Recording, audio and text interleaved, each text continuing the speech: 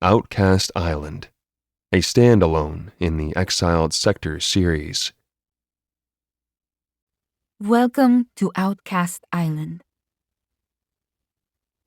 Exiled Sector is home to the outlaws, the criminals, and the ruthless, and I crash-landed on one of the Forbidden Isles. Now I'm being hunted. Venom Island, Nightmare Island, Outcast Island. There's only one rule in the Exiled Sector. Once you're marked for exile, there's no escape. I might not be marked, but I'm an Omega with no mate. Born into a world where a virus wiped out 90% of the human population that vampires like me need to survive. We've evolved, we've changed, and my blood is a precious commodity to the vampire alphas, who will fuck me until they rip me open and drain me dry. There's nowhere to hide. There's nowhere to run.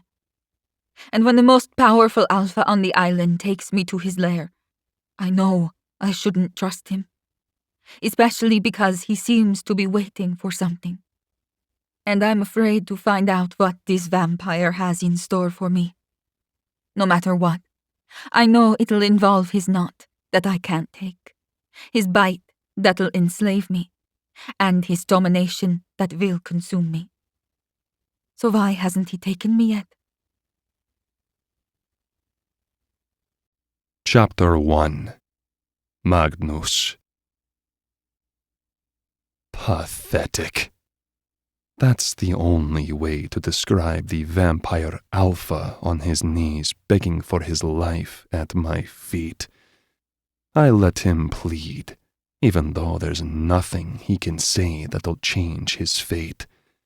His doom is as certain as the crunch of dead leaves beneath my boots and the moonlight filtering through the dense island tree cover. The mild breeze does nothing to temper the molten desire to kill running through my veins. A fire burns inside my chest, and pain radiates through my jaw. My fangs are longer than usual. They're like a raging heart-on that won't go away until I've sunk them into warm flesh, ripping and biting until the deed is done. One death might not even be enough tonight, but that's okay. I have other tactics to stem my needs. Beg for your life, I mentally demand. He can't hear me, but my power as a vampire alpha works on the sheer force of my dominance. It extends beyond me in a tangible wave and makes him stiffen as I snarl. I keep going until he bows his head in the submission I require. I almost feel sorry for the vampire, but drawing out the kill helps my little rage problem. Yes, I think, as a refreshing wave of coolness sparks inside my soul. It only lasts for a moment, but this is how I temper the growing fire that will consume me whole if I ignore it. I've tried to pretend the urge doesn't exist. I let it grow too large before, and I nearly paid the price. That's why I'm on Outcast Island. No one marked me for exile. I did it to myself. And because of my choice of exile, I know my victim deserves this humiliation before he dies. Only the worst of the worst end up on Outcast Island, meaning this vampire is a ruthless killer. Perhaps I am too. But there's one thing I don't share in common with the assholes who are exiled to this blood-forsaken place. I protect the innocent, even if that means protecting them from me. "You can have my rations," he says, As if I care for the cold blood that Alpha Fair will give this worthless piece of shit. Sure, it might be Vampire Omega blood that'll better sustain me, but I have my own means of procuring blood when I need it. Only, leaving the island requires that my rage levels be at their lowest for me to safely venture out. My urges seem to climb to new heights every day, requiring more and more blood and violence until I feel like myself again. Hence my little playtime with this asshole here. Why would I want your rations? I ask as I slowly crouch. My leather boots creak as I settle and crunch more of the dead leaves beneath my heel. I grip his hair and yank his head up so I can see his face. His black eyes stare back at me with panic and a little bit of insanity that comes with a vampire who has gone without blood for too long. He doesn't try to run. He knows who I am and why I've targeted him. Alpha Fair might rule this island, but we have an unspoken agreement. If any of his men disappoint him or challenge him, they are marked. This time, not for exile, but for me. The mark is easy to point out. If a vampire has Alpha Fair's blood on him, he's fair game. I could scent the stench on this vampire a mile away. Another reason he doesn't run is that he knows the predator in me will take over if he does. I'll rip his spine from his body and gnaw on it like an appetizer before he's taken 3 steps. And he wouldn't get very far in his current state anyway. He's hungry. So am I. But that seems to make my magic stronger with its need to dominate and bend everyone and everything around me to my will. It's not just domination I require. It's their pain and an urge to make them bleed. Tilting my head, my dark hair falls across my face. I don't bother pushing it away as I peer at him through the parted strands. Rage burns inside me, demanding an outlet and making my jaw throb in pain. My chest rumbles with a growl I can't keep in. Why settle for rations when I can just feed on you? His eyes widen as if he hadn't expected that. Did the idiot forget how my rage worked? I need to drink blood, a lot of it. It doesn't matter what kind of blood it is, or if my body will reject it. The rage within me demands that rivers run red, and there are plenty of those on Outcast Island that will never be blue again. My fingers wrap around his throat, stifling whatever sound he's about to make. Then a rock strikes me in the head, sending a sharp pain radiating through my temple as blood rolls down my cheek. I swat away a few more flying stones. Huh, a telekinetic. That's a powerful ability. One that likely means this is a royal bastard from one of the more powerful nests. But this vampire alpha is far too starved to do more than ping me with a couple of rocks. Let's see how many rocks you can throw at me when you bleed, I think. My fangs graze his cheek, splitting his skin open to form a few droplets of his dark blood, when a ball of fire streaks across the sky. It hurts my sensitive eyes to look up at it, but the sight is so unusual that I fixate on the object, watching it as it heads toward the emptiness of the sea.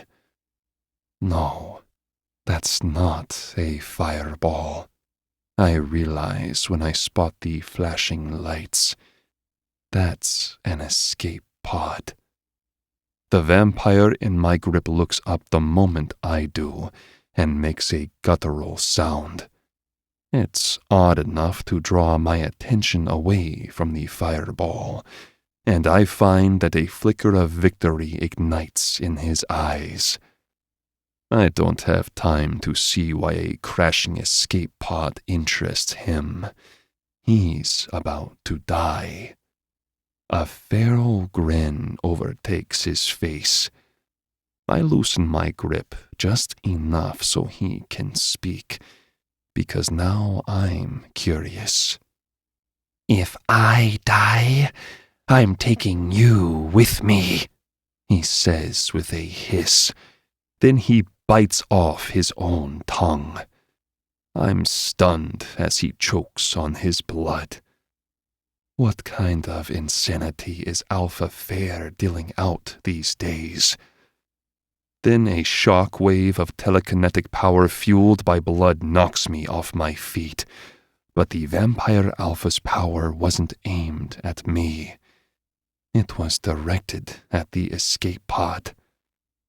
The airborne vehicle violently jerks in an unnatural pattern as the vampire snaps out a hand and seems to hold on to it. My eyes widen as it veers toward us.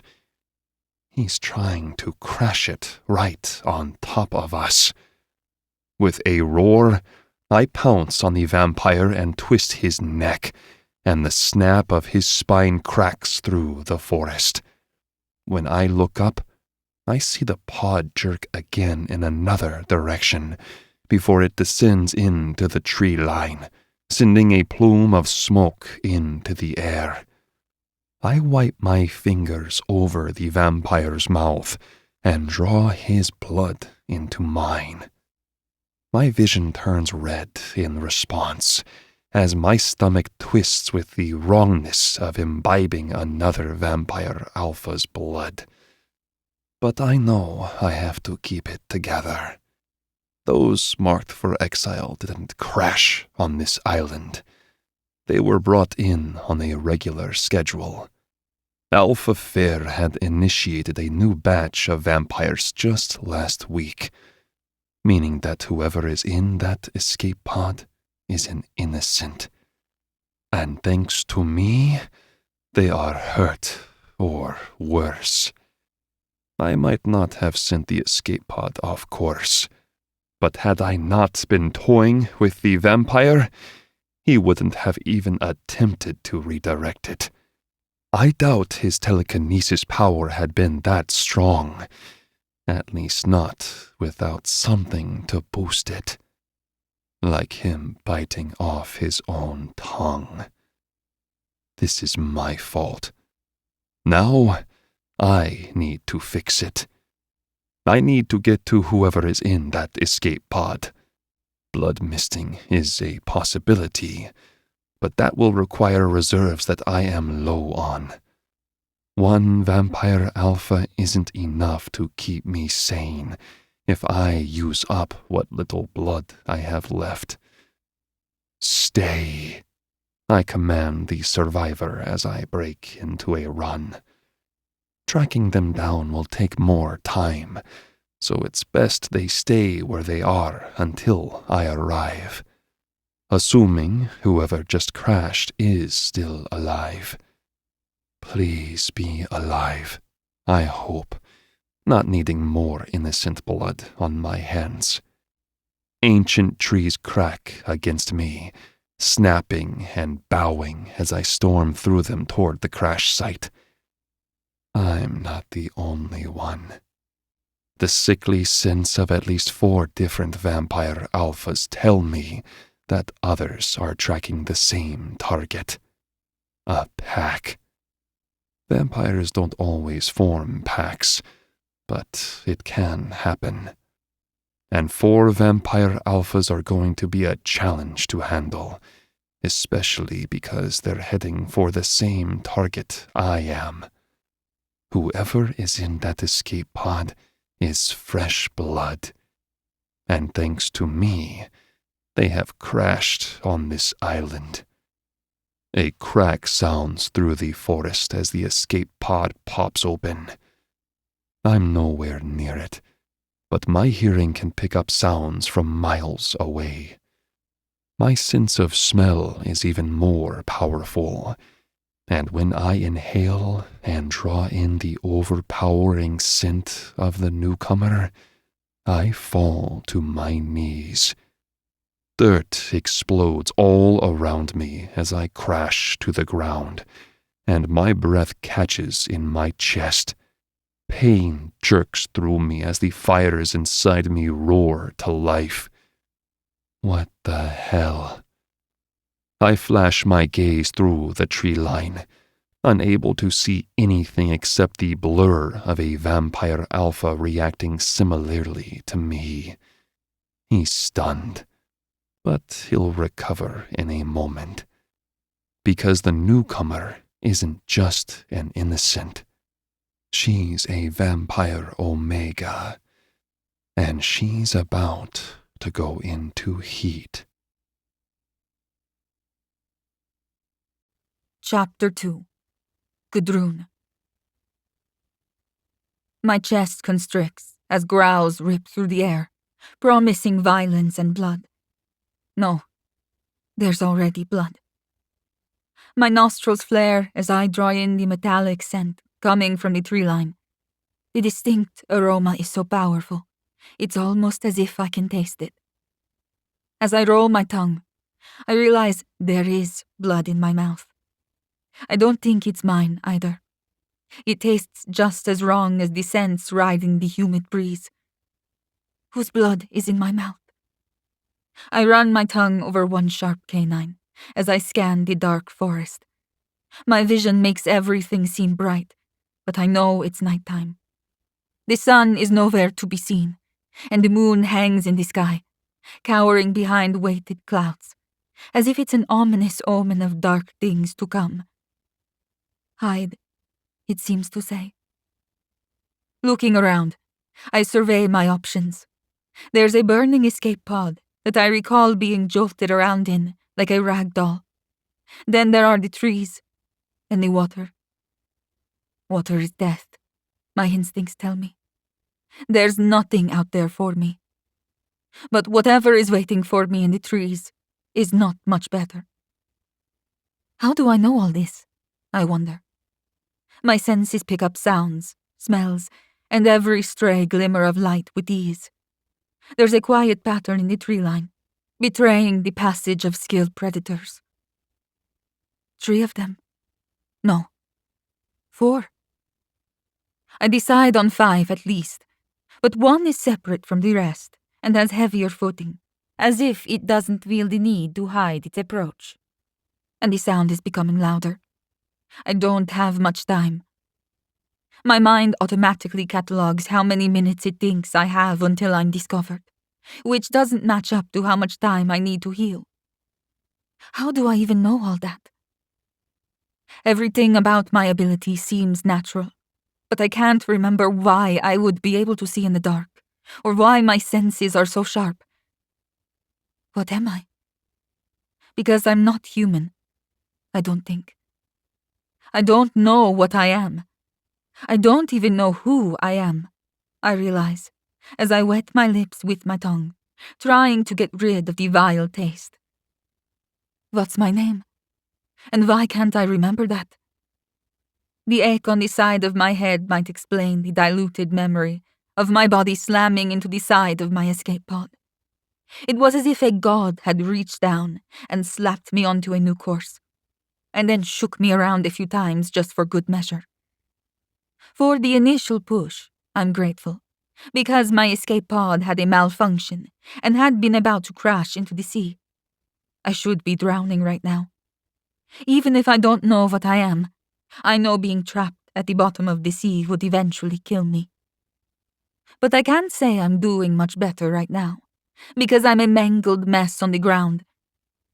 I seem to be able to clearly remember everything immediately before and after the crash, but nothing beyond that. Doesn't matter, I think. I need to figure out where I am. I need to explore. Stay. My body seems to tell me, but I reject that absurd idea. I have to move. When I try, pain slices up my legs, as if they had shattered into a million pieces and turned into glass. Heel first, I decide. The appendages are stuck in wrong angles, and I force myself to adjust them. A cry bubbles in the back of my throat, but I swallow it down. It feels like a trained skill my body learned to master a long time ago. Maybe I don't want to remember my past. I can't recall why I might be skilled at hiding pain or keeping quiet, but that may be a beneficial thing. It means I'm good at listening.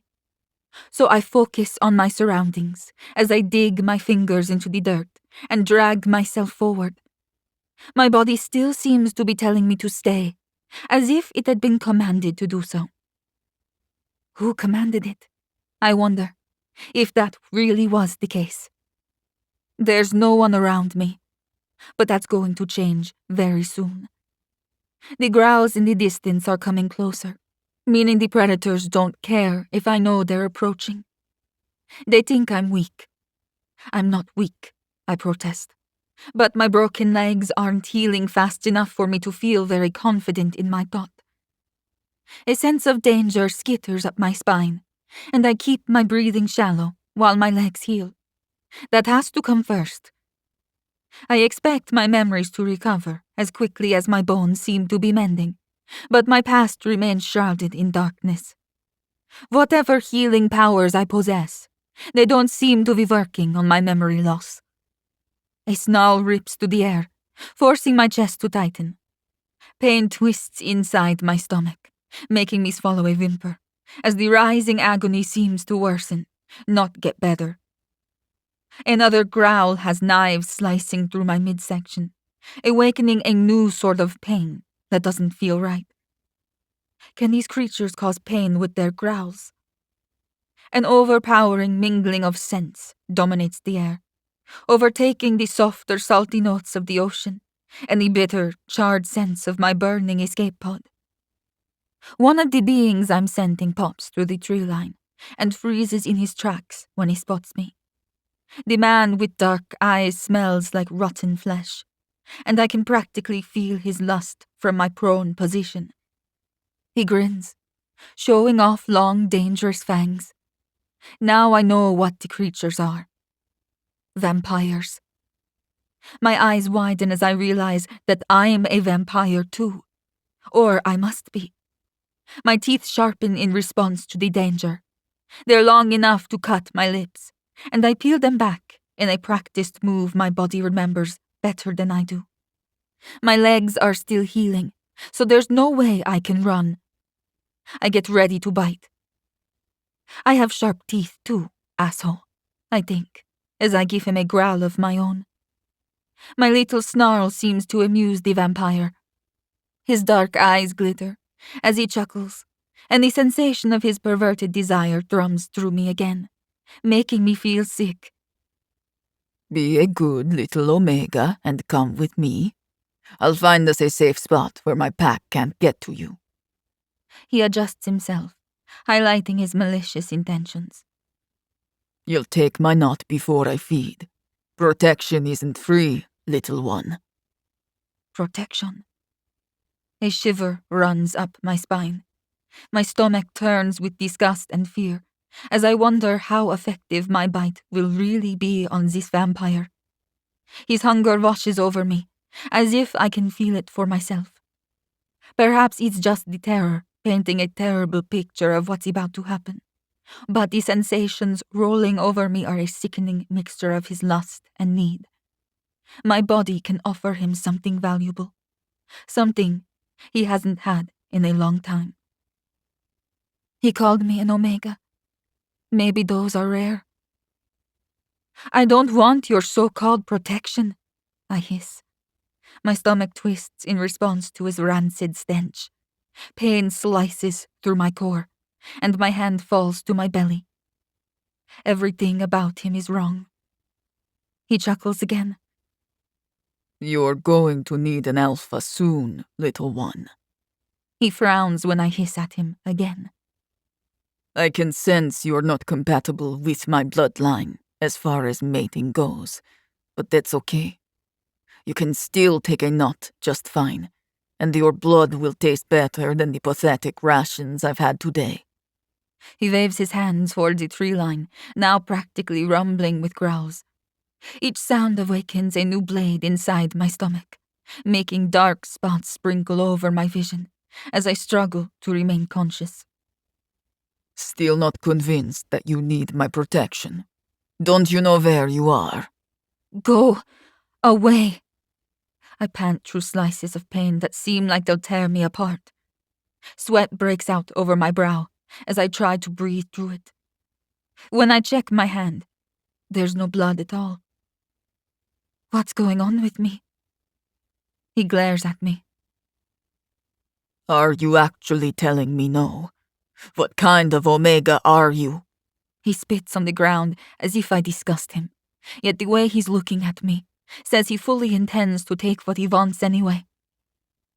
If you're going to be useless, maybe I should settle for a taste and then let you experience a pack of vampire alphas when they go into a frenzy. His mouth parts as he lets his gaze drop over me.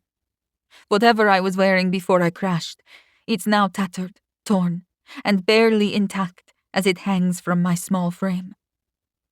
I'm fast, little one. That's why I arrived first. He tilts his head as the growls grow louder, and he sniffs the air. They're almost here. It's time to go. He seems to only take one step, but he's in front of me before I have time to blink. I'm fast, little one. The others aren't here yet, which means his speed is some sort of special ability. Do I have an ability? I wonder. If I do, I won't have enough time to find out before it's too late, because the vampire alpha begins to growl again. Defeat lingers in the back of my mind when each low rumble makes it more and more impossible to move. My stomach is in a giant knot, and I'm panting through strained breaths, each one feeling like a chore. Victory streaks across his face when he sees my expression. You. Come here. A low voice commands from far away. I can barely discern the words because they were distant, maybe even a mile off. But the vampire towering over me stiffens in response. His hearing is just as good as mine. My eyes widen when he's gone in the next second. Did he run off? His scream echoes through the distant trees, cut off by the sound of a bone snapping. The stench of blood fogs the air, making my nose wrinkle. Whoever killed the vampire alpha is covered in his blood, or too far away, so I can't send him. All I know is he has a power that rivals speed. Somehow, he just convinced another vampire alpha to run toward death. More scents invade my senses, likely the pack the dead vampire had mentioned. These give off varying shades of unpleasant things. Mold, rotten seagrass, an aged swamp. My nose tells me that each one is a distinct scent of a vampire alpha who has come to the crash site. The growls have changed, lessening the pain in my stomach when they turn on each other, instead of directing their attention toward me. They're fighting, I realize. I've landed in a place infested with feral vampires, hungry enough to turn on their own pack members. Although, one of them definitely sounded different from the others. Maybe it's a pack and one loner. A snarl rips through the forest, echoed by another snap of bone. A powerful owner. One I don't intend to be around long enough to meet. My legs are healed enough so that I can stand without falling, and my stomach has paused the abuse of internal blades. I'm about to bolt when a new scent slams into me, followed by the intense sensation of white-hot rage. My vision blanks as my knees buckle, sending me into a heap on the ground again. Every wrong stench evaporates, only to be replaced with the new aroma of masculine wood smoke and expensive liquor. There's a bite to the scent, one that demands my attention. The other vampires I can no longer smell burst through the tree line. One of them breaks from the frenzy and comes straight at me, while the others pounce on a larger male I can't make out. The one approaching me has eyes black as night, and his teeth are painted red with blood. He seems skinny and malnourished, but it doesn't slow him down. He jumps. High. Another ability. I try to scramble out of the way, but the sound of growls holds me captive. When he lands, he pins me to the ground as he digs his long nails into my flesh. The impact draws what little breath I have from my chest and leaves me stunned. I force myself to inhale, ignoring his putrid stench as I fight back. Snarling, I slash at him with little claws of my own, leaving bloody marks. That seems like a practiced response too, and I'm grateful my dark memories aren't haunting me while I try to survive this living nightmare. The male on top of me kicks my legs open as he stretches his jaw, looking ready to bite. Stop! A male voice commands. The word barrels through the air and slams into the vampire on top of me, as if it were a bullet. My attacker goes still as his jaw clenches. I can almost feel his conflicting emotions battling against the order. He doesn't want to stop. The only thing that'll prevent him from trying to mount me and bite me is his death. His eyes widen when fear spikes inside his chest, seeming to spear straight into me. He can't move, which gives the male who ordered him to stop enough time to pounce. Claws and fangs shred the vampire apart, tearing flesh from bone, until I don't even recognize him anymore. Blood covers me as I shriek and curl into a ball. Be small. Be quiet. The trained internal thoughts come to me with practiced ease. I've been in danger before, and I know better than to run, especially when an apex predator is tearing apart his enemies. Follow your friend to hell, The new male commands, but the words aren't meant for me. He's speaking to the other vampires. I flinch as bodies practically explode all around me, showering me with blood that reeks of old death. From what I can see through my spread fingers, he's using his claws and his teeth. But he's so powerful, so angry. Daring another glance up, I see that the predator has shredded through the remaining pack of vampires like they were paper mache. He's covered in blood and gore, as am I. While he's obviously also a vampire, he's something other. He's bigger, more terrifying, and seems to demand obedience in a way that holds me captive. I try not to scream when he plucks me from the ground and protectively holds me to his hard chest. I'll look my death in the eyes, I decide, because there's no way I'm going to survive whatever comes next against such a powerful vampire. Not in my current state, when I don't even know my own name. When I stare into black eyes, with sparks of embers that reflect my frazzled, blood-soaked state, I feel like I'm drowning in a sea of fire. He's a male with sharp cheekbones and messy hair and has the face of a god. He doesn't show his fangs, which is a measure of restraint that I know demonstrates his need for control. He had them out earlier, evident by the blood running down his chin, but he has no need to bite. He can freeze vampire alphas with a simple command. It's his power, I realize.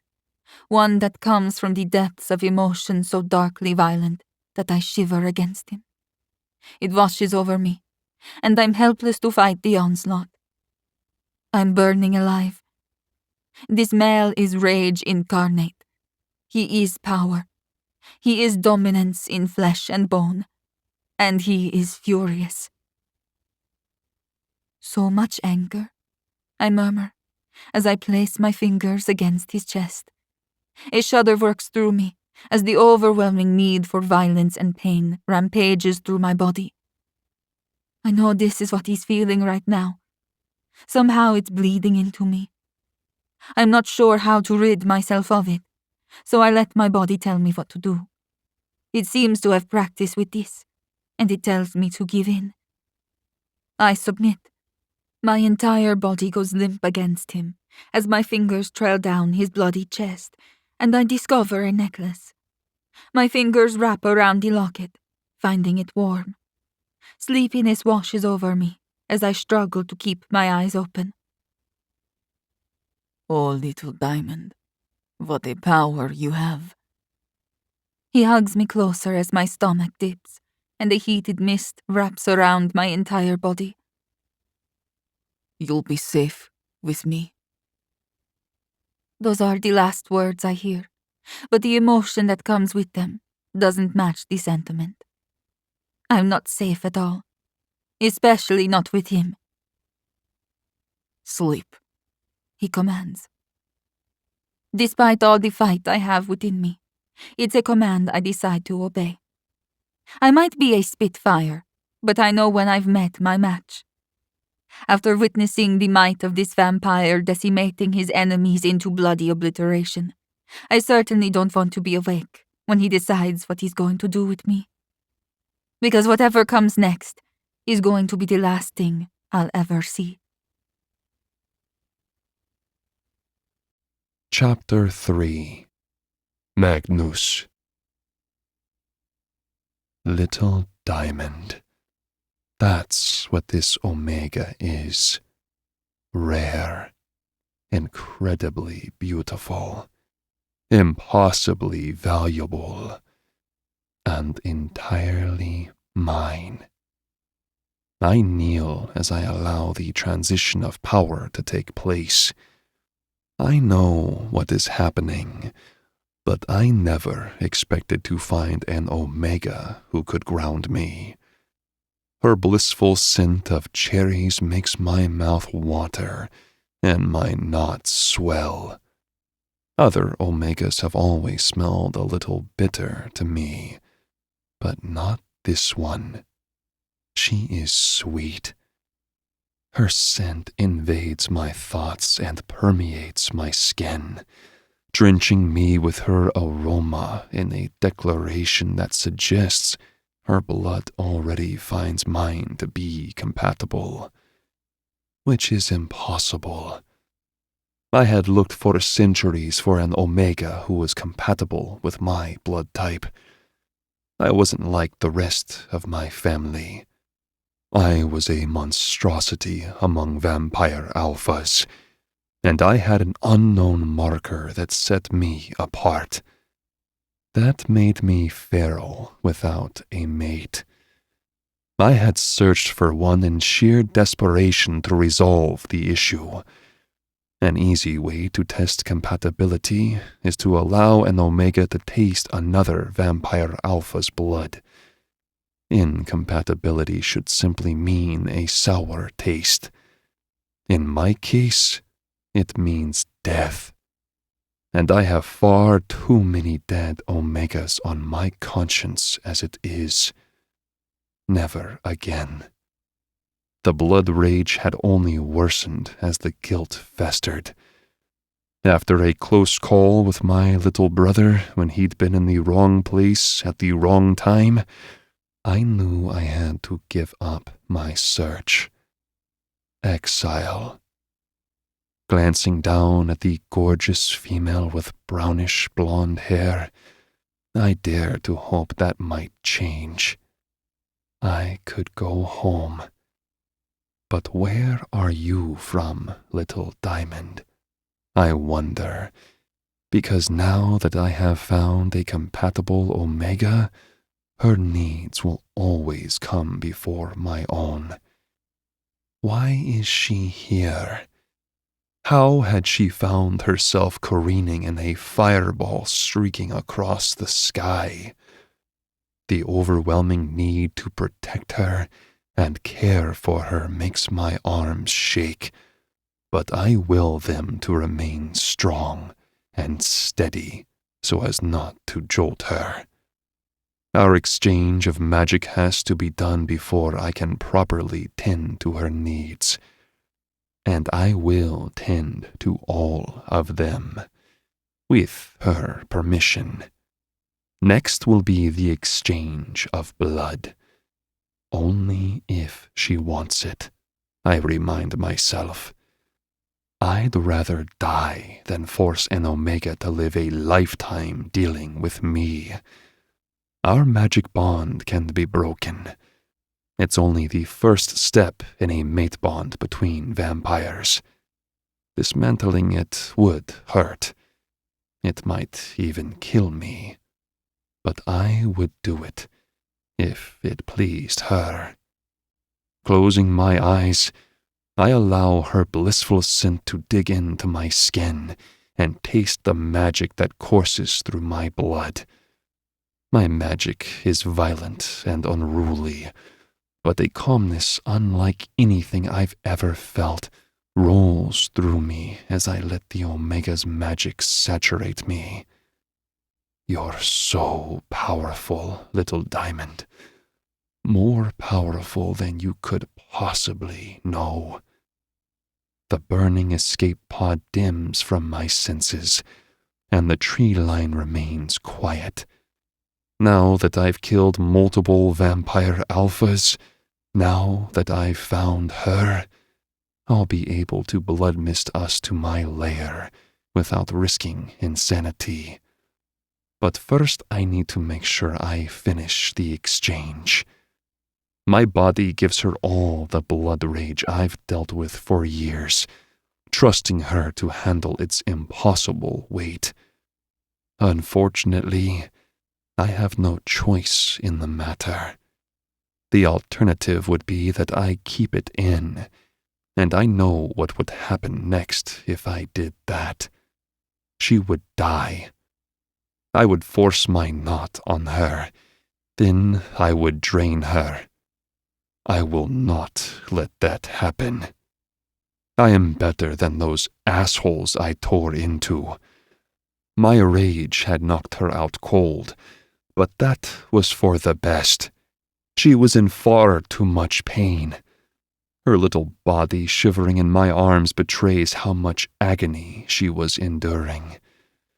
It wasn't just because she had broken her legs when the vampire had roughly redirected the escape pod's course, but because she was an Omega close to her heat. She is likely well into the first stage of her heat, now that we have magic bonded, so I have to be mindful of how I handle her. Especially since I won't know how much damage has been done until she wakes up again.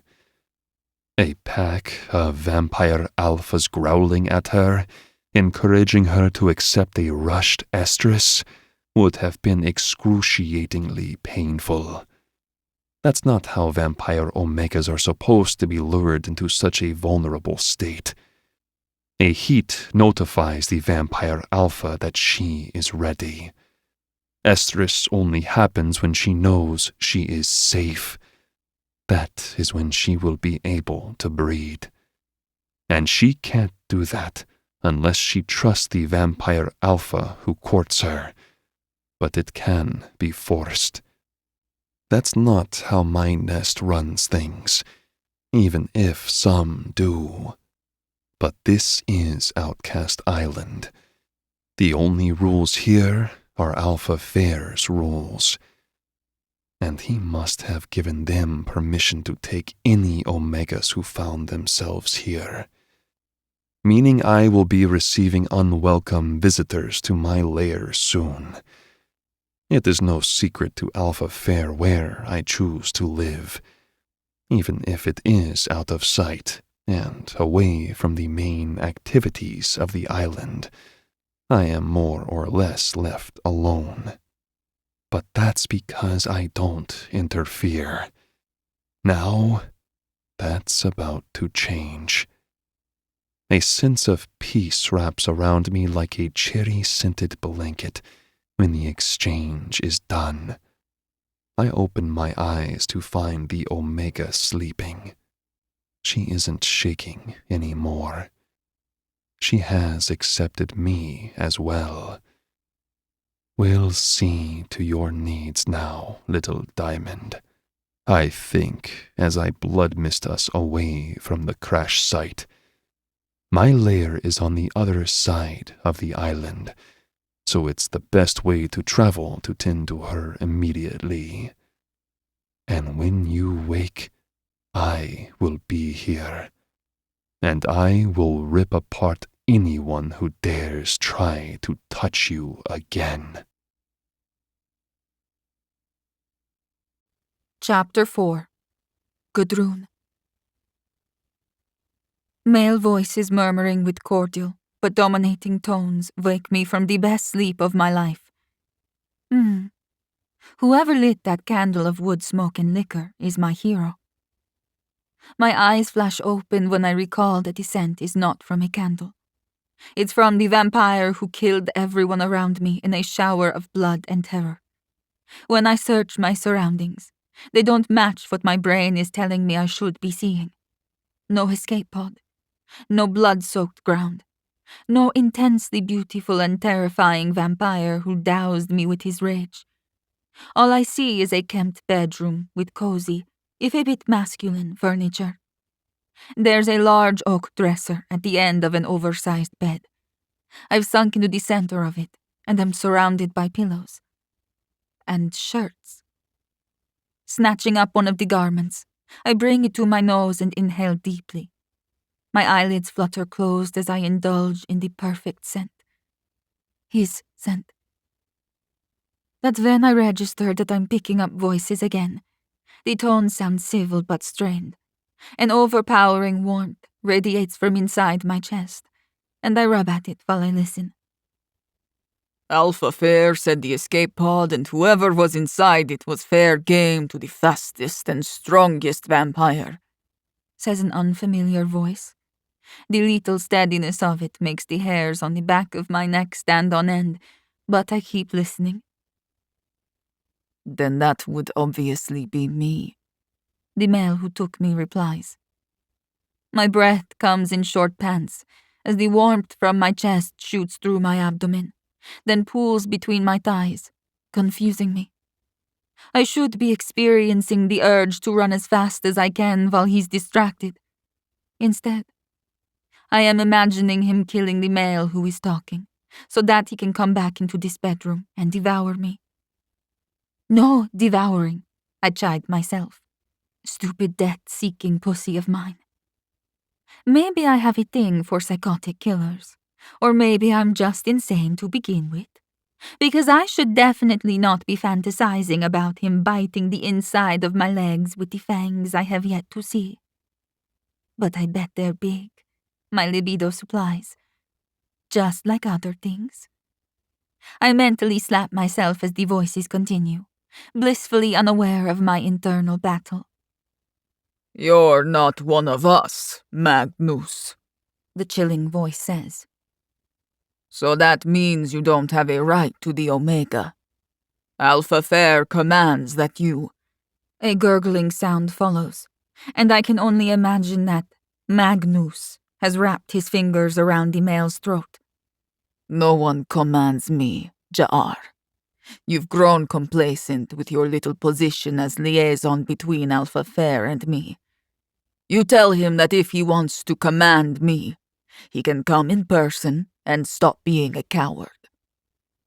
I whimper as both males begin to growl. Those familiar blades reappear in my stomach again, further confusing me as my desire melts into pain.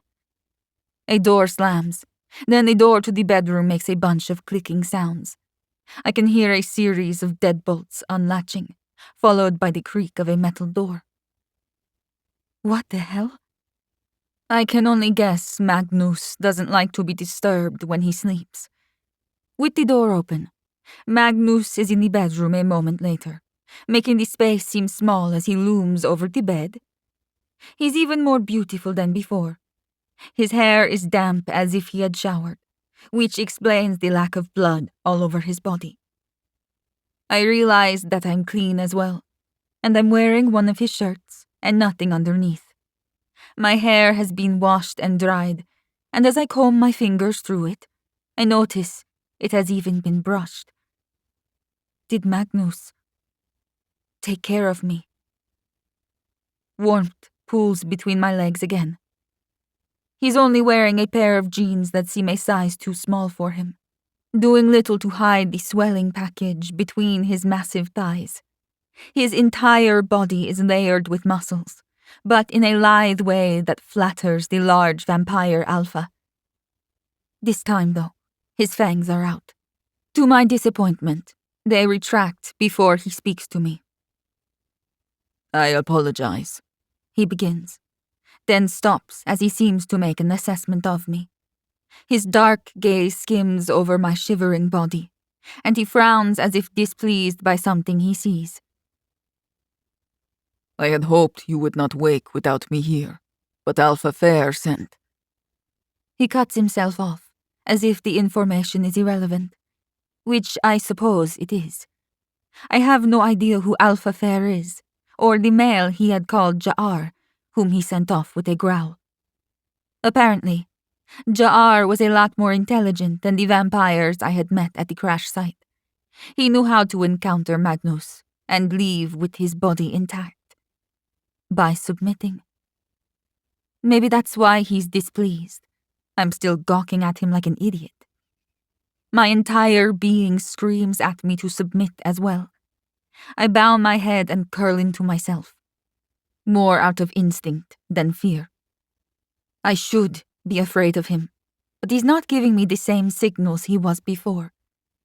Whatever rage he had been funneling into me feels manageable now. It's as if my body had accepted the molten iron core, and now it simmers inside my chest. I place a hand over my sternum, marveling that I can feel it there. When he kneels on the bed, that warmth shoots down my core once again, making me swallow a pitiful mew I don't want him to hear. He doesn't need to know the effect he has on me. He's already in a position of power. He lifts my chin with a finger, then offers me a soft smile. You don't have to do that. Do what? I ask him. He sucks in a breath, then his smile grows bigger. Blood. Your voice is beautiful. Are you from Greenland? What's your name? He eases next to me, drawing his arm around my small frame as he tucks me against his side. The motion seems natural and protective, but after what he said to Ja'ar, I'm under the assumption that Magnus is not like the rest of the vampires on this island. And it seems I'm under his protection too. The last vampire who had offered me protection had the stipulation that I take his knot and feed him my blood. Is this what this vampire wants from me? I find myself not so appalled by the idea, in his case. Instead of telling him I don't know my name or where I'm from, I spew idiocy from my mouth. You didn't answer my question, I remind him, then mentally curse myself as I dip my head again. He asked me a question, and yet I challenged him to answer mine first. He chuckles as if I amuse him. He offers a rumbling sound that reminds me of the growls I had heard, but this sound is softer and doesn't send knives tumbling around in my stomach. Rather, it comforts me and makes my shoulders relax. A cocoon of protection and assurance wraps around me, telling me I'm safe. You don't need to submit, he says, his words vibrating as he continues the alluring sound. I made sure that no one can hurt you now. I'm strong enough to keep you safe. I promise. I hum and close my eyes, then lean into him. Because you're a vampire alpha? That much is clear. But I feel like a blank slate without my memory. I want confirmation and clarity on all fronts. Is that not obvious? He asks, still releasing that sound that has me floating in a sea of peaceful bliss. His fingers dig into my hip, and he slowly massages muscles I didn't even know were sore. I melt into him when I respond. I guess. I just don't know what a vampire alpha is exactly. He goes still.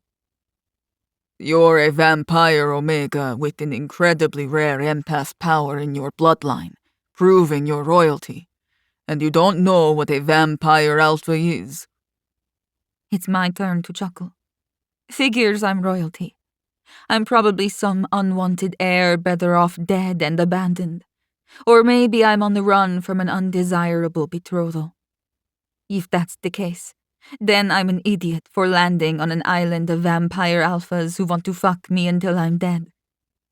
Sighing, I feel like I can't worry about such things while this male holding me is emitting such an amazing sound. It makes me want to open up to him, but I don't even know who I really am. I think I have a little memory loss problem.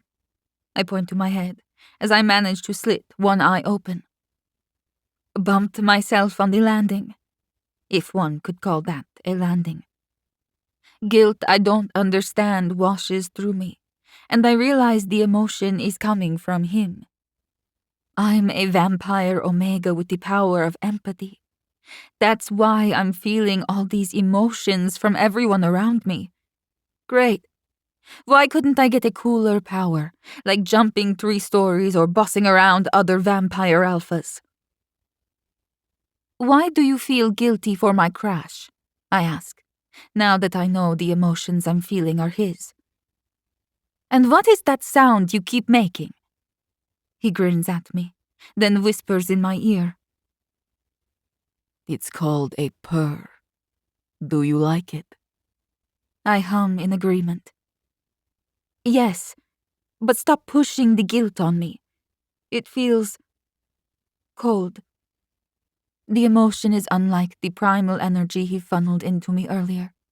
As a vampire, I can only come to the conclusion that I naturally run cold, so I like the source of warmth. I crashed your escape pod. He murmurs against my ear as more guilt douses me. Or, well, it was my fault it was redirected. How? I wonder. His touch travels up my back as his fingers follow my spine. It should be a terrifying movement, given the strength I know this male is capable of. I find myself leaning into it instead. I really do have a death wish. The vampire I killed was trying to crash your escape pod on top of me. I blink at him a few times. Oh.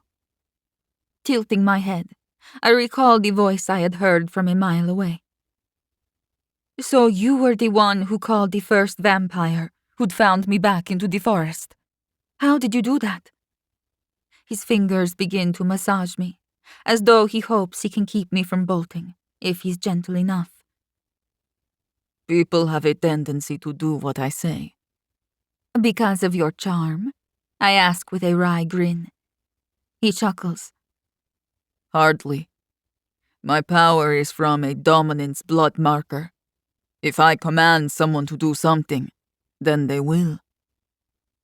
Always? I ask, my eyes widening. He hums, making his purr roll deeper in his chest. Not always. The command has to be within reason, and within the limits of the cost. I don't have to ask what the cost is. I can feel its molten demand inside my chest. Violence and blood. Lots of it. His purr stops as he curls into me, and I realize his fangs are poised against my throat, and his arm has me locked against him. I go very still once I comprehend the danger I'm in. His purr lured me into a sense of safety, and now I'm trapped. You need blood, I guess. Vampire Omega blood, specifically. He clarifies against my throat. His tongue flicks out to taste my skin. And now that we are magic bonded, we can finish what we've started. We can become blood bonded, if you wish. He licks me again, making me shiver. It'll let me protect you. I don't know what any of those words mean. Blood bonded, magic bonded. It makes my head spin, as does the reminiscent promise of protection in exchange for letting him bite me. Also letting him knot me, perhaps, while he uses those large fangs on me. I'm not sure I want that anymore. Now that he's not seducing me with his purr, I'm not so convinced I'll be safe, that I'll even survive. I'm sorry, I murmur, flustered as I squeeze my eyes shut and prepare myself for his bite. It's going to hurt. There's no way around that. And based on the rousing need building inside him, I know it's going to be violent. He might not be able to stop. Who knows how long it's been since he's had the kind of blood he needs. Given what he said about blood markers and compatibility, he might never have had blood like mine. What'll happen when he tastes me? Will he knot me? Will he kill me? I have the feeling that he doesn't intend to harm me, but there's so much power coiled inside of him that he might not be able to prevent doing damage to a frail Omega whose only power resides in the burden of others' feelings. He growls against my throat, and I whimper. The sound doesn't particularly hurt like the other growls had. This one demands that my body prepare itself for him, despite the fact that I haven't agreed to anything yet. Terror winds through me as I realize he can make me agree if he wants to. The new sound rumbling through his chest sends warmth shooting between my legs, and I automatically open them for him. There's nothing to impede his view. The sight of my wetness spoiling his bedsheets and sticking to my thighs proves the kind of power he has over my body.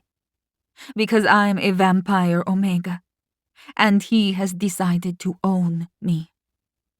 He already completed some sort of magic bond, whatever that meant.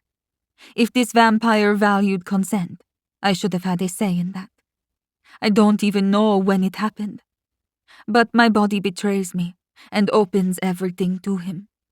My vulnerability displays itself like a lamb brought to slaughter as I twist my neck to give him access to sink his fangs into my flesh. He snarls, making me shiver as my core twists and fresh wetness gushes out of me in response. I squeeze my eyes shut, readying myself for the impact that is surely to come.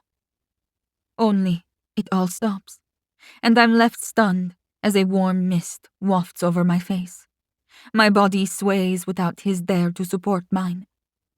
Blinking my eyes open, I run my fingers over the substance and find traces of blood. You have another power. He's gone, meaning he can teleport too.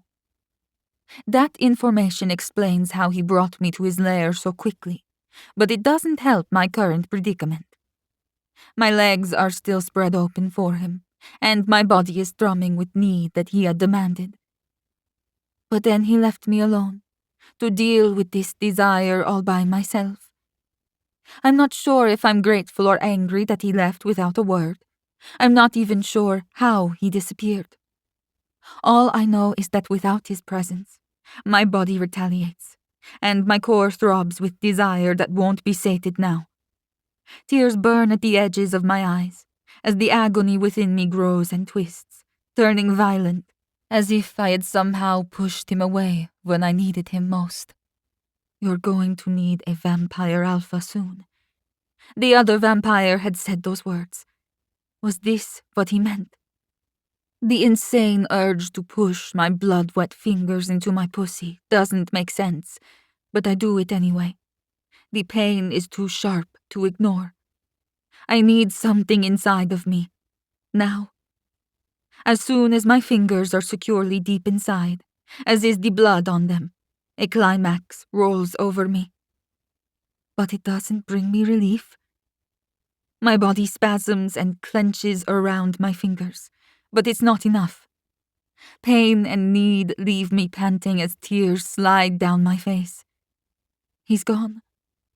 And his absence in my current state is far worse than death. Chapter 5 Magnus. My roar shakes the alternate side of the island. I blood-misted far enough away that my little diamond shouldn't be impacted by my need. Because my lust will throw her into an estrus she doesn't want.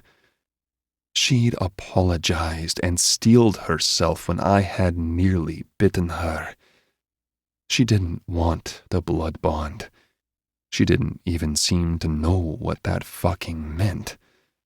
And I had pushed her with my purr, lured her into submission, which I'd said I didn't require, all while I primed her for my knot. And then, when I'd stopped, she had been terrified. Fuck!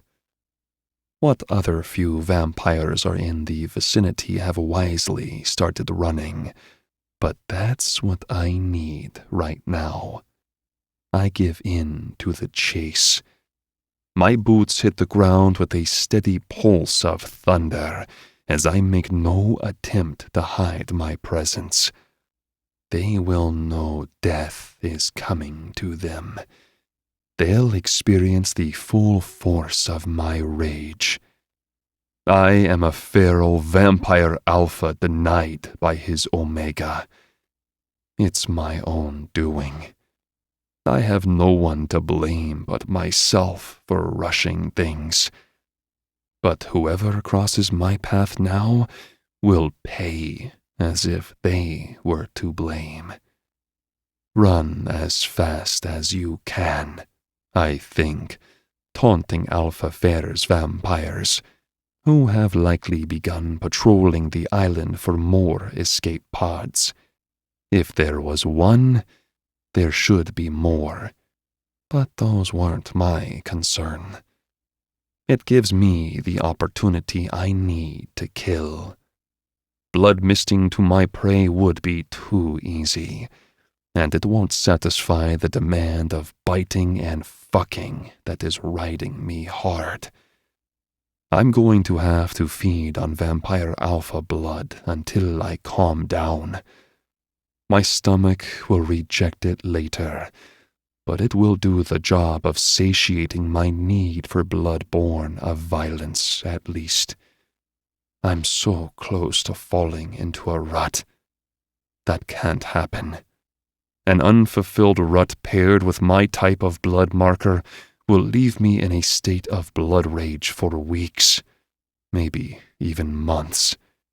And then my little blood diamond would be dead, broken apart and ruined by those I should protect her from, which, if I can't even protect her from myself, might prove difficult. I'll figure this out, I vow. I find my prey, but a vampire alpha with black eyes is a sore prize for what I really need. I tear into him anyway, sinking my fangs down to the bone as I gnaw on his spine. His screams won't last long. I ignore them as I clamp down. My jaw works with powerful strokes until I rip his spine clean out, sending his screams into silence. Then I drink from the hole I've made, taking my fill as my stomach twists and complains from the sour taste. I think of the cherry soaking my bed with my Omega's need. I think of the sweet flicker of ecstasy I tasted on her skin. Perhaps I can win her over, but she needs time. She's confused because I've been too rough. The escape pod had been redirected because of me. I'll be better. For you, little diamond. That is the last coherent thought I have before I fall into a violent spiral, sucking the blood from a vampire's torn neck until I drain him dry. Then I sniff the air and search for the next one. Chapter 6. Gudrun. I don't know how many times I used my fingers on myself until I finally passed out from the pain. When I wake again, a fever rampages my body and sweat drips down my brow. Wiping it away, I frown when my fingers come back red. Not sweat, I realize as I sniff it, finding it metallic. Even if it doesn't quite smell like Magnus, I know what it is. Blood. My body is rejecting Magnus's blood that I'd pushed inside myself.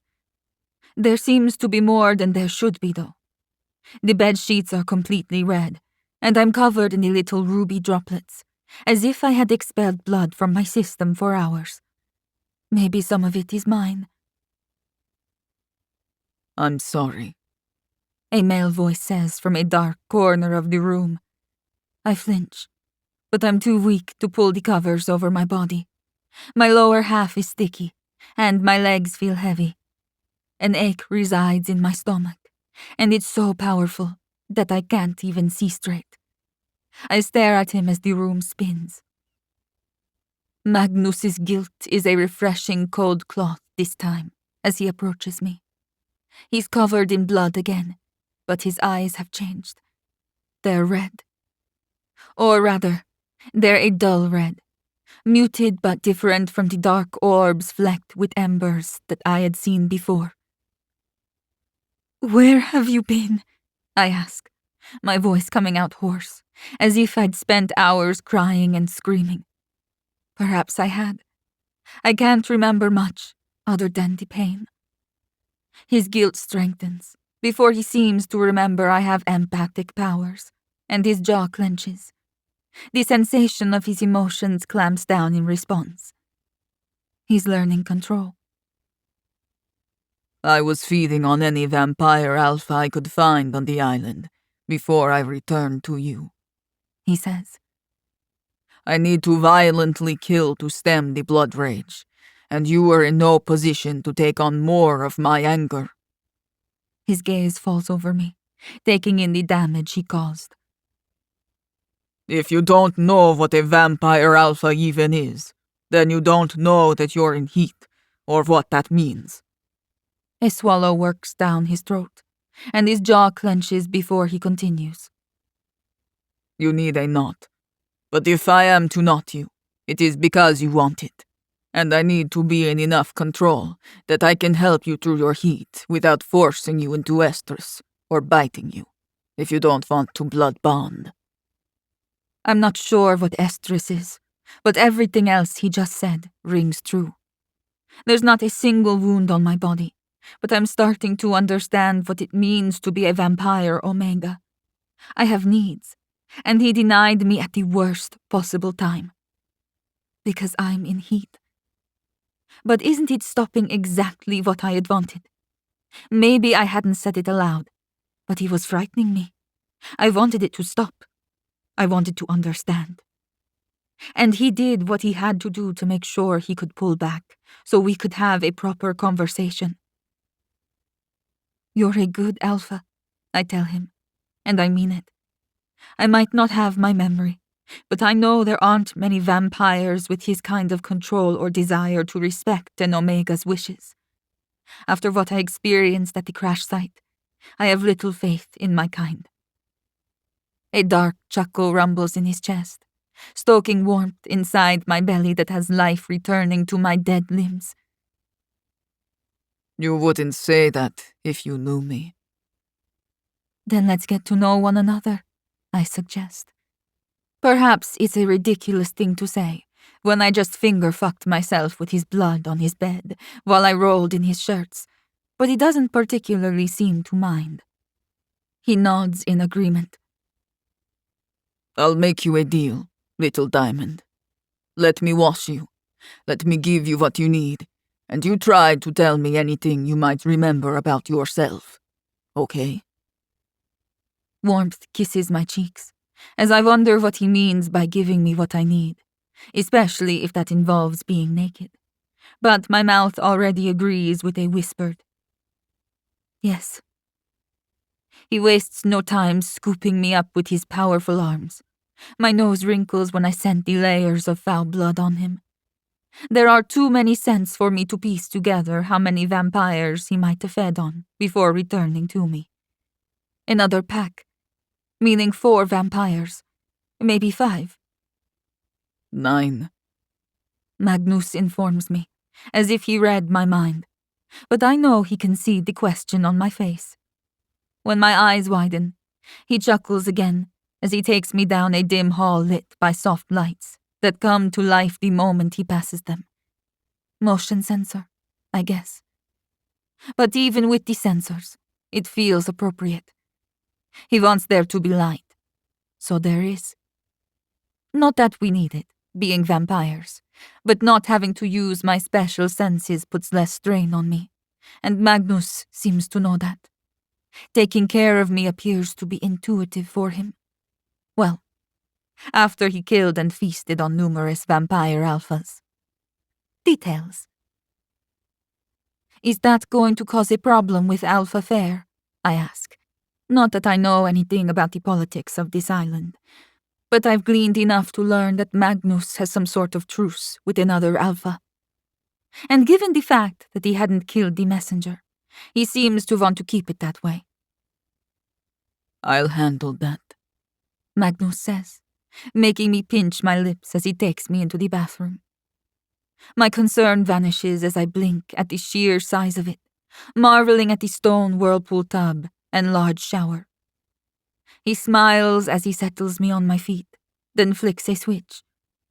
The stone basin comes to life as steaming water pours through holes.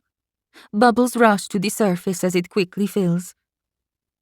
So, could you command me to do something right now? I ask, letting my gaze drift back to him. He doesn't shy away from my attention. I'd expect nothing less from the intimidating vampire. But he doesn't choose to loom over me either. Instead, he leans down to lower his stature while we talk. I could, he says with a grin. Do you want me to try it? I smirk, then shake my head. No. But I'm glad that you did. Before, I mean. He had been too far away to help me with the first vampire. His command was what had saved me. It's a pretty cool power to have. Much cooler than feelings. He surprises me by pressing a kiss to the top of my head. I would trade it in a second, little diamond. If only I had found you sooner and spared you pain. Another blush warms my cheeks as he tugs the shirt I'm wearing over my head and slowly settles me into the water. He peels off his clothes while I shamelessly watch. His body is an incredible work of art, and it would be impossible to look away even if I wanted to. He's not skinny like the other vampires I had come across, nor is he pale. His skin has a healthy tan to it, as if he spent time in the sun, and the caked blood on his skin does little to hide his perfection. My eyes sting even at the thought of the sun, but I know a vampire like Magnus can do whatever he wants, whenever he wants. A little sun won't stop him. My eyes dip, taking in an erection he doesn't attempt to hide. The swell at the base of his cock holds my interest the most. Do you like how my knot looks, little diamond? he asks with a smooth smile. I try to look away, but I can't. Yes, I say honestly, as I appreciate the masculine beauty that is all Magnus. Feeling self-conscious, I glance down at myself, seeing my frail, malnourished form and my scraggly hair that's sticky over my breasts, making it look like a spider web has taken over my chest.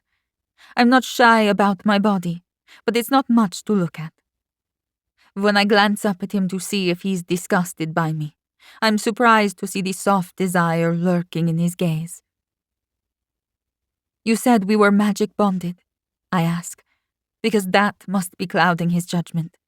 I'm a horrid sight, to be sure. He eases into the warm water across from me. When I start to shiver, he comes to my side and tugs me into his lap. His erection presses against my back, but he makes no move to take advantage of our naked state. Instead, he grabs some oils and a small bowl and starts lathering my hair with warm water and something that smells like lavender.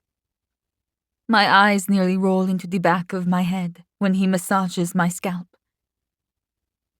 Yes, He responds after a few moments of washing and rinsing my hair until he seems satisfied. He changes to a different type of lotion and massages my shoulders as he talks. we are vampires. That means most of us have magic determined by our blood markers. It typically depends on the bloodline, but there are outliers. He pauses for a moment, making me wonder if there are any others like him. If there are any others like me. And our magic types are compatible, I ask. He hums in agreement. Surprisingly, yes.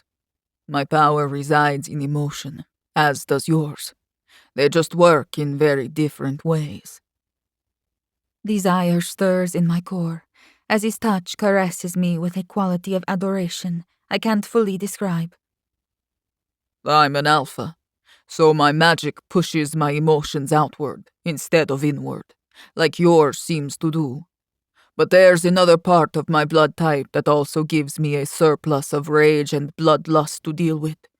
It's something I've never fully been able to control, hence my exile. I tilt my head as I watch the bubbles simmer across the bath's surface. Focusing on them is my effort to try to ignore the desire rolling through me, to turn around and do something stupid, like kiss him.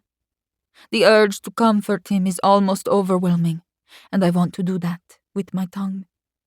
But he's finally giving me answers, and the last thing I should do is stop him from talking. You were sent here because of your magic, I ask. Something like that. He says, his voice rumbling low with a hint of a purr. But he pulls it back before it can fully manifest. I realize that he's fighting his instincts to claim me. Instead, he's giving me this time to adjust and learn. I am an alpha. He repeats, as if he needs to remind me of that dangerous fact. And that means I require an Omega to shoulder the burden of my magic. An Omega like me? I ask hopefully. I find myself wanting to be that anchor he obviously needs. I'm strong. I know I am. But I have the sense that my magic is just as difficult for me to control. While his magic is an outward projection that hurts others, mine is like a sponge, and all it does is hurt me. If you deem me worthy. He finally says. He shifts me so that I'm flush against his back, and he can work his strong fingers down my sore thighs where the bones had healed. My core burns at the proximity of his touch. He's so close to where I want him, but he continues his agonizingly slow circles over my muscles, while his knot pulses at the base of my spine. You said I take your anger? I press. I need to understand how this bond between us works. If I can help him control his power, maybe he can help me control mine. Yes, He answers. His voice seems closer now as he practically purrs in my ear, but he's not yet releasing that delicious sound. He seems to want me to fully digest what he's telling me. Your empathic powers draw in the emotions from around you. I've never met an empath, much less one who is an Omega. Given your accent, you must be from one of the neighboring nests in Greenland. There are many smaller ones, and I've investigated most of them. All except one. That piques my interest. And which nest did you avoid? A growl vibrates in his chest, making me flinch before he immediately pulls it back. The Alva nest, he says. My vision sprinkles with red dots as the name seems to awaken something within me. That's where I'm from, I recall, as pain slices through my head. Memories flood back without my permission, but hearing the name of my nest dismantles a barrier that was keeping them at bay. It wasn't the impact of the crash that took my memories. It was the trauma of the vampire alpha blood in my system. The blood I had been sweating wasn't Magnus's, I realize, as my eyes widen. It was the blood I had digested of any alpha who wasn't him. I'm an heiress, I say, as I recall my father's cruel face. His bright red eyes were somehow always simultaneously dark, even though he made sure he never went hungry. He didn't feed on just my mother. It would kill her if he fed on her as often as he preferred, which meant he had many mistresses. Nausea rose through my stomach as I recalled the culture of the Alva nest and why Magnus might prefer to avoid it. But my father couldn't find an alpha that I was compatible with, I remember aloud, as pain pinches in my chest, but I force myself to speak the unfolding memories while Magnus quietly listens. He thought I needed a sort of kickstart into activating my Omega traits. That's why he sold me to Bariloche sector. I swallow a lump in the back of my throat. I was force-fed vampire alpha blood. Magnus curses, but manages not to growl, which I'm aware is an impressive feat. That's why you are already into the first stage of your heat. Molten anger burns through my back where I'm touching Magnus and winds its way down my chest. He's not able to contain his emotion, and I shiver in response. But now that I know my purpose, if I'm to become his bonded Omega, it's a weight I need to learn to bear. They're dead, I tell him. I had been rescued, only for there to be an incident on the plane that resulted in me being in an escape pod all by myself. There were other Omegas on that plane too. I'd befriended a couple, but their names continued to elude me. Still, I hoped they had escaped and landed far away from here. That's why I was in an escape pod, I explain. I was on a return flight from being rescued, but something went wrong on the plane. I thought that might soften his rage, but all it does is add a layer of frustration to his burning hatred for alphas who would do such a thing. Why didn't your father just keep you in your nest and force-feed you blood then? He asks. I frown. Well, I required a catalyst to go into my first heat, and he was in need of Omega entertainment, which a place like Bariloche sector provided. It had been a win-win situation for my father. I would be primed to be forced into an estrus, something that I now know the meaning of. I couldn't normally have a child, not without going into true estrus. And when I did, I would be capable of producing a child with whomever he approved, and he got to fuck around and feed on the side. My contract was a loan. My father sold me, but only for a limited amount of time, expecting me to return ready to bear a child with a vampire alpha of his choice, who could force my womb to open. And if I failed to submit after my training, well, I don't think he really cared if I lived or died. Magnus's grumble rumbles to life, making me whimper. This is your first heat. I curl into myself, as if that's something to be ashamed of. But I know Magnus doesn't mean it that way. It is, I say quietly. We both go silent for a moment. It explains why I've been in so much pain. The first vampire I encountered might have been an asshole, but he wasn't wrong. I need an alpha to get me through this. An unaided heat, especially one of an omega my age, is dangerous. Most vampire omegas go into their first heat around 18, and I'm 25. So, your father still lives? Magnus asks, with little neutrality in his tone. Yes, I whisper, as I squeeze my eyes shut. Can you handle me leaving you for a few hours? He asks. I know why he's asking. He intends to kill my father for his cruelty, and given that he knows the location of my nest, he could absolutely pull it off. While I'm not opposed to the idea, the thought of him disappearing again makes my stomach twist.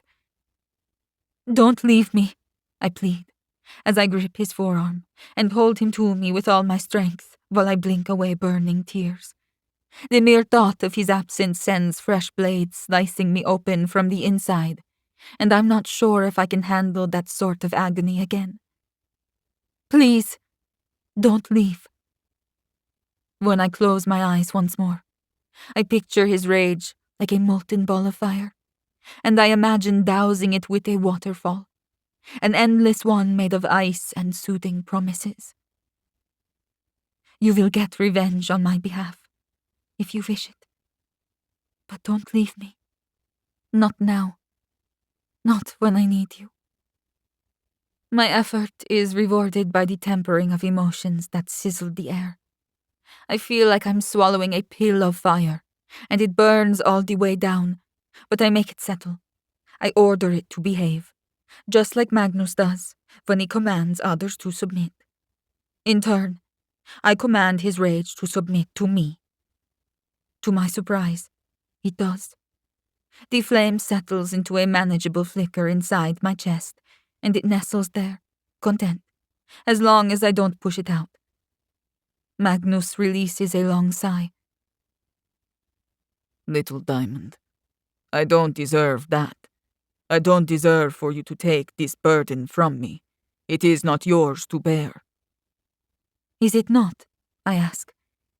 If you want me, then you will inherit all the wrath of the Alva nest. I have many brothers who do my father's dirty work. I didn't stand a chance as the sole Omega heir, with all the responsibility of breeding falling to me. Any Omegas my brothers choose to mate will allow them to splinter off into their own nests, creating new bloodlines that they will rule. If my father wishes to keep his legacy, then it is my womb that must be filled by an alpha who accepts abandoning his nest and becoming initiated as an alpha vampire. And I'm pleased to know Magnus would do no such thing. Of course I want you, he says, as he grazes his fingers over my swollen sex. My mouth parts at the faint touch that is barely a caress before he grips my thigh again, as if to restrain himself. But you don't need to take on this burden. Not if you don't want it, he reminds me. We are merely magic bonded, and I apologize that it happened the way it did. But that was the only way to protect you. It is reversible. So now that I'm more stable, I can undo it if you like, but it will hurt. He presents his wrist to my mouth, making my eyes widen as I eye the attractive veins wrapping around his muscles. But you should eat first. You want me to feed on you? I ask, bewildered by the offering. Blood is precious. Vampires don't share with each other, except for very intimate situations. Or to show dominance, often in a fight to the death. He takes a deep breath. As long as one of us doesn't feed, a blood bond won't lock into place.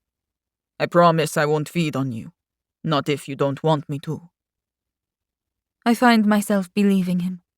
If he wanted to force me, he would have by now. He brings his wrist closer to my mouth. But I think you should eat before I break the connection, because our bond is what is keeping you out of pain right now. I realize that he's right. I'm not hurting like I was. His hands on me are doing more than soothing me with his talented fingers. His magic seeps into me, mingling with mine and unwinding the knots in my stomach. The slicing pain I had been feeling is now a dull ache, as if my body has quieted with the expectation of what's to come. Everything Magnus is doing right now is exactly right. It's what my instincts are telling me how it's supposed to be between an alpha and an omega. It makes me feel safe. But is that the illusion I already fell for once before? What happens when he loses control again and needs to massacre another pack of vampires? Can he really maintain that sort of existence? But I like being treated as a queen. I like being cherished and listened to. I like this. And if I don't want you to undo the magic bond? I ask, as I pull his wrist to my chest. My words are so quiet that I'm not sure if Magnus even heard me, despite his sensitive hearing. He massages my breast, seeming unable to resist since I put him there. The hand he has on my thigh creeps toward my core, and I widen my legs for him out of reflex. Then I will give you what you need, my Omega, he says, with a revived purr rumbling in his words. His fangs graze my throat, and I realize I've exposed my neck to him again. This time, an invitation that I fully mean. But first, I'll test your limits, little one. Because if you're going to be my Omega, I need to know how far I can go. What little restraint he had been exhibiting seems to slip, as his knot swells and throbs even harder at the base of my spine. He continues to massage my breast, as his other hand returns to the apex between my thighs. Then he slides 2 fingers into me, and I see stars. Chapter 7. Gudrun. I need to know how far I can go. With an alpha like Magnus, there are no limits, no boundaries, no restraints. My body melts against him as I accept the pleasure he offers. He rolls his thumb over my clit while he softly pumps me. This isn't a real test of my limits, but rather an exploration of my body and an introduction to what kind of alpha he intends to be. Against all odds, Magnus is the worshipping kind. He praises me as he fills me with a 3rd finger, and I clench around him. There's a good girl, he says, as a purr rumbles to life in his chest. I'm completely vulnerable, but I don't feel panicked this time, now that I know what is happening. I'm securely in my heat, and with every step closer I take into the bond I'm forming with Magnus, I'm approaching my estrus.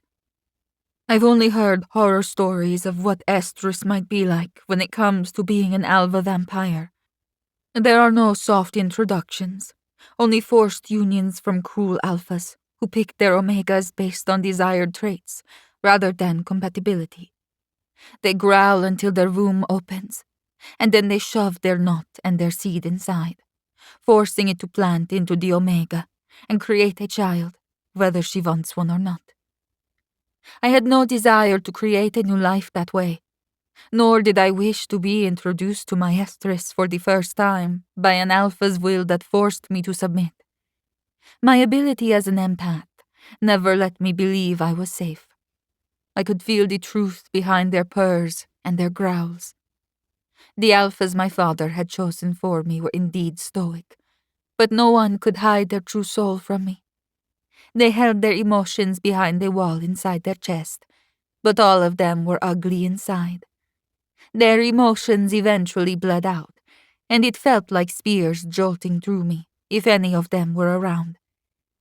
They thought they hid their emotions well, but I could feel the jagged edges of them, and how little they cared about anyone else. Selfishness and greed were emotions too, and those felt like choking ropes wrapping around my neck. I could hardly breathe, and the mere thought of attempting to mate with one of them sent me into panic attacks.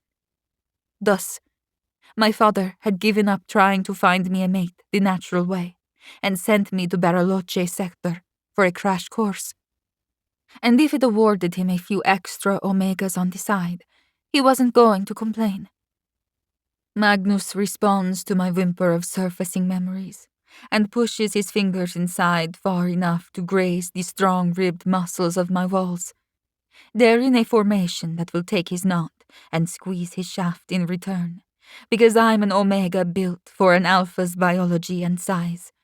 The muscles can be activated by force, or apparently, by pleasure. My body responds to his touch and clenches again, this time in a rolling pattern that I know will feel amazing on his cock once he's inside me. And his knot will nestle perfectly at my entrance, stretching me in blissful agony. I never thought I would want a knot, but Magnus has control where other alphas I had met do not. I know he will find my limits, and then he'll respect them. Or, if I ask, shatter them. Do you want more? His timely question comes as my walls tremble with the desire to climax. Something is holding me back, but maybe it's just not yet enough. Yes, I whisper. He offers me his wrist again. You're starving, especially after you expelled what little blood you must have had. Take what you need from me. I stare at the throbbing veins, and my mouth practically waters. A vampire doesn't have a heartbeat, but our innate power over death reactivates that which shouldn't be alive. Perhaps it's magic, as some people say, or maybe it's just advanced biology not yet understood. Regardless, an unseen force pushes the changed blood through our bodies. That force also warms it, and Magnus's blood especially runs hot. Whatever powers a vampire is unique, special, and rarely shared. An ache rolls through my jaw as my fangs extend, already responding to the offering. A glimmer of fear sparks inside my chest, because my memory of digesting vampire alpha blood isn't a pleasant one. And I know how powerful Magnus is. What if it burns? Only one way to find out. Closing my eyes and working up the nerve, I gently place my fangs on the vein. Then I bite. It indeed burns, but the sensation is more like smooth alcohol when it's on the way down, settling with a pleasant warmth that gathers in my stomach. Hunger had been riding me hard, and part of the sharp pains had been more from the fact that I was starving for a compatible alpha's blood than my approaching estrus. Groaning, I grab onto his arm with both of my hands as I ride his fingers, seeking pleasure while I feed. His blood is delicious and very much comparable to the expensive liquor that he smells like. Power and pleasure push me past the barrier that had kept me from climaxing again, and I clench hard around his fingers as he pumps me. Blood drips down my chin as I lose myself to ecstasy. The orgasm rolls over me as I seek completion, riding his fingers as if they were his cock, while I take a strong pull of blood from his wrist. He doesn't move, aside from the attention he dotes between my thighs. He lets me feed as much as I want, until the panicked need to swallow as much blood as I can subsides. I unlatch from a bite I realize was far deeper than I had intended. His wrist has 2 large holes now, and I kiss them with an apology. Feel better? He asks me, as he lowers his arm so that he can wrap it around me and pull me closer to his chest.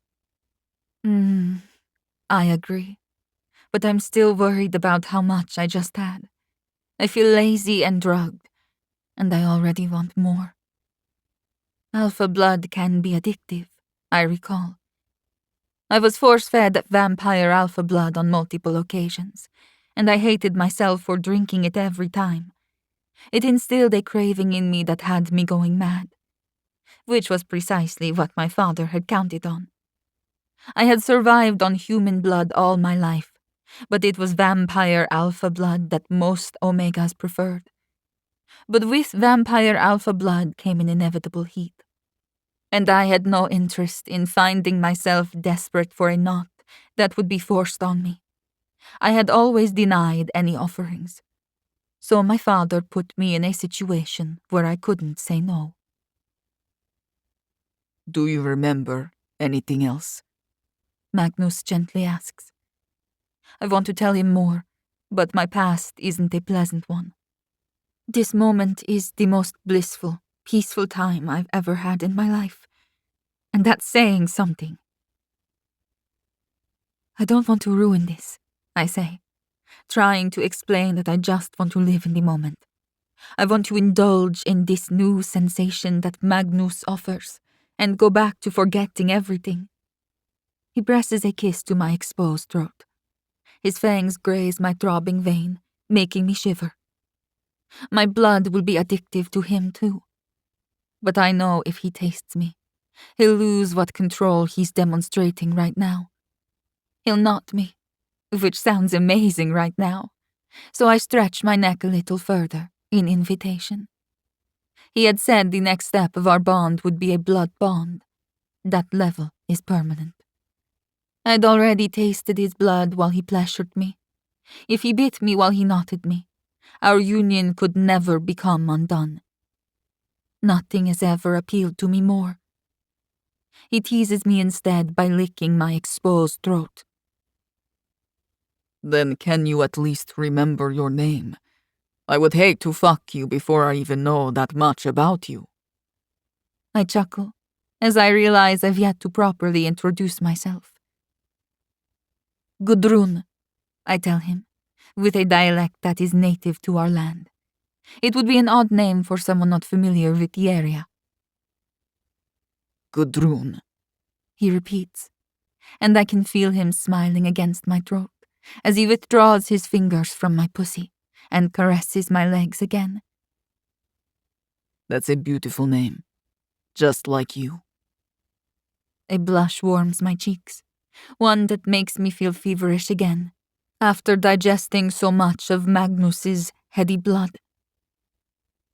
My mother picked it, I say, as I try to come up with one of the few pleasant memories I have. Tell me about her, he says, as he tugs me to his side. He retrieves more oils and a small towel. He soaks it before he starts washing me, starting with my neck, chest, and breasts. Every time he grazes one of my nipples, my toes curl. I wait until he moves to wash my fingertips before I respond.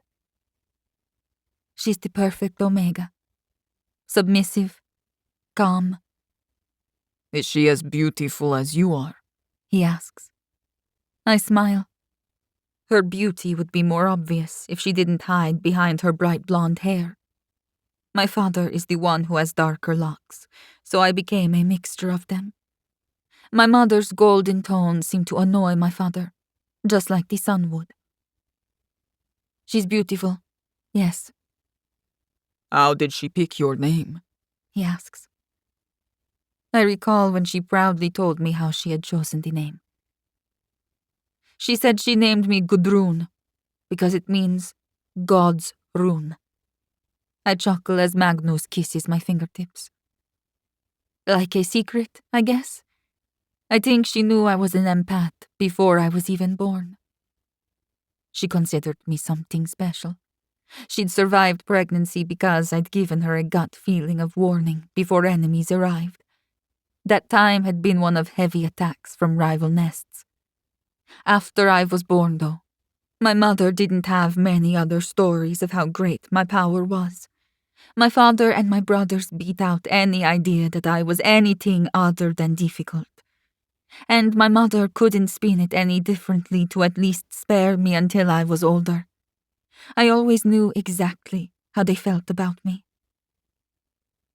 Is she still with your father? Magnus asks. He keeps his touch reverent and his tone quiet, but a pluck inside my chest warns me that anger is stirring in him again. As safe as I know I am with Magnus, my curse as an empath internalizes his rage. What steps I had taken toward a true estress are undone, as my stomach painfully tightens. I frown as I adjust to the sensation.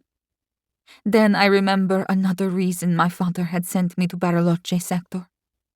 It was because no vampire alpha could even force me into heat, much less estrus. Many had tried, but it had always ended the same way.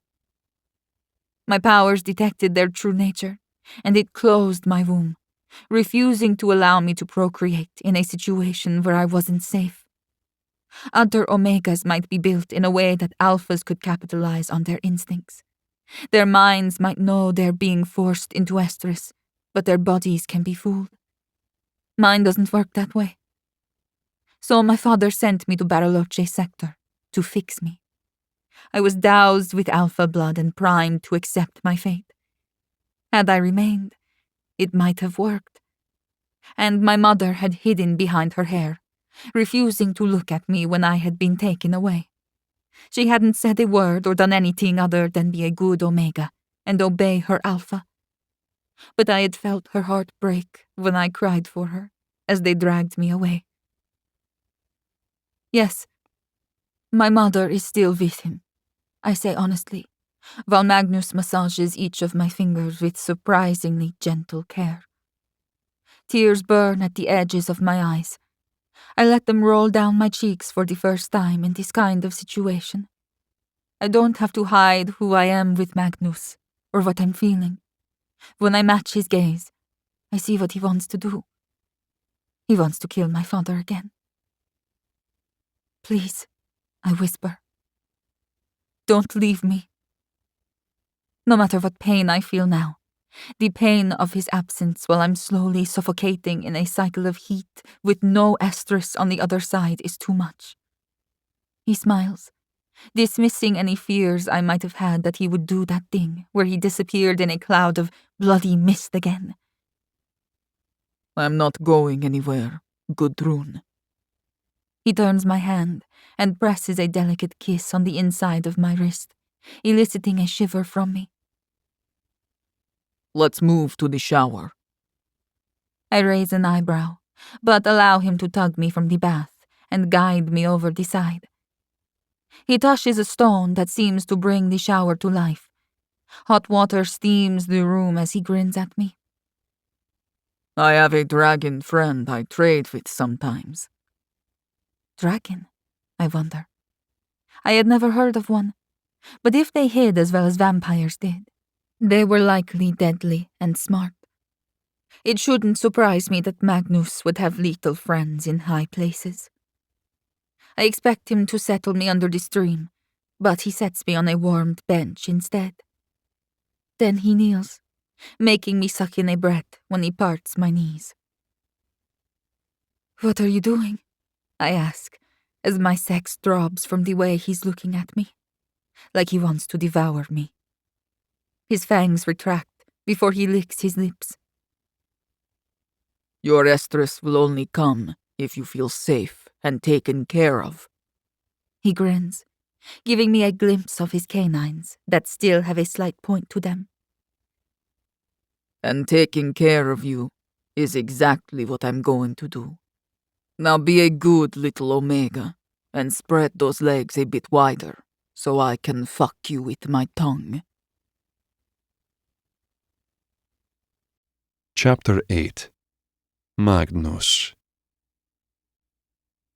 Sliding my tongue into the warm folds of my omega's sweet pussy makes my cock throb and my knot swell painfully. I want to sink my dick into her until I can push my knot inside, then take her in the way an alpha is supposed to mate his omega, all while delving my fangs into her porcelain neck locking her to me as I complete the blood bond she'd begun. But I'd sensed the moment her estrus had retreated. After years of attempting to manage my emotions, I recognize when my anger rises like the tide of an ocean. It is just as powerful and impossible to stop, but Gudrun had drawn it into herself on instinct, taking my anger from me the moment it manifested. Just like my power has a cost, so does hers. I watched as her skin had paled and her eyes had darkened. She'd fed on me a substantial amount, but she needed blood to fuel her gift. And when she didn't feed, it drew on her own reserves. You're stronger than you could ever know, I think at her as I sink my tongue deep into her entrance. She rewards me with a moan as she willingly spreads her legs like I had commanded. My commands don't actually work on her. I know that because she has disobeyed me on a few occasions now. It had been subtle things, such as not answering my question right away, and instead challenging me with one of her own, as well as waking before I had given her permission to do so. I told her to sleep, and she had, but now I don't think that's because I had told her to. She'd simply been overwhelmed, and she woke up before I returned from my little discussion with Ja'ar, a vampire I will be seeing again now that I had fed on so many unmarked vampires. He'll be coming with friends this time. But not every alpha vampire can teleport. Alpha Fair can shadow, whereas I blood mist where I need to go. It is a rare ability to be able to manifest in an entirely new location. By the time Ja'ar returns to Alpha Fair and updates him on the situation, builds his chosen pack to retaliate, and waits for sundown, I'll have at least tonight and a day.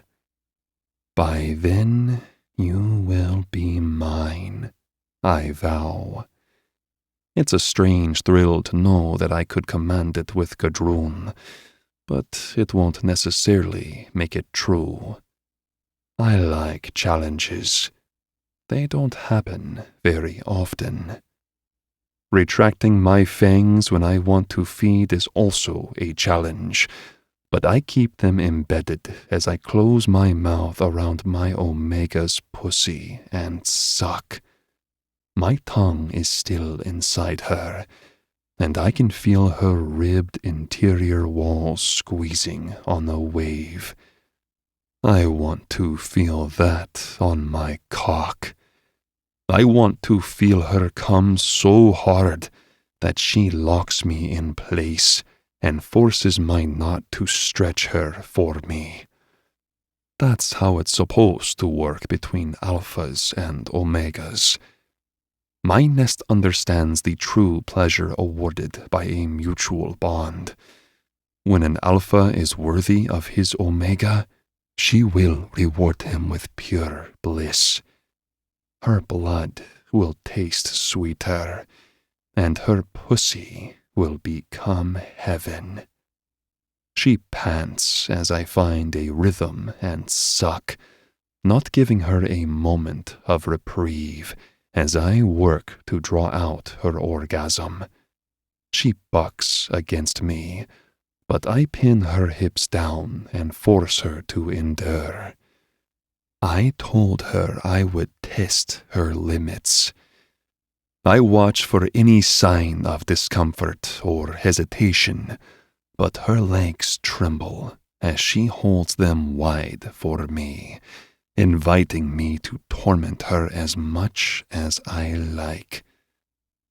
Come for me, sweetling, I think, as I draw my tongue up her pussy and swirl it around her swollen clit. Magnus, she pants, and fuck, my cock goes painfully rigid when I hear her say my name. You're being so good for me, I tell her between licks.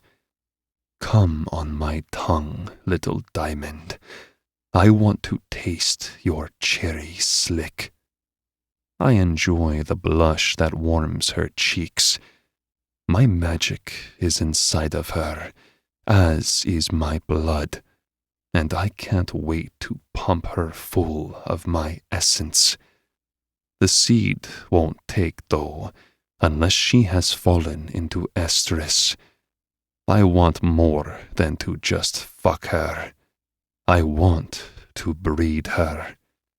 She will carry my heir and begin a new bloodline built on respect and devotion that starts with us. But that will come in time when she's ready. I will fuck her tonight, but it might take a few days for her estrus to slide into place. Normally, I would be patient, but I fear an unclaimed vampire omega solidly in her heat will be too delicate to move.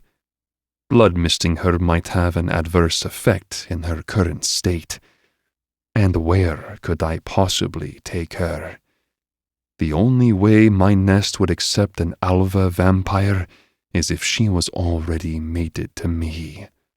I am only tolerated as it is, but they would accept any omega who is strong enough to lift my exile. You can do this, I silently tell her as I suck on her clit and slide 2 fingers into her channel. She squeezes me in response and bucks her hips. I use my other hand to keep her in place while I swirl my tongue and keep my mouth closed around her. She pants before the climax comes. I watch every single movement and memorize her beauty as her chest rises, making her breasts swell in my view as her nipples harden. That is my cue. I touch the magically enhanced stone again, and the water from the shower redirects. I don't need words to tell it where to go. The stone itself can read my desires, warming the temperature of the water, and even sending it where I want it to go. I remind myself to give my dragon friend an extra treasure from my nest as a reward, because the sight before me is incredible. Warm water jets onto her nipples, swirling around them as more water runs down her back entrance. She screams when her pleasure bursts through her, and I hold her in place, drawing out her orgasm as her body pulsates in time with my command. Not because I had ordered her to come, but because I had earned it. The water splashes onto the shower floor when I am satisfied I have squeezed every spasm out of her. Such a good girl. I praise her as I kiss her clit, making her buck. Are you ready for more? Chapter 9. Gudrun. More. I think numbly as I struggle to function. My thighs tremble as Magnus backs away. He has a smug grin on his face that matches the pride I feel swelling in his chest. He enjoyed overwhelming my body until I exploded. I don't think I can handle more, I admit, as I shakily close my legs. Attempting to stand right now is entirely out of the question. So I blink at him in shock as I try to process the mind-blowing orgasm he just gave me. What shocks me even more is the fact that my body does want more. Whatever he just did is convincing my Omega nature that Magnus might be a worthy alpha. A few more orgasms like that, and I will probably be the first empath to ever fall into estrus. I dismiss the hopeful thought the moment it crosses my mind. Magnus doesn't seem to be in a rush to knot me, so maybe he's just toying with me. Testing my limits, I remind myself. He wants to see what I'm capable of. Shouldn't that go both ways? I want to taste you now, I tell him. His grin widens as he gives his cock a thoughtful stroke. I don't think this will fit in that cute little mouth, Omega. Is that a challenge? I ask, a little bit of fire returning to my chest. He chuckles as he steps out of the shower and grabs an oversized towel. He brings it to me and then starts drying me off. It's a sweet gesture, especially given the fact that he could just command me to dry myself, couldn't he? Instead, he seems to enjoy petting every inch of my body, slowly drying me with the softest towel I've ever experienced. Stop distracting me, I chide him, as I try not to melt into the tender care that is a role he so easily falls into. We're moving to the bed, he informs me. So unless you want wet sheets when I fuck you, I propose I dry you off. I pinch my cheeks at his blatant honesty. Aren't the sheets a mess? He shrugs. I'll replace them. Technically, he could just order someone here to be his maid. Must be nice. This alpha doesn't even have to do laundry if he doesn't want to. And yet, I wait as he dutifully dries each of my fingers, knowing that he intends to do everything himself. He enjoys taking care of me. But I want to show him that I'm not like other Omegas. He needs to understand that if he chooses to bond me, there most likely won't be a child in our future. It's not that I don't want one. I had dreamed of the kind of bloodline I would cultivate in a new nest. In my fantasy, I was no longer an Alpha Omega. I would become someone new. But, with a father like mine, there was no way that would ever happen. It was a fantasy, at least until now. What isn't a fantasy, though, is the fact that my magic will prevent an estrus. I can already feel my guards falling back into place as Magnus's emotions sway. He's enjoying himself, so his anger is quiet. But he is still thinking about the things I told him. He still wants to kill my father. He has every right to feel that way. I even give him my blessing to go on a blood rage when it comes to my nest, as long as my mother is safe. But it's that sort of dark emotion that has my estrus hiding. Because such power is dangerous. I have seen what Magnus is capable of with my own 2 eyes. When Magnus is finally satisfied that I'm dry, he wraps me in the puffy towel and carries me back to the bedroom. As promised, he collects fresh sheets from the closet and offers me a set of choices. Which do you prefer? He asks. I blink at him, finding the question odd. Then I glance down and am immediately drawn to the darker shades of blue. That one, I say. He politely puts the others away, then holds my choice of sheets out again. Would it bother you if I made the bed? Another odd question, but I shake my head. I don't mind. I watch as he discards the dirtied sheets and stretches on the new ones. He takes his time, making sure all the corners are crisp, but when he's done, I stare at the bed, unable to put my finger on what isn't right. What do you need, Omega? He asks. He keeps his tone soft, which I appreciate in my sensitive state. I feel as if my entire body is a match ready to be lit. One wrong move, and I'll be on fire. Glancing at his walk-in closet, I let my instincts guide me. Magnus is a tidy sort of alpha, but I find a section of shirts that he's worn enough times for them to still smell like him. Plucking each one off the hanger, I gather them up until my arms are stuffed with shirts. I take them to the bed and toss them onto it. Still not right, I murmur as my brow furrows. I climb onto the bed and start arranging the shirts. Magnus doesn't question me and quietly waits while I work. I'm not sure how long it takes me, but I've arranged the garments in a soft semicircle that feels more suitable. Still something missing. I say more to myself than to Magnus, then deepen my frown as I notice him smiling at me. What? You're nesting, He says, sounding pleased. That's a good sign.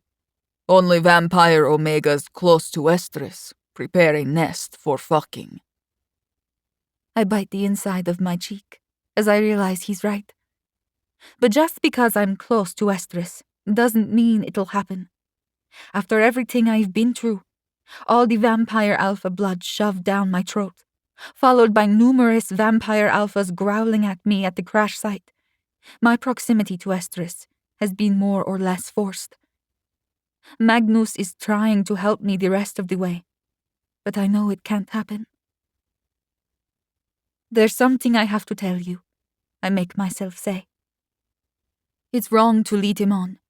As much as I need his knot, as much as it'll hurt when he leaves, I can't survive the disappointment of his rejection if I lure him into a blood bond we can't undo.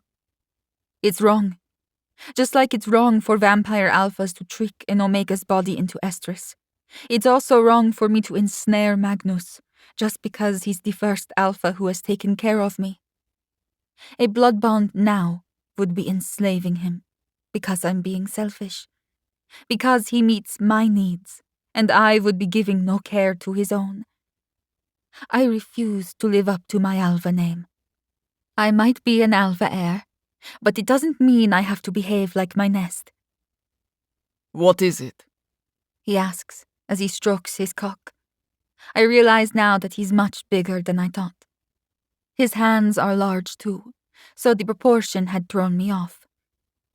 But I'm sitting on the edge of the bed, and he's standing right in front of me, teasing me with the pre-cum dripping from the head of his cock that might actually not fit in my mouth. I swallow the lump in my throat and force myself to look up at him. I can't give you a child, Magnus. An empath can't go into estrus. He paints my lips with his cock, stunning me with the delicious taste of him.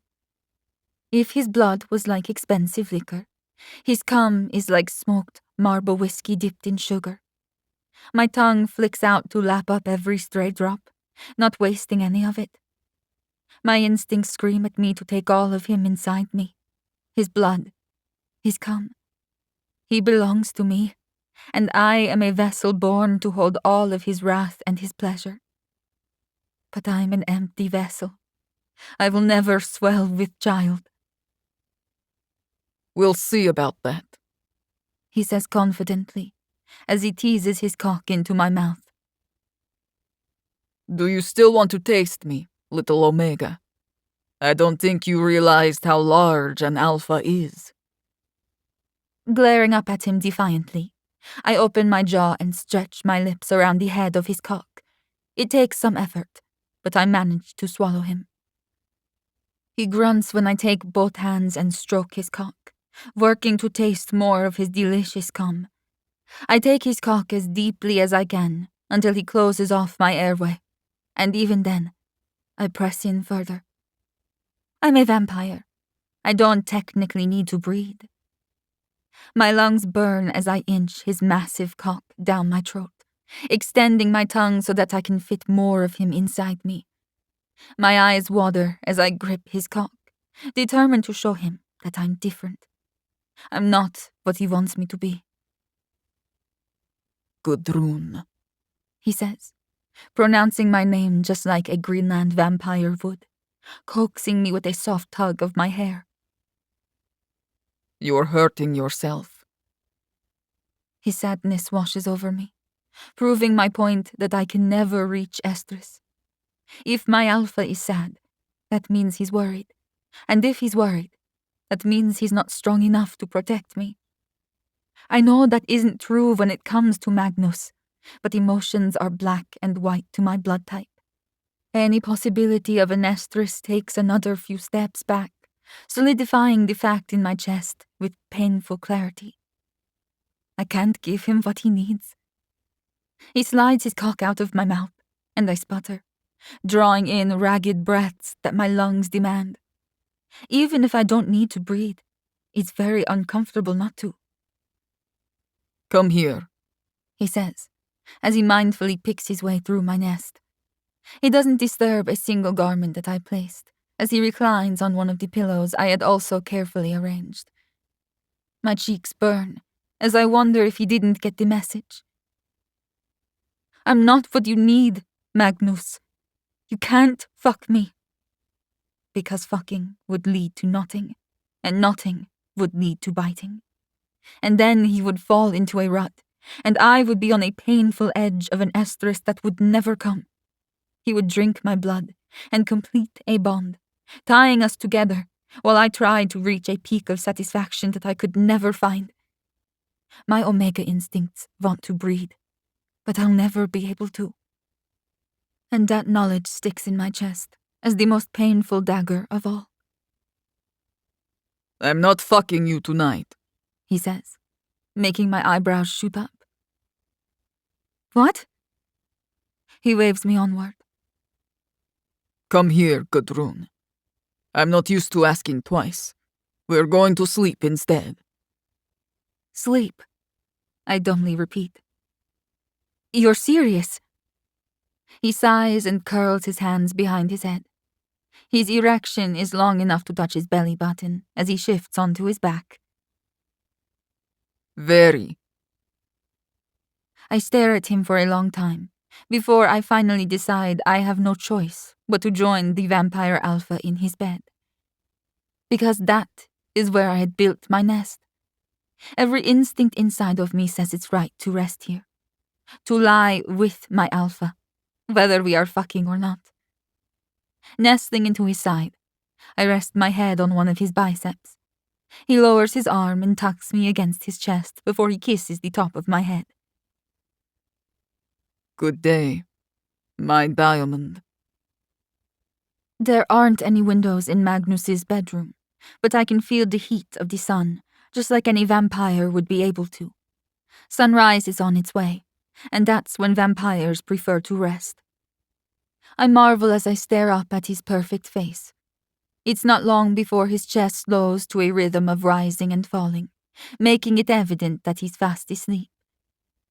An alpha doesn't sleep with anyone he doesn't fully trust. It makes a vampire vulnerable, and some choose not to sleep at all. You want me to see that you believe in us, I surmise. Unsure about Magnus's insistence in our bond, I nestle closer to him and force my eyes to close. Sleep will quiet my stirred emotions. After the powerful orgasm Magnus gave me, I still hum with pleasure, even though my body wants more. Perhaps if Magnus was really okay with my limitations, I could allow him to knot me. But I can sense his assurance even now while he sleeps, the emotion betraying the fact that he didn't believe me when I said I couldn't go into Estrus. Cocky alpha, I think, as a smirk lifts my lips. He might not be right, but what kind of omega would I be if I didn't allow him to try? Chapter 10 Magnus. I commanded my body not to wake unless either Gudrun had fully relaxed or she was in danger. When my eyes flash open, I listen to decide which had woken me. It is nightfall, based on the wildlife I hear outside, which means Ja'ar will be returning any moment now. But it isn't a pack of vampire alphas who roused me. It's the supple Omega at my side. She has one leg hooked over me, with her wet pussy pressed against my hip.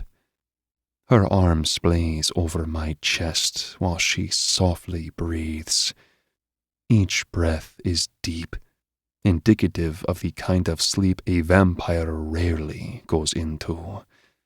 Oh, little diamond.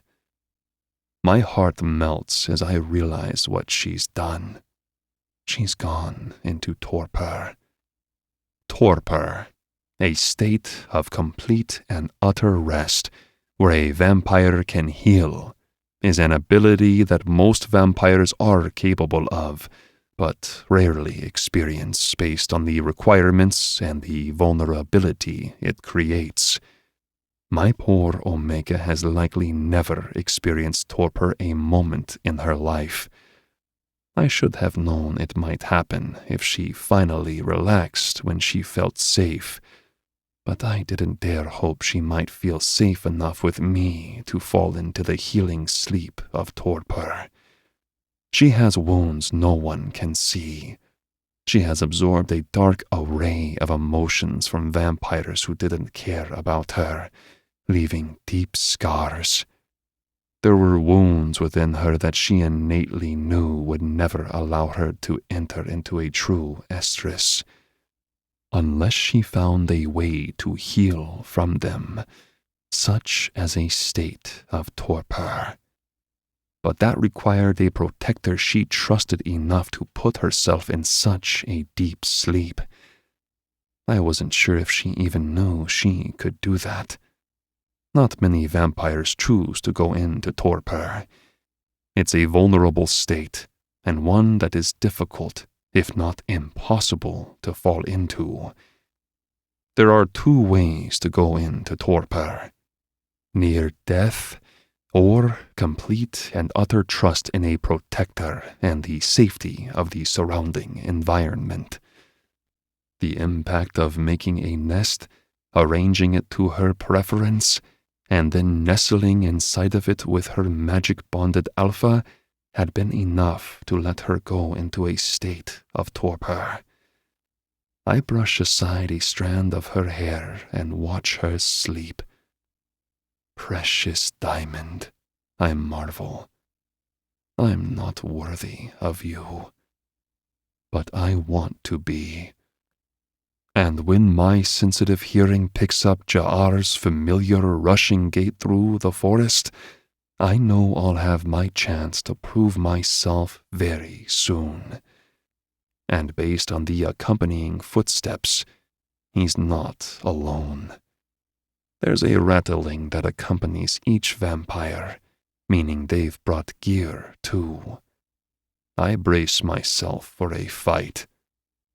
Sleep well, my diamond, I tell her as I brush a kiss across her scrunched brow.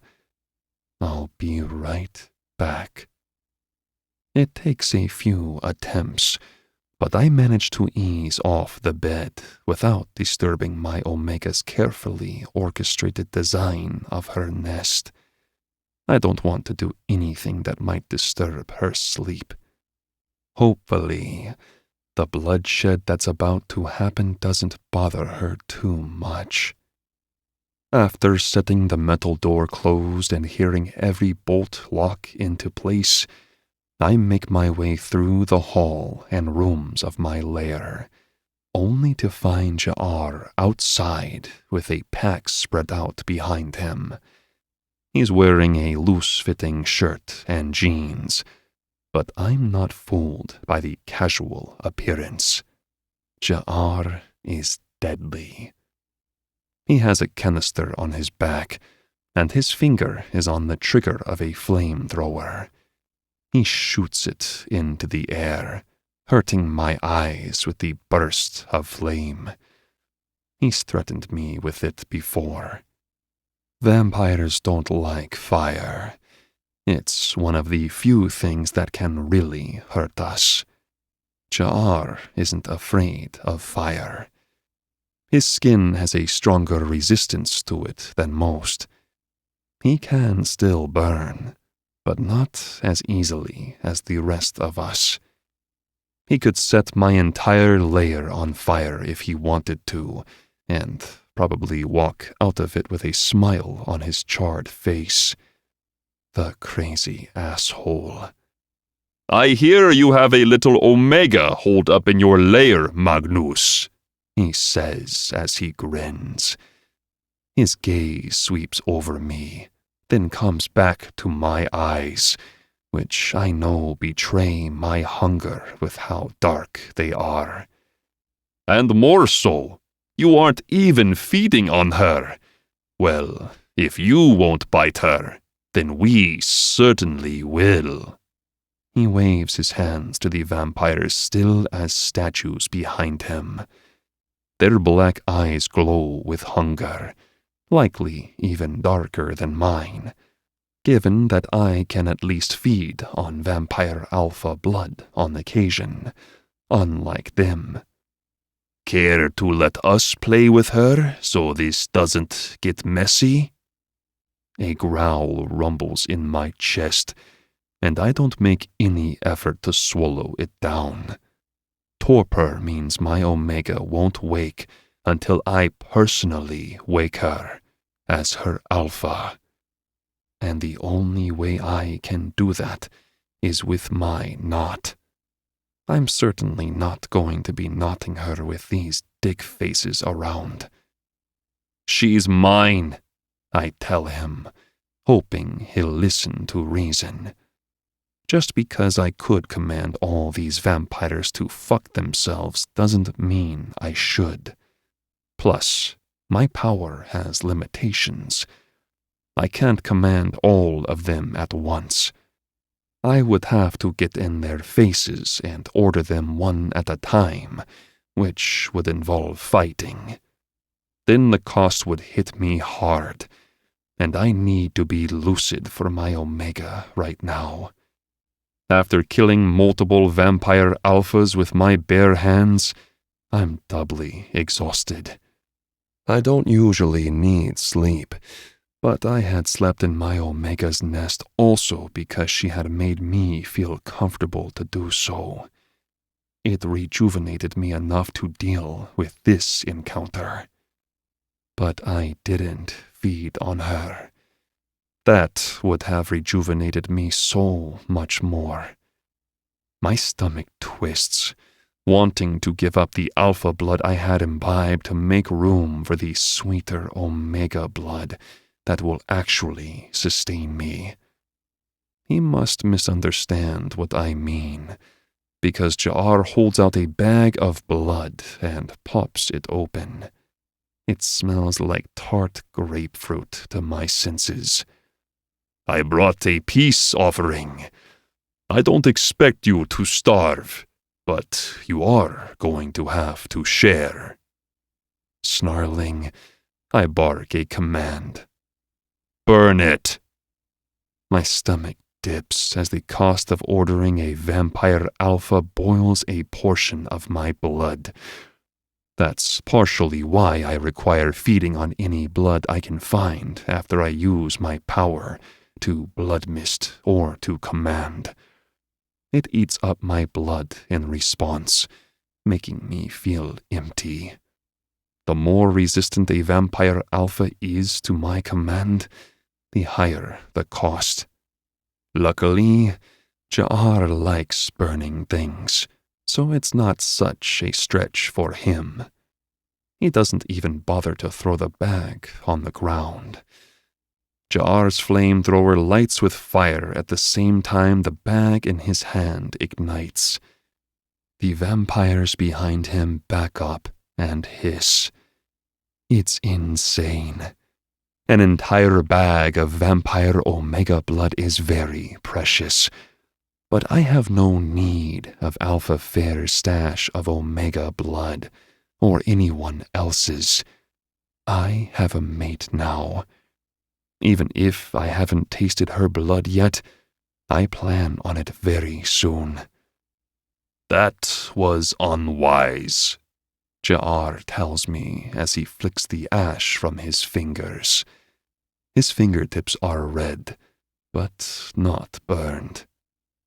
"Take her," he commands the vampires behind him. One of the vampire alphas sends a burst of smoke from a flashbang cracking through the forest, raising the fog to diminish my sight. I don't need to see, though. There's only one entrance to my lair, and I'm standing right in front of it. It takes me a few tries to learn the tricks of the vampires that Ja'ar brought with him, but he made tactical choices. One of them provides smoke coverage, while another activates sound-canceling speakers, making a deathly silence overtake the grounds. I can't hear the footsteps of the third vampire, who slams into me, his power obviously one of brute strength. I barrel backward into my door, splintering it and making an opening for the rest of the pack to come through. The front door to my lair is made of wood, mostly because I'm used to replacing it whenever Ja'ar comes to visit. Luckily, he can't burn through metal when it comes to the room where my Omega is waiting. Rage surges through my system as I bark another command. "Stop!" I order the burly vampire, but my voice catches in the still air. Shit. My words don't work in the sound-dampening effect through the area. I know it can't last long. They would have had to bring a portable energy source with them to power it, but it'll last long enough for Ja'ar to gain the upper ground. I rush through my lair back toward Gudrun. The one with brute strength stands in my way, while Ja'ar disappears behind another splintered door. My ears ring with the impact of the sound-dampening speaker still going strong. The final door to my bedroom is locked and heavy enough that it'll take a few vampires to get in. Or one with a strength power. Luckily, I seem to have him occupied. The cotton feel in my ears tells me that the silence effect is still ongoing, so I don't try to command him to smash his own head in. Instead, I go for his knees. He opens his mouth as if to roar, but I can't hear whatever sound he's making. It helps me focus as blood gushes over my claws. I rake through his muscles, going for the foundation keeping the vampire alpha upright, and I'm satisfied when he crumples. He heads down with his fists, smashing into the ground and sending debris flying. With him in a vulnerable position, I slash clean through his throat and watch as his head rolls across the ground. Now to find the one with the silencer speakers. I won't be any match for Ja'ar if my command doesn't work on him. He'll just burn me to a crisp and have his way with my Omega. The very thought of that fuels me with rage, funneling my energy to find the vampire who had quieted the area. He has to be nearby. I doubt the range on those speakers can be too large. When I step toward my destroyed front door that has been splintered in, I can pick up sounds again. You're inside, I surmise as I turn toward the kitchen. There are few places to hide in my lair, and that is by design. I skip the open pantry and head toward the sink, because there are large cabinets underneath where a vampire might choose to hide. I don't bother ripping them open. Instead, I snatch up one of the large knives from my collection and shove it straight through. "Didn't hear me coming, huh?" I ask, noting that the silencing effect dropped because he must have been wearing the speaker, and I had cut clean through it. A pained gurgle sounds in response to the twist of my blade. When I pull out the knife and open the door, a skewered vampire with the remains of mechanical parts tumbles through. The speaker had taken the brunt of the blow, though, and he lunges for me, but my voice works now. I know I should just deal with him and move on, but my blood rage burns in my chest and demands that this vampire suffer. I'll make your death slow and painful, but you can do it yourself, asshole.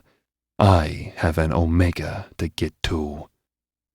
Cut off your own head, I order him as I throw the blade on the ground. He stares at it in horror, then starts to shake when he takes up the knife. I walk away and let him take care of the rest. He won't likely succeed in completely beheading himself, but he deserves all the agony he's going to experience as he tries. And if he comes after me, I'll finish the job. His screams follow me as I rush back toward the bedroom and find Ja'ar glowering at a vampire alpha who is setting charges on the door. Are you trying to blow up my Omega?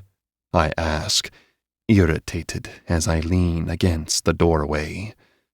The urgency has passed now that I've taken care of the silence problem. She landed on this island, Ja'ar says, as if that explains everything.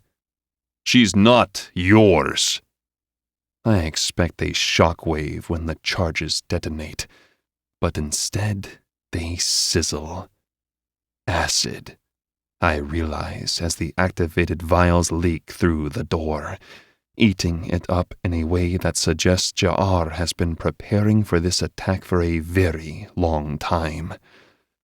There's a rare plant that I know to stay away from on the island that exhibits such acidic properties, and would be a chore to harvest, but it makes for good trading material with the dragons and other species who are brave enough to venture onto the island.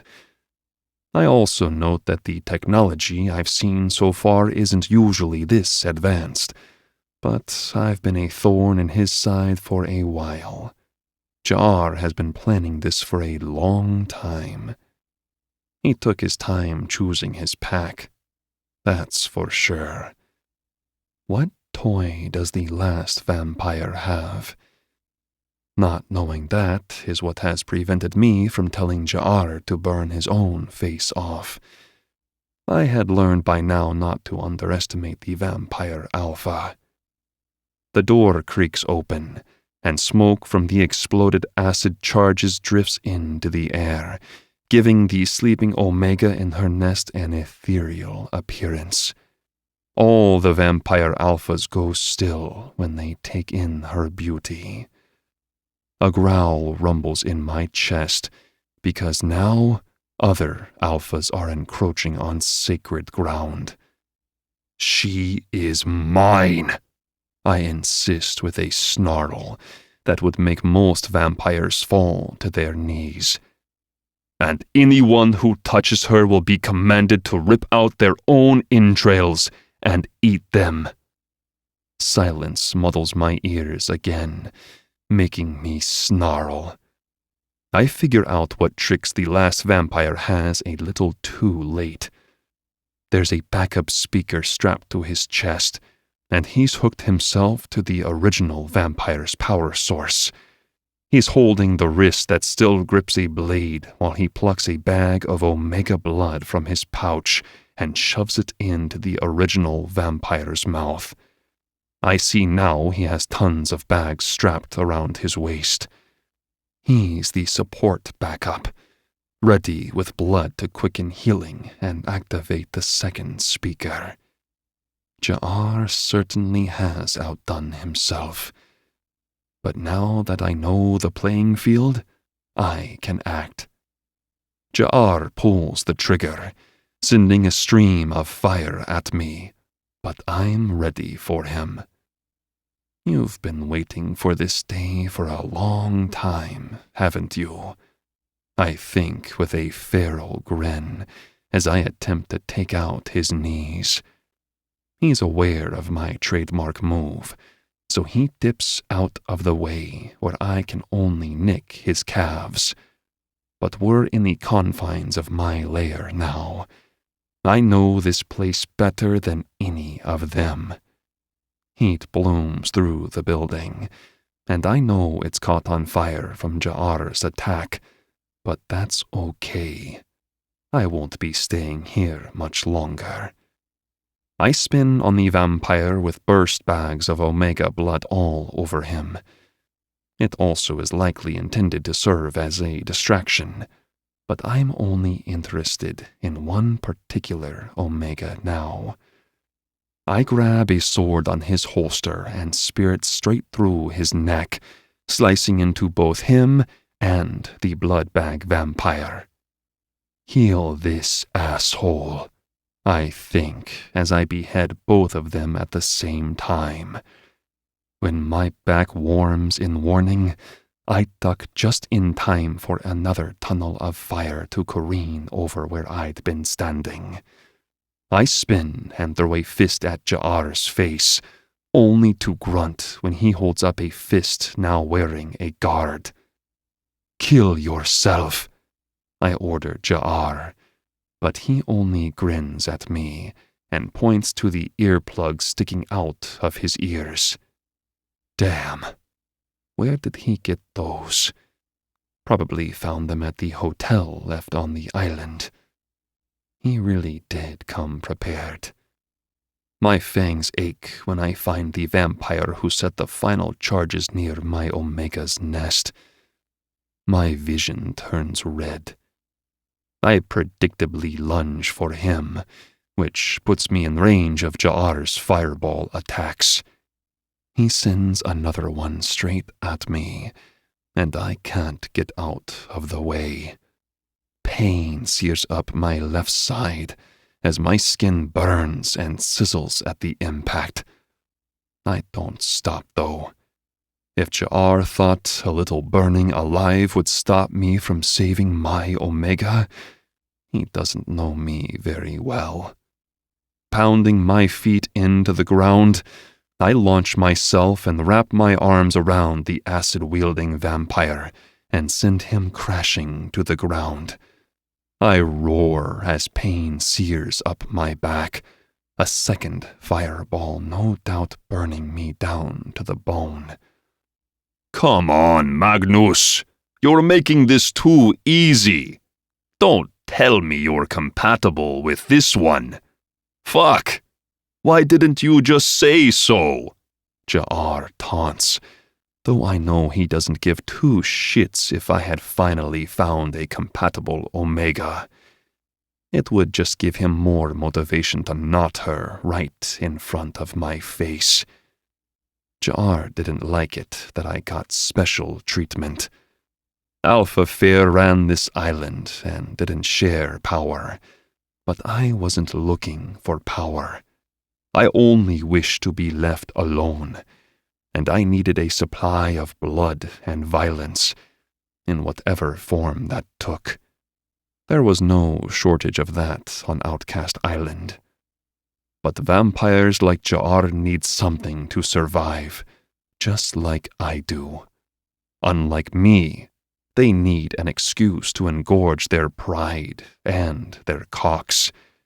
They will never amount to anything or achieve any great goals, so they live off the blood and the backs of those beneath them.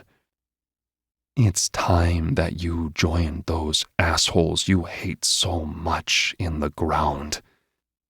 I work my jaw around a mesh armor shirt, keeping me from impaling the vampire alpha I have pinned on the ground. I couldn't previously see the armor he was wearing, but now I know why he had chosen not to go shirtless like vampire alphas tend to do. He grunts as he hunches his shoulders to keep the armor over his vital areas. But he's just buying time. He thinks that multiple fireballs from Ja'ar's attacks will be enough to push me off. He's wrong. Pain scorches down my legs, and I'm concerned I might not have enough unburned muscle left, but I'm able to keep my jaw working. I find a divot in the armor when he scrunches his shoulders again. You're mine now. Pressing down, the male beneath me groans as I work my way through, itching my way deeper until blood grazes my tongue. He snarls and then screams, and I am rewarded with a burst of healing strength as I fully clamp down on his neck and drink his blood. It takes longer than I'd like for me to drain him enough to kill him. A vampire needs his blood to survive. Some can live without blood, but only if they have a special blood type that can leave reserves within the body dormant until awakened. This vampire might be an alpha, but thankfully, he isn't royal. While he's strong, he's no stronger than the others I've taken down recently. Sheer numbers aren't enough to slow me down. I stagger to my feet as blood drips down my chest. I have burns all over me, and cool air brushes the insides of my back, concerning me that I've lost more mass than I would like. It'll be a pain to heal, but a few more vampire alphas drained dry might help. You know what, Ja'ar? I say as I slowly saunter toward him. Not all my muscles are intact, setting my gait into an awkward limp. But, based on the flicker of fear in Ja'ar's expression, it only makes me more terrifying. I don't think I need a liaison with Alpha Fair anymore, I say with a grin, glad that I finally get to indulge in this fantasy. Which means I don't need you. He pales as he backs against a wall while I approach. He holds up both hands in surrender, as if he could possibly save himself now. Look, it was just a misunderstanding, okay? Alpha Fair said the Omega was fair game. Well, you won the game, yeah? She's all yours. I slowly wrap my fingers around his neck, and I ignore the flames that crawl up his skin when he tries to burn me again. I can't even feel the fire anymore. He threatened my Omega. Alpha Fair just did what assholes like him do best. He gave his underlings a carrot to chase. He will get his due in time. I won't have to kill him. Someone else eventually will do that job for me. There is no doubt in my mind about that. But a vampire like Ja'ar, he's like a cockroach. I have to make sure he doesn't weasel out of this one alive. I lean into his ear, pull out the earplug, and whisper a command that had been coming to a vampire like Ja'ar for a very long time. Burn yourself until you die. Chapter 11. Magnus. I have always been curious as to whether that command would work on Ja'ar. Not only is he a powerful alpha, but his skin has always demonstrated fireproof qualities. There would be easier ways to kill him, but it felt right to show him that even his strengths aren't enough when he's up against a vampire like me. Ordering him to burn himself until he dies has an interesting effect.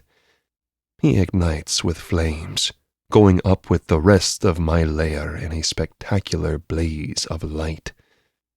He snarls at me, yet he can't do anything but obey the command. I had just drained a vampire alpha dry.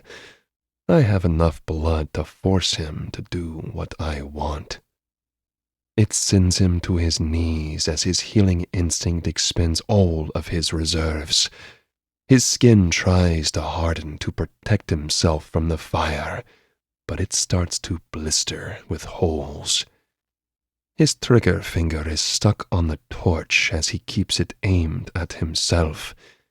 When that finally falters, the wall behind him burns, so he leans into it, forced by my command.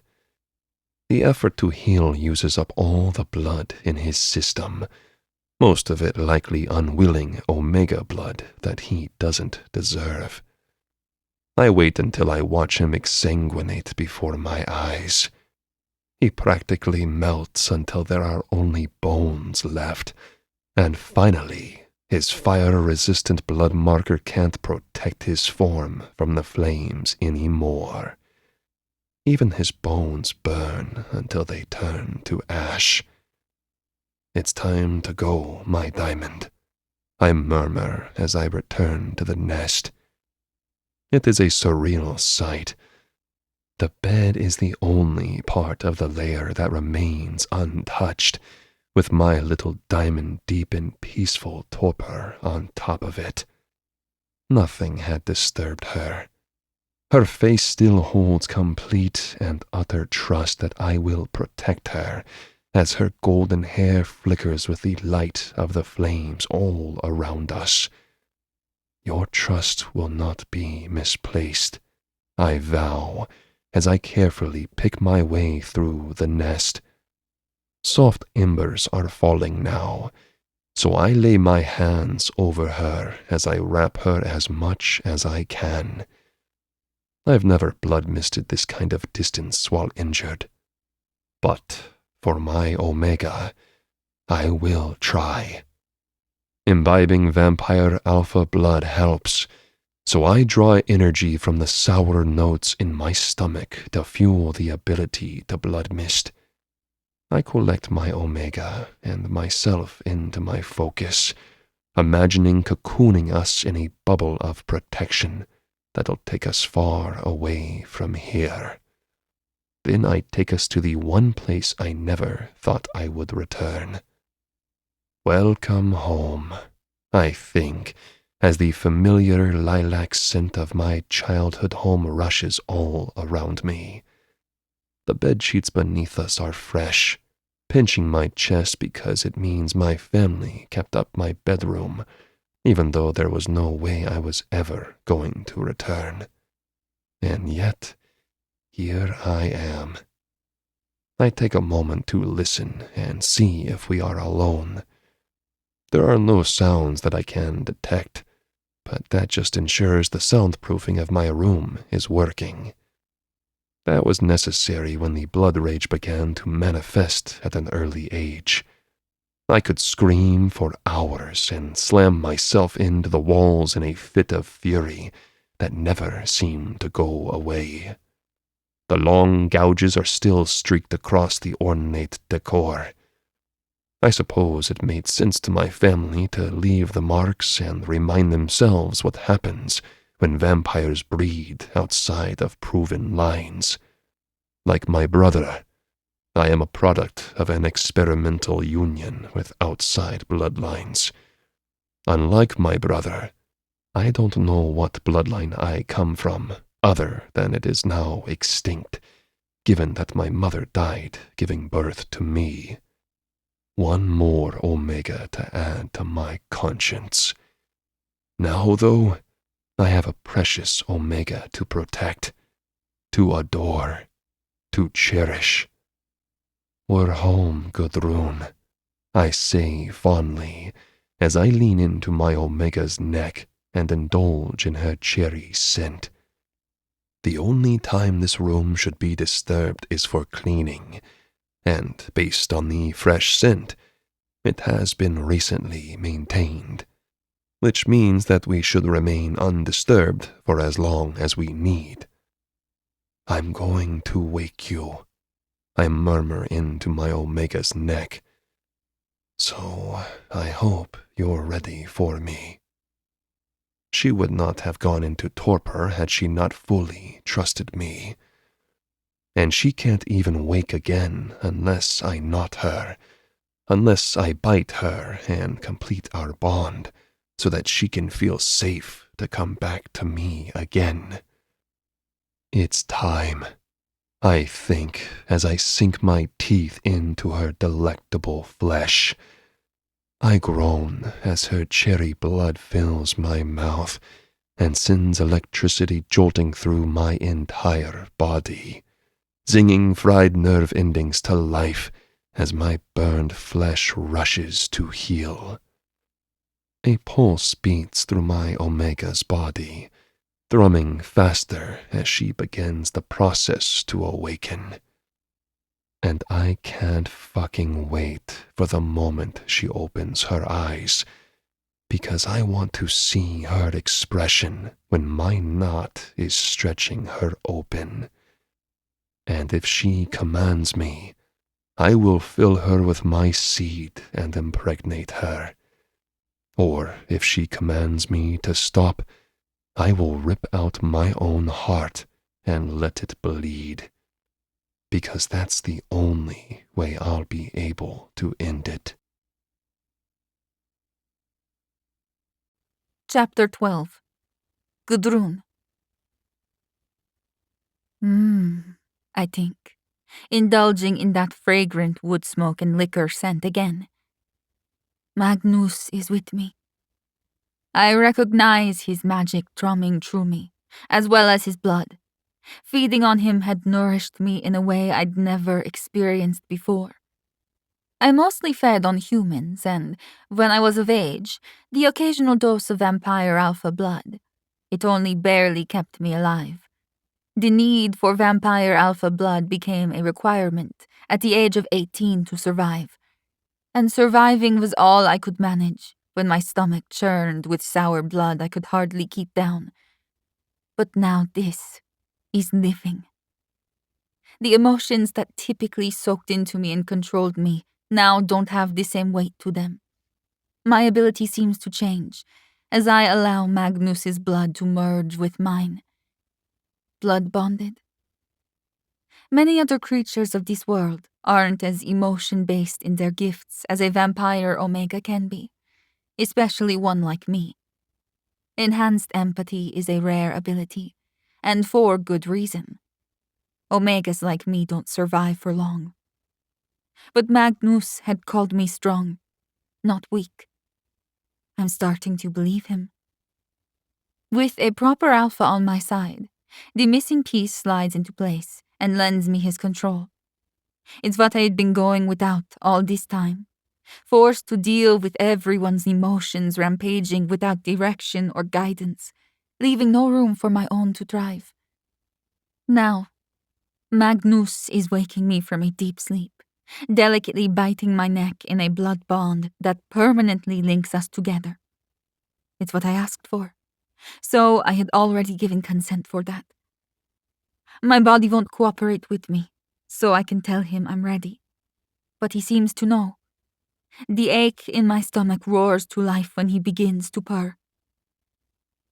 You're safe, that sound says.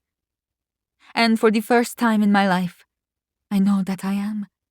At least, for now. There is a nagging fear in the back of my alpha's mind. He worried about discovery, as well as details involving other vampires. Maybe my nest? There is the matter of my father, and it is clear to me that I can't go into Westeros until that threat is dealt with. I have no doubt that Magnus can kill my father, but I worry about my brothers overwhelming him when he tries. Stay with me, Magnus's praising touch seems to say. He bites harder, making me whimper. but I still can't open my eyes. His emotions swirl with lust and need. They're powerful, but they don't overshadow the devotion and adoration that drums from him like a heartbeat. Vampires don't have beating hearts in the technical sense, but Magnus makes my body throb for him, as if I were the heart he had been missing all along. He unlashes, making my mouth part as he spreads my legs open. His cock throbs against my thigh, but it's his fingers he uses on me first. Time to wake up, little diamond, he says. I'm lucid enough now that I can hear him, but something is still holding me under an ocean of peace. Why can't I wake up? I search my mind for any sort of influence. Maybe another vampire alpha did something to me. That could be preventing me from fully bonding to Magnus. Because once I do, I'll be safe. Magnus swirls his fingers over my clit, while he presses a kiss to my lips. He dips his tongue in to graze mine, leaving the taste of my own blood to brush my senses. It's not unpleasant. I'm aware that I taste like cherries. It had made my blood a desirable commodity, and my father regularly sold it, or half drained me when he wanted to reward his allies. My blood was addictive, as most Omega's blood would be to a vampire alpha. But mine, especially, seemed to have drug-like qualities to those who tasted me. My father had tested it himself, but thankfully, he didn't enjoy my blood or want any more after the initial few drops. Others prefer it, though, quite strongly, and that appeal gives my father control over them. Or at least, it had. I bet you're foaming at the mouth now that your supply has likely run out. It pleases me that Magnus is the only alpha who will feed on me now, and when he bites his own tongue and gifts me his blood, I know that pleasure will only ever go both ways. I am his, and he is mine. His addictive taste slides down my throat like fine liquor, burning all the way down in the best of ways. It makes me sigh as I relax into the bed.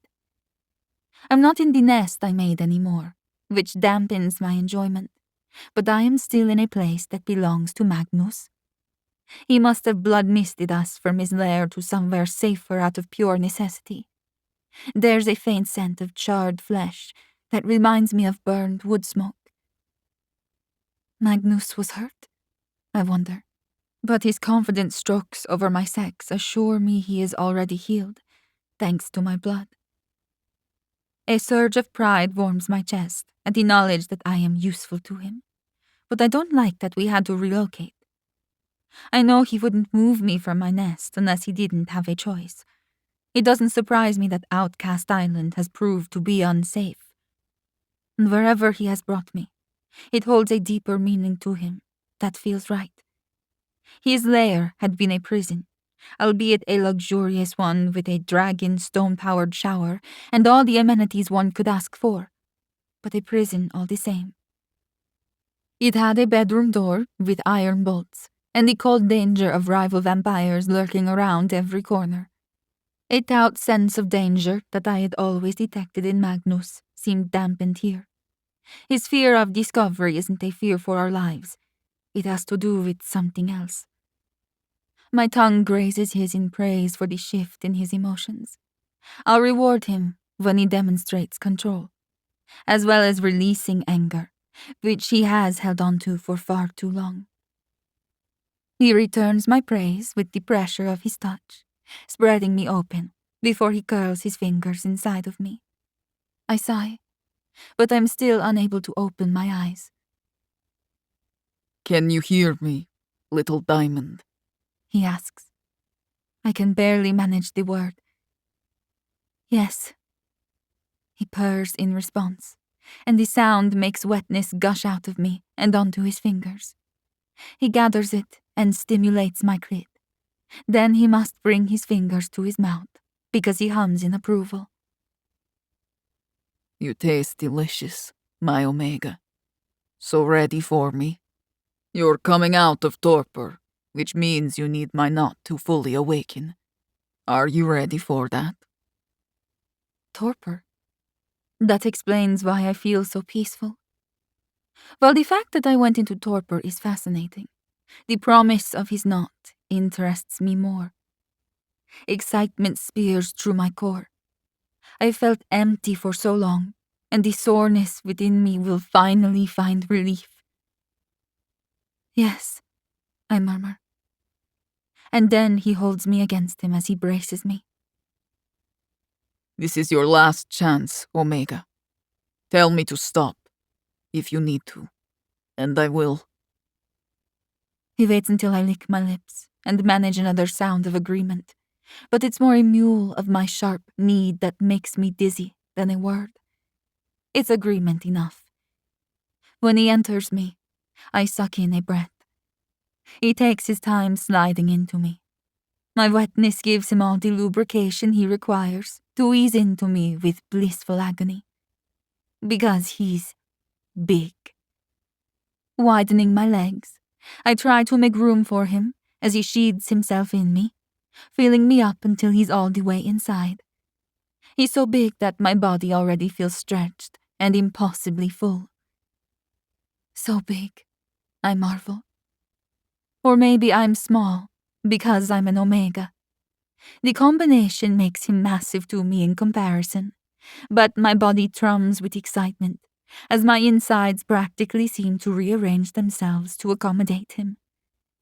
He pauses when something sharp twists my insides, and he frowns. Stay still, He commands me. I don't have to obey, but I do when he eases out of me.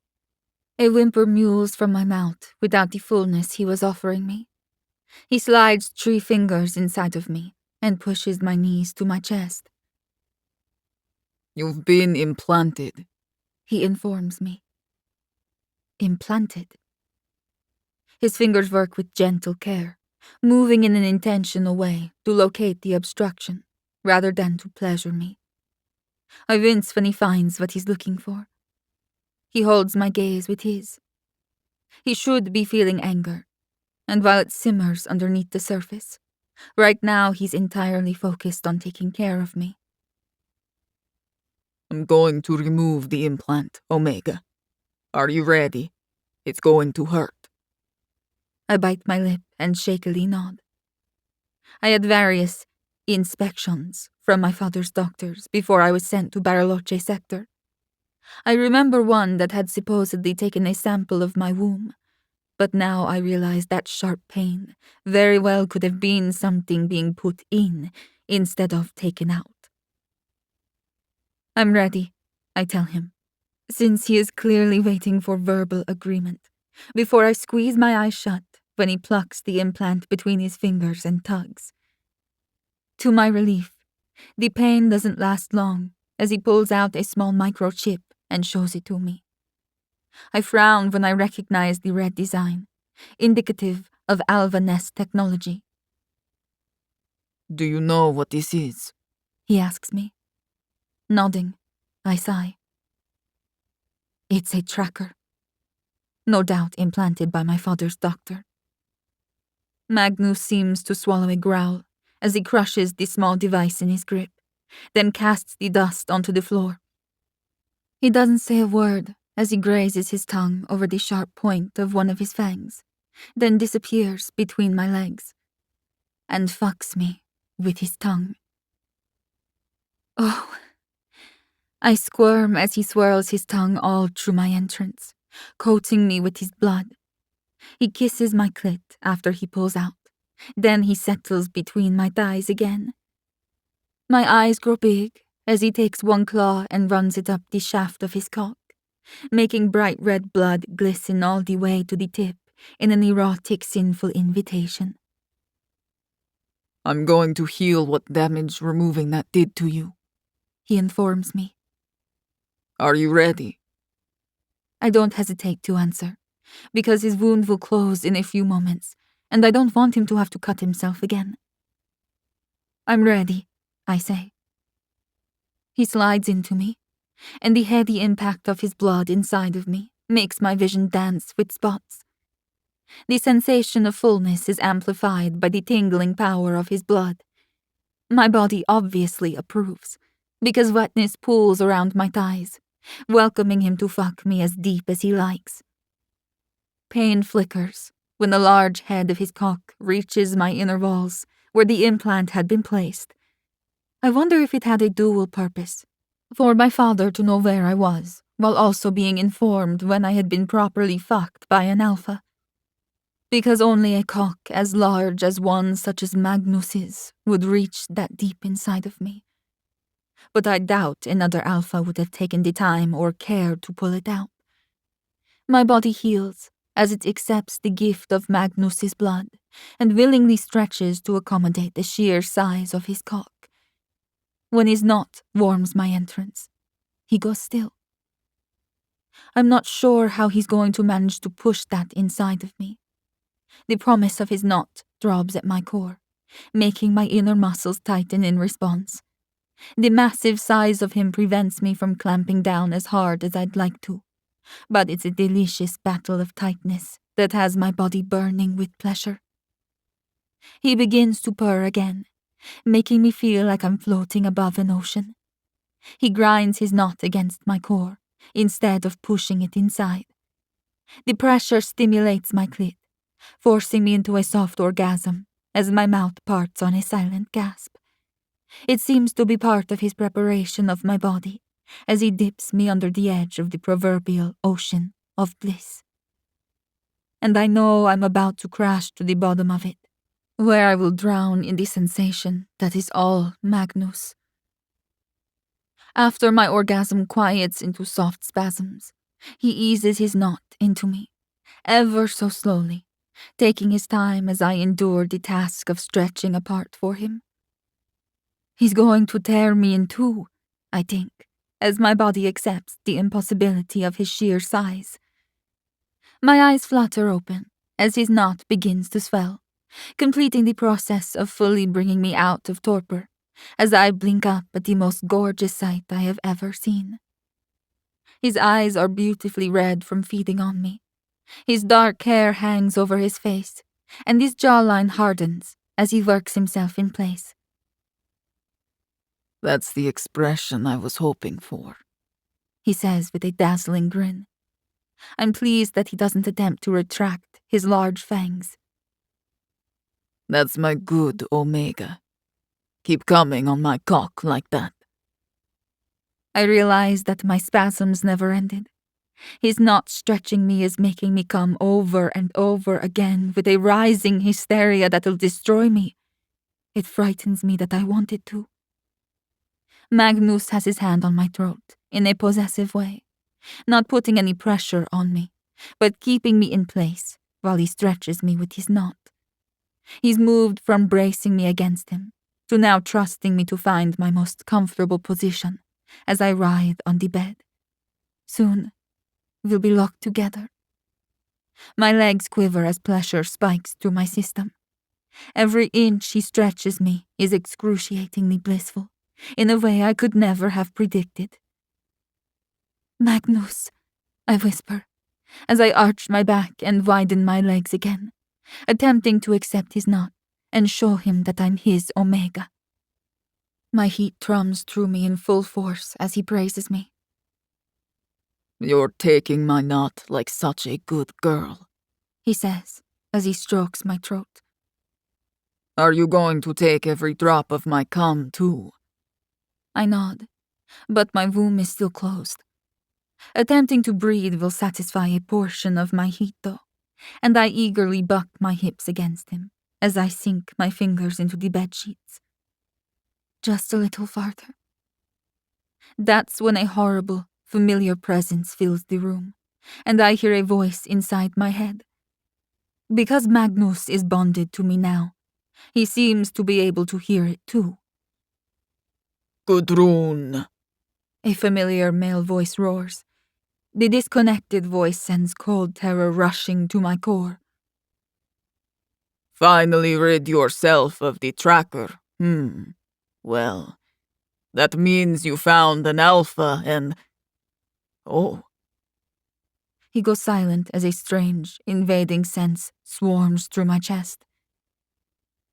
he already blood-bonded you. I see. No matter. When that alpha is done with you, I hope you're ready for the friends I have waiting. It's a shame that the alpha who finally unlocked your heat has to die. So I'll let him finish, before he can decide where his allegiances lie. My father found me. He's listening. His ability is to haunt anyone whose blood he has tasted. And as I recall, he has tasted my blood at least once. I had just assumed his ability didn't work on me because he had never haunted me before. Clearly, he was waiting for the right moment to reveal to me that he can indeed find me whenever he wants to. His abilities likely only go so far, so the tracker had been a means to monitor me without expending precious resources. But he would have known when I'd left Bariloche sector and where I had wound up, meaning he had purposefully abandoned me on Outcast Island. Magnus curses, and his emotion at the disturbance rushes into me. Is that who I think it is? He asks. When I whimper, that's all the answer he needs. He dares to interfere here. Now. In my fucking home nest.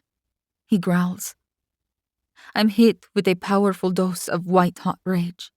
The sensation makes me whimper again, as his knot throbs inside my entrance, stretching me painfully in a way that isn't as pleasant as it was before. His alpha dominance is coming out, and right now he's ready to claim his omega to prove a point. And that's not the right reason to not an empath vampire omega. At least not one that'll allow me to fall into estrus. He's not actually here, I tried to explain to Magnus. But he will be soon. My father sends his voice echoing in my mind again, this time channeling through me to reach Magnus, whose blood I doubt he's tasted before, but I have. Take your time with her. I'm in no rush. I was waiting for her heat to unlock at Bariloche sector, before that process was rudely interrupted. It worked in my favor that she landed in exiled sector and met a vampire strong enough to force her over the edge. I should have sent her there in the first place. For that, I'll reward you with this time to knot her, as long as you like. Just be sure to bring her home when her heat breaks. His voice deepens. And if you don't, know that the full force of the Alva nest will be reclaiming what rightly belongs to us. I hate my father's monologues. He's so pleased with himself that my stomach whines with nausea. But he chose this exact moment to announce his presence, so neither of us could enjoy the experience. He doesn't think I want this, I realize though, based on the smugness of his words. He still believes it's impossible that there's a compatible alpha out there for me. That gives Magnus a small edge, but only if we play our cards right. Where is he? Magnus asks, glancing around the room. His knot makes it impossible to detach us, which I know makes him vulnerable, but at least for now I can surmise that we are safe enough. But any hope I had of estrus is gone now. And perhaps my heat too. The fever along my brow cools as pleasure turns to discomfort. It's impossible to enjoy myself while I know my father can talk to me whenever he wants to. Or maybe I should try to tune him out. It would piss him off if I accepted a vampire alpha that he didn't choose. Probably still in the alva nest, I explain, as pain twists in my core. Magnus's knot throbs at my entrance, but his emotions rampage in my chest, making me feel like I can't take the pressure anymore. Magnus, stop, I beg him, because something doesn't feel right. My father chuckles, but he's still not actually here. He just wants us to know that he's still haunting us.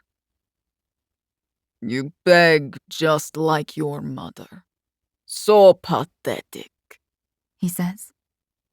Defeat twists in my stomach. Magnus reacts to my plea as his entire body goes rigid.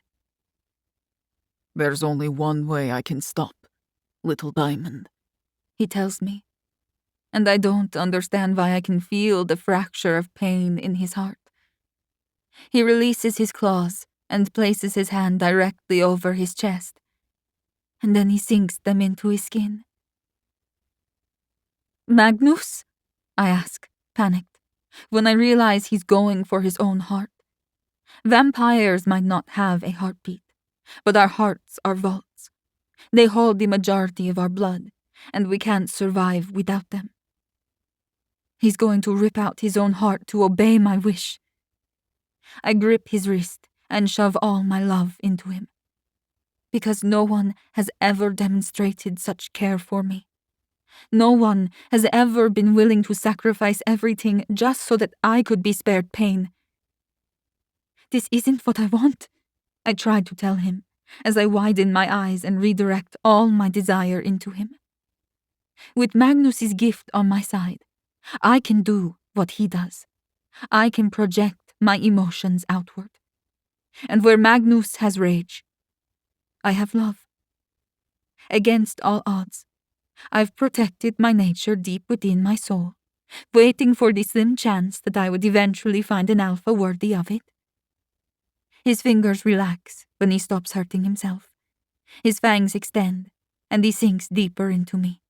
His knot stretching me as it swells with finality, securing us together. All thoughts of my father fade as a climax rolls over me. Fuck him. Let him listen and see that he doesn't get to win. Not this time. Magnus bites his tongue again and praises me with a blood kiss while his knot throbs, holding me in place while my inner muscles stroke him. His cock throbs and pulses inside of me, filling me with warmth as he spills his cum into me. I pant as I allow the bliss to fill me up from the inside. He makes me drink his blood as he licks my lips, then shoves his tongue inside. I suck on the offering, and he groans as his cock throbs, spurting more of his cum into me. We are together now. Forever, I think with delight. Enjoy knotting her, My father's voice echoes, attempting to ruin the moment as his ability to stay with me fades. Luckily, he can only haunt in small bursts. Now that she's finally in heat, I have a long line of alphas who are going to rape the omegas in your nest before they kill you and take their turn, Ig Vampire. Unless you wish to convert, of course. Then I might even allow you to impregnate her, if you're strong enough to force an estrus, that is. My mind spins as I realize that Magnus is part of a bloodline that is a heavy rival to my own. My family has many, but I'm aware of the tensions with the Ig vampires. I've tried to stay out of the blood feud that has gone on for centuries, but now it seems that I'm in the thick of it. I find it hard to care while Magnus's knot throbs, and he continues to pump cum into me. The process takes minutes, maybe hours. I lose all sense of time while I enjoy the bliss of Magnus's knot. Strangely, he's not worried about his nest. He has faith in a member of his family to keep the omegas of the Ig nest safe. If only I had family members I could trust like that. Now you do. Magnus's tongue seems to say as he kisses me. His emotions, however, hide a violent need underneath. One that says once he's done knotting me, done claiming me, my father is going to die. He says as much aloud, which earns a chuckle from my overconfident father before he's completely gone. He thinks one vampire alpha isn't enough to infiltrate the alpha nest. Perhaps he's right. But Magnus isn't alone, because I'm going to help him. Chapter 13. Magnus. I'm going with you, my feisty Omega declares as she pulls on one of my shirts. Cum still drips from her sweet, swollen pussy, and it's all I can do not to bend her over and knot her from behind. Now that her father is no longer bothering us, I'm tempted to indulge in my Omega for a few more nights. But it will only end in frustration without the matter of her father dealt with, so that motivates me to kill first, fuck later. You're still in heat, I growl, not attempting to hide the sound that has her thighs shaking. She shoves her desire right back into me, making me fall back a step. It's a new ability she seems to have mastered after our permanent bonding. She has a version of my power now, but unlike me, she knows how to use it. And I'll project it to make anyone in my way fall to their knees, she says. Her cheeks are rosy, and her eyes flare with a healthy shade of red. Using your heat as a weapon. Clever little diamond. Any other Omega in the thick of her heat would not be able to stand right now. She should be a mewling mess on the floor, begging for me to knot her again. But those Omegas aren't empaths who have finally mastered their ability. I'm also deep within a rut, but I'm able to think clearly because my little diamond is harnessing the worst of my lust to allow me to think. My necklace also acts as a suppressant for the harshest of my emotions, but I've not had to rely on it for some time now. Ever since I met my little Omega, who is doing a poor job of behaving. When I growl at her, she snaps my lust back at me like a rubber band, making my knot throb and my cock harden painfully. I'm going with you, she repeats again. This isn't up for negotiation. This Omega is going to be the death of me. Not like that, you aren't, I growl again, as I wave at her lustful appearance. I do have some limits. If she walks around other vampire alphas like that, even ones she's related to, I will lose my fucking mind. It's a key difference between wolves and vampires. Wolves will parade around their Omegas with their scent and their seed all over them to stake their claim. Vampires, though, don't always have monogamous relationships. Sending out a scented Omega in her heat is an offering to join the intimacy of an orgy pack, and not all vampires in her nest will be ones she's related to.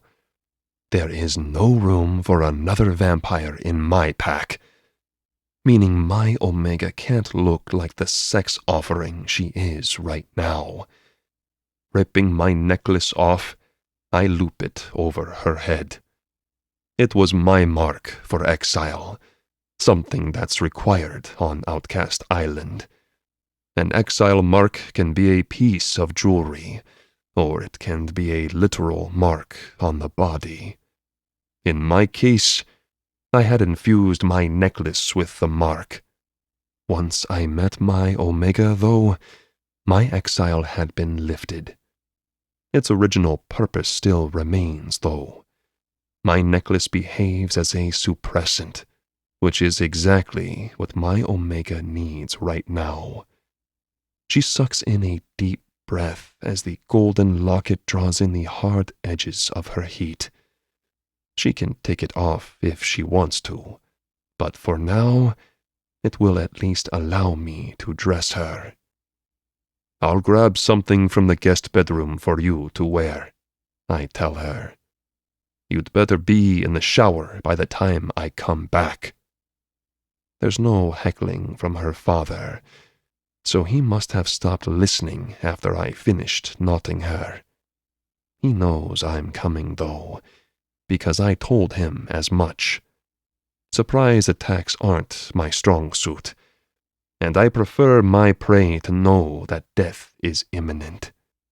But that sentiment changes now that I have a beautiful Omega refusing to leave my side. Based on the fury raging in her eyes, I know it's more than that. This is her revenge, too. This is her justice. I can't imagine what it must have been like, being forced to soak in the disgusting feelings of vile alphas all around her, and being force-fed their blood. Then there was the matter of a tracker being implanted in her body. The fact that she seemed as surprised as I was that it was there suggested she was accustomed to examinations. Painful ones. Fucking assholes. I can't blame her for wanting a hand in their deaths. If that's what you want, little diamond, I will tear their heads from their bodies and line them on my wall so their dead eyes can watch me fuck you. And this time, there won't be any heckling. Pressing a kiss to the top of her head, my Omega deflates. I'll take a shower, she agrees, surprising me by her willingness to obey when moments ago she was ready to defy me. But I also demonstrated that I'm willing to negotiate. It's a lesson that perhaps I don't have to order everyone around all the time. Sometimes compromise works better for everyone. You have much to teach me, little diamond. It'll be an adjustment. I'm the type of alpha who is rarely told no. Anyone who ever tried usually didn't live very long. But my Omega has been denied everything her whole life. She doesn't deserve that. She deserves the world. Even more than that, she deserves to see the world that has wronged her for so long burn to the ground. And that's exactly what I'm going to do. Chapter 14. Gudrun. Obeying my alpha by indulging in his warm shower is my choice. I'm aware that his commands don't actually work on me. I'm able to resist him, which gives me a sense of security that he's not able to force me to do anything I don't want to do. But he sure knows how to seduce me to get his way. I was fully prepared to go into my home nest wearing only my alpha's shirt, while the evidence of our mating dripped from my body. It would have sent a message that no one could deny. I'm not alone anymore. Even if it would have technically been an invitation for any other alpha or beta to join my nest, that wasn't how I would have intended it. But Magnus was right. We needed our message to be clear when we faced my father. I choose Magnus, and no one else will ever touch me again. I had always tried to shoulder the weight of the world and just bear it, because I thought that made me strong. But accepting the strength of my alpha doesn't make me weak. I'm built in a way that I'm physically small, but I have a big heart. And with an alpha like Magnus on my side, I have access to a strength that makes up for my weaknesses. Likewise, I realize how much I complete him. He's able to navigate life without his blood rage ruling his every moment. He can be the one in control instead. All because of me. So I close my eyes and lift my face as the warm water massages my cheeks. It washes away the lingering sensation of my father's influence, of the memory of Outcast Island, and replenishes me in a way I didn't know I needed. But Magnus knew. He knows what my body needs before I do, and I love that about him. My nostrils flare when his wood smoke and liquor scent makes the misty air fragrant. "Does your family know we're here?" I ask, because it's obvious now where he's taken us. We're in the Ignest mansion, which should terrify me as a known rival to my family's bloodline. But I'm an Ig vampire now, am I not? Mating Magnus changes everything. Not yet, but they will soon know that I've raided the guest quarters, Magnus says as he steps into my view. My scent is a little recognizable. That it is, I agree. He hungrily eyes me from the other side of the glass. His shower is large, and I'd expect no less, and runs in a full rectangle of glass, with nothing to impede the view. There's a stowed curtain at the edge of one of the corners, and a track all the way around the shower's edge along the ceiling. But I know Magnus isn't going to give me privacy. I wouldn't want it anyway. I enjoy his gaze on me. I want to put a baby in you, He tells me unexpectedly. Freezing, I stop lathering my hair with the shampoo I had found and blink at him. What? My stomach drops. We've been over this. A baby. He insists, as his gaze lowers to admire my body again. You deserve more than I can give you as an Ig vampire. You deserve to be a queen. My breath comes in short pants. Twirling, I turn away from him as I lift my head and let the water wash away the shampoo. But I need a moment to collect myself. Assuming I am capable of estrus, the child could still be an Ig vampire, I tell him. Starting a new nest is a big undertaking, one that requires resources, allies, and land, all of which I have none of at the moment. Unless that's the only reason you want a baby, I begin, as my chest tightens. Of course, he only wants a baby so he can start a new nest. He doesn't actually just want me. My spiral of thoughts is put to an immediate stop when a muscular arm wraps around my middle and hauls me against his hard chest. He's still wearing the jeans he had put on before he ventured out to the guest quarters. He doesn't seem to mind the water that instantly soaks him, as he presses one hand between my legs and cups my sex. The other he holds around my middle. I want a child, because I want to give you the world, Gudrun. I don't need more time to get to know you. I already know I want you. I want a nest with you. He moves his hand over my stomach, where my womb waits for him. I want to see you swell with my child, knowing that I was the one who bred you.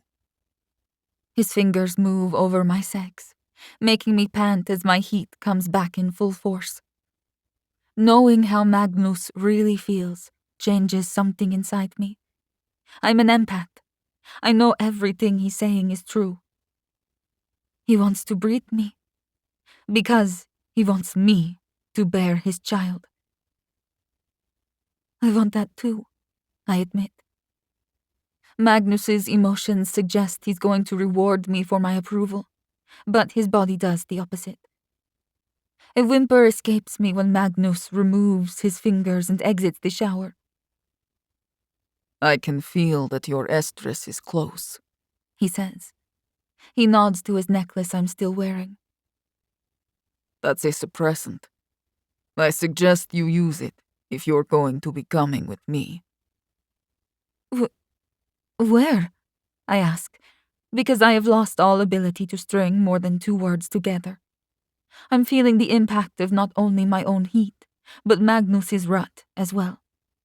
His body pulses with a vibrant, dominant need to fuck and claim and bite, but his expression is stoic. He's letting me handle his rut, I realize. I grip the necklace for strength and shiver at the icy tendril of control as it sweeps through me. My empathic powers might be strong, but I need help when it comes to not only my own heat, but my alpha's rut too. The suppressant's effects are uncomfortable, but he's right. It masks the emotions and urges enough for me to be able to think straight. We're going to your childhood home, where we end this. The only thing standing in my way of putting a baby in you is your father. You'll never feel safe as long as he draws breath. I chew my lip as I take a few deep gulps of air. Shakily finding the shower's control knob, I dip it so that cold water comes out. You're right, I quietly admit. Magnus nods. So finish up and let me dry you off. He motions to the comfortable athletic wear laid out on the bench. It looks like it'll fit me and be easy enough to move around in, especially if I need to run. Then get dressed, because we have a vampire to kill. I find myself obeying my alpha again. I make a mental note not to make a habit of it. But I know, with Magnus, that'll prove difficult. Because he's a vampire alpha in the true sense of the word. And he's going to show my father what that really means. Chapter 15. Magnus. The only thing keeping me from knotting my beautiful Omega for weeks is the fact that if I kill her father, I get to push her into estrus. I get to breed her. I had wanted her verbal consent, so that's why I brought up the matter in the first place. But her agreement made me want to do wicked things to her. It is unfortunate that I no longer have my necklace to suppress my blood rage, because I imagined it would help with the rut that is riding me hard too. Unfortunately, I have to allow my little Omega to take on the burden of my lust and my need to breed her. If I am going to keep her alive while we infiltrate the alpha nest, then I need my head on straight. When my Omega is fully dressed, I mentally curse myself for giving her tight-fitting clothing that makes me want to rip it off of her. But, truthfully, I could dress my Omega in a paper bag, and I would still want to fuck her and cover her with my cum. Soon, I promise myself. Instead, I hold out a steady hand to her in offering. Are you ready? She slowly nods, then takes my hand and curls into my chest. My body warms at her proximity, but she pulls my desire from me and dampens my urges the moment they arise.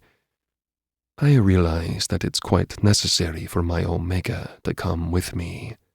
Without her, my rut would take over, and inside an enemy nest, that would result in a blood massacre that would end up with me either dead or worse. You're incredible, I think. Then I wrap us in a mist of my blood and my power, sending us to where we need to go. My blood misting ability requires that I travel to places I've been to before. I had never been to the Alva Nest Mansion, because it was a death sentence to step within miles of the place. My bloodline would be noticeable even from a healthy distance. My ability to command others, particularly other vampires, has made me a feared alpha. However, I can't command mass numbers of vampires at the same time.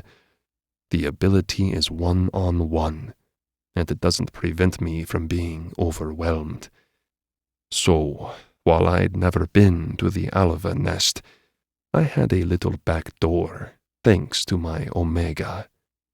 Like her father had used our blood connection through Gudrun, I could do the same. Unlike her father, I had her permission to do so. The trip would have taken much longer without my Omega's help. Of course, she had been there before, so I had my choice of location where we would end up. I chose to infiltrate directly into her family's main parlor. There was no need to be subtle about our intentions.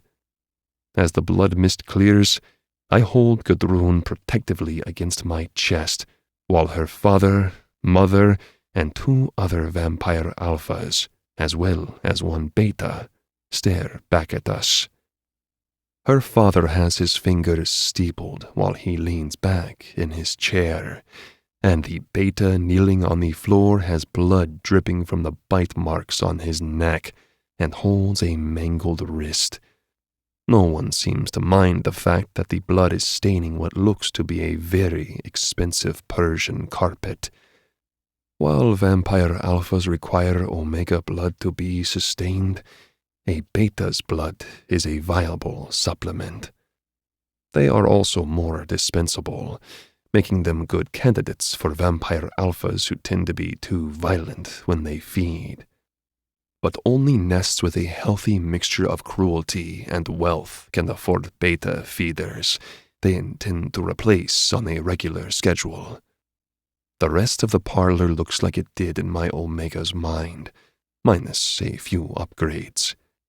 I notice projection screens have been installed over the windows, an expensive technology some vampires prefer to experience other landscapes and environments. The primary purpose is usually to allow sunlight to stream into the room without the harmful effects that hurt our eyes, but the projection on the windows that covers up Greenland's landscape is a nighttime beach scene. Based on the palm trees, I'm guessing it's a tropical location, maybe even one of the islands in Exiled Sector. That would serve a dual purpose: monitor the island while also enjoying a view. But such technology is expensive. That, paired with the evidence of a beta feeder, has me wondering where all the money is coming from. The Alva nest is old and powerful, but not necessarily wealthy. Getting rich off my Omega's blood? I surmise, as a warning growl rumbles in my chest.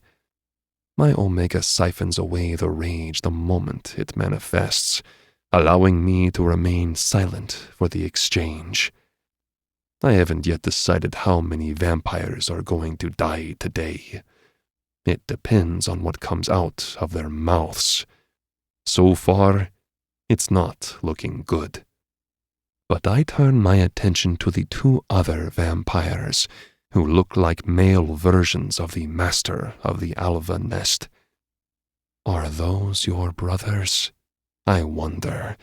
Not that my Omega can hear me, but based on the submissive shift in her gaze, they likely are.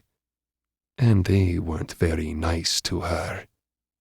And when I sniff, I note that they too have fed on the beta still kneeling on the ground. I assumed the damage to the beta had been caused by my Omega's father, but it very well could have been one of them. I mentally tally 3 deaths on my counter. Shifting my attention to the only female in the room, I can easily guess who she is. Her mother hasn't retained her youth as well as an Omega should, meaning she's likely malnourished and mistreated. Her golden hair is brighter than her daughter's, but the rest of her seems dim, all the way to the darkness of her round eyes. "Gudrun?" Her mother asks hopefully. She straightens as her dark eyes blink. She's the only one in the room who hasn't fed recently. She stares at her daughter as if she's seeing a ghost. "Is that you?" Her father growls, making the Omega sink back into her chair as she bows her head, sending her hair covering her face. "No talking, Freya. When she doesn't respond, he snaps his fingers, making her flinch. "Yes, King Torben." I don't correct him that he had just ordered his poor Omega not to talk, so she had only been trying to obey him by not responding. The asshole turns on me with a feral grin as his red eyes flicker, and I know more idiocy is going to spew from his mouth. "So, you've brought my daughter home." His nostrils flare as he glances at her. "Strange. Is her heat over so soon? It only seems to be lingering." He shrugs before he lifts himself off his chair that he treats as a throne. "No matter. I know she's defective, so I suppose a mini-heat is all I can hope for when it comes to Gudrun." "I'm not defective," my feisty Omega says with an impressive growl of her own. She steps away from the protection of my arms and faces her father. She has to peer up at him. She's still an Omega, and physically small, especially when standing next to another Alpha. But to me, she's the strongest warrior of us all. He raises a brow as he looks down at her. "No? Then tell me, little Gudrun, why is it that you're talking back to an Alpha? Even your training in Beralosh sector and a trip to Outcast Island haven't broken you." He throws his hands up. "And now you come back to me after barely satisfying an Alpha for a few hours? At least I know he knotted you, so maybe there's hope for you yet. Your tracker is broken." He winks at me, making me want to slash his face open. But this is my Omega's moment. I will give it to her. "Must have a nice-sized cock on that one to reach that far. So that proves you can definitely take an Alpha's knot." One of the males grunts as he stands. He has a streak of silver in his dark hair, and one of his eyes is white. His features are younger than his father's, but the battle scars marring his face suggest he must be at least 50 years old, and has a penchant for finding trouble. "Why do you tolerate an Ig vampire among us, father? Who cares if he finally got my sister to go into a heat? His job is done." He extends his fangs. "Let me kill him." I stiffen as I ready myself to command the asshole to pluck out his remaining working eye when King Torben holds up a hand. "No, I am a vampire of my word. I told the vampire Alpha he would be rewarded for forcing her into a heat where others had failed." He glances up at me with challenge written across his flexing jaw. "Assuming he's willing to abandon his Yig ties and ally himself with the Alva nest." "We're going to start a new nest," my Omega sneers. My dick jumps at the declaration from my Omega, but I don't blood mist her back to the safety of my nest, so I can make good on that promise. Her father has to die. I would have preferred to lop off his head and leave, but as a king of a nest, he is a lot older than me. It won't be that easy, and I doubt my command ability will even work on him. I have only encountered a handful of royals on Outcast Island, and those that had the unfortunate luck of crossing my path had been half exsanguinated. Commanding them had been manageable. Based on the glowing red gaze of King Torben's eyes, he makes sure he is always well fed. The brothers, though, are much younger and more likely susceptible to my power. The other finally speaks with lethal tones, spewing blood from his mouth that suggests he's the one who maimed the beta. I say he can only join us if he can beat me in a fight, he says with a grin that shows off sharp fangs. My Omega stiffens with fear, but that fear seems to be more of a trained reaction rather than a worry that I can't take care of myself. You're not getting near him, Uhtred, she says. When he backhands her out of the way, my vision turns red, and there's no amount of power my Omega has over me to draw in the surge of rage that action incurred, especially because I can smell my Omega's blood dripping from the gash on her face. I'll fight you, I growl. To the death. Chapter 16. Gudrun. My cheek radiates with a familiar sting from my brother's strike. Uhtred wears a ring he intentionally hit me with, making blood roll down my cheek where it struck me. I know the purpose of that ring. It's attached to a pair of brass knuckles that he knows how to use, especially coupled with a stun gun he keeps tucked away in his pocket. I don't have a chance to warn Magnus before he grabs my brother by the throat and hauls him to the ground. Uhtred loves a brawl. That's why he goaded my alpha into a fight. He produces the electrified gun and jabs Magnus with it, making me wince when he grunts, momentarily stunned, and unable to use his command voice that could end the fight immediately. My alpha is strong, even without his ability, and he barely flinches when my brother hauls off and strikes him in the jaw with the brass knuckles I hadn't even seen him put on. My mother curls her fingers through mine.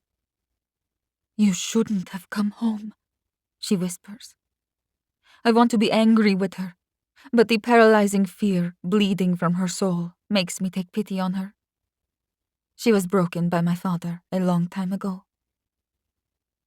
But I did, I tell her, glancing up at my father, who is now completely ignoring me. He's not worried I'm going to run. There's nowhere to go. Still, my eldest brother, Viggo, takes me by the wrist with a punishing grip. He's always been the cruelest when it comes to my brothers. When he lost his eye, I'm pretty sure he lost his soul. Because he lost it to the Omega who refused to let him not her. She clawed out his eye in retaliation, and he killed her in response. Did you enjoy your first heat? He asks me with a wild gleam in his eye. He doesn't pause long enough for me to consider answering that I actually did. He eyes Magnus fighting the effects of the stun gun and licks his lips. Is that really the one who was able to break you in? Your heat didn't last very long. He chuckles as he watches Magnus take another hit of Uhtred's brass knuckles to his ribs. The sickening sound of a bone cracking echoes through the parlor, but Magnus only gives my brother a bloody grin. He's toying with him.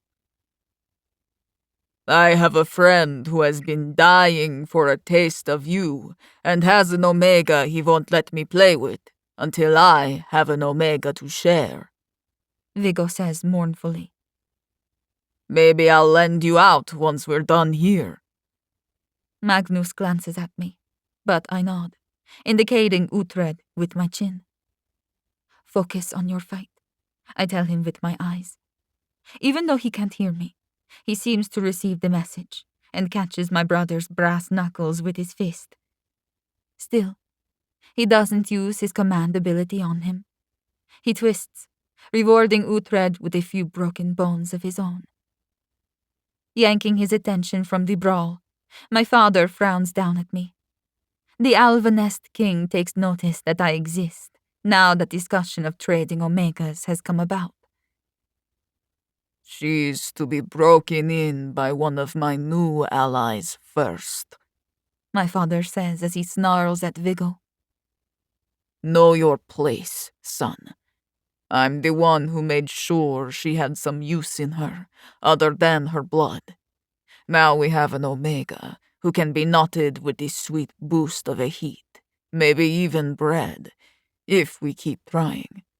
So keep your hand off what is mine, he says, emphasizing his point by ripping Viggo's hand off of me. The rough movement leaves a bruise on my wrist. I straighten as I face my father. I'm not yours, I snarl at him. I belong to Magnus, and not because you gave me to him, because I gave myself to him. My father blinks at me as if I've grown 3 heads. What are you going on about, Omega daughter? I don't care what you think you did. Your only use to me is your blood and your cunt. I don't let him go on one of his fucking monologues again. I rip off my suppression necklace and then grip him around his throat. When the force of my heat and Magnus's rage rampages into me without the barrier to keep it back, I project. My father falls to his knees for the first time in my living memory. Victory surges in my chest, but Viggo reacts quickly. He rips my hand off my father, but skin contact seems to be my medium right now. I channel everything I'm feeling into him, and descend to his knees too. I don't let my father recover. I return my grip to his neck with my other hand. An Omega overpowering 2 vampire alphas, and one of them is a king. Magnus had called me strong. He was right. I can feel his praise as he ends his fight with Uhtred with brutal finality. He doesn't use any commands. That would waste precious blood and resources. Instead, he shreds his way through my brother until he's an unrecognizable mess on the ground. The poor beta that had been tonight's entertainment finally seems to realize he can leave. He stares up at me with wide eyes. Go, I tell him. I'm pleased to see him retreating from the room, but maybe that was a mistake. What if he brings reinforcements? I don't imagine the beta has any love lost with my family, but I realize it was poor judgment on my part the moment he disappears. Slaves have a warped sense of loyalty. They fear the lash more than they can possibly recognize the sweet taste of freedom. As much of a prison the Alva Nest might be, what awaits a lone beta in Greenland is much worse. The sound of footsteps tells me I don't have much time. My mother surprises me by rising to her feet and gliding to the door. She softly closes it and places the large wooden column down to settle into the hooks, locking the door. Every door in the Alva Nest has a barrier protocol in the event of a siege. My father has made many enemies over the years. I hated him for it, but it's because of those frequent attacks that the mansion is equipped with such sturdy doors. This time, my father's arrogance will allow me to finish what I started. Magnus walks up behind Viggo and sinks his claw into his good eye, making the vampire scream as blood pours down his face. My alpha makes eye contact with me, looking for permission. I give it to him with a subtle nod. Viggo's head disappears in a massive swipe of Magnus's fist, landing against the wall with a sickening thud. With only my father left to deal with, I place both hands on him and keep funneling my energy. His lip quivers as drool runs down the side of his mouth. His wide red eyes are filled with shock and fury. He can't believe an Omega would be capable of any sort of power, much less this. But for the first time in my life, I sense my mother's pride. She doesn't say a word as she straightens fully upright, possibly for the first time I can ever remember, and brushes her beautiful hair away from her face. Her dark eyes seem bright as she lifts her chin and watches me keep my father on his knees. Save this nest, my daughter, her eyes seem to say. End the tyranny once and for all. I'm sure one of the other alphas will simply take my father's place. We can't stay here and kill them all. But at least we can take my mother with us when we leave. You have tormented this nest long enough, I hiss at my father. The reason I could never perform like you wanted me to was because you lack one simple thing. I lean in and bite his ear, so that his blood drains down his neck. I spit out the vile, bitter taste. You lack love, father. So you're no good to me.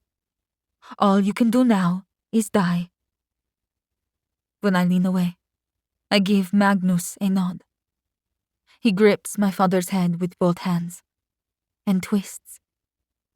He doesn't give my father a swift beheading like he had my brother.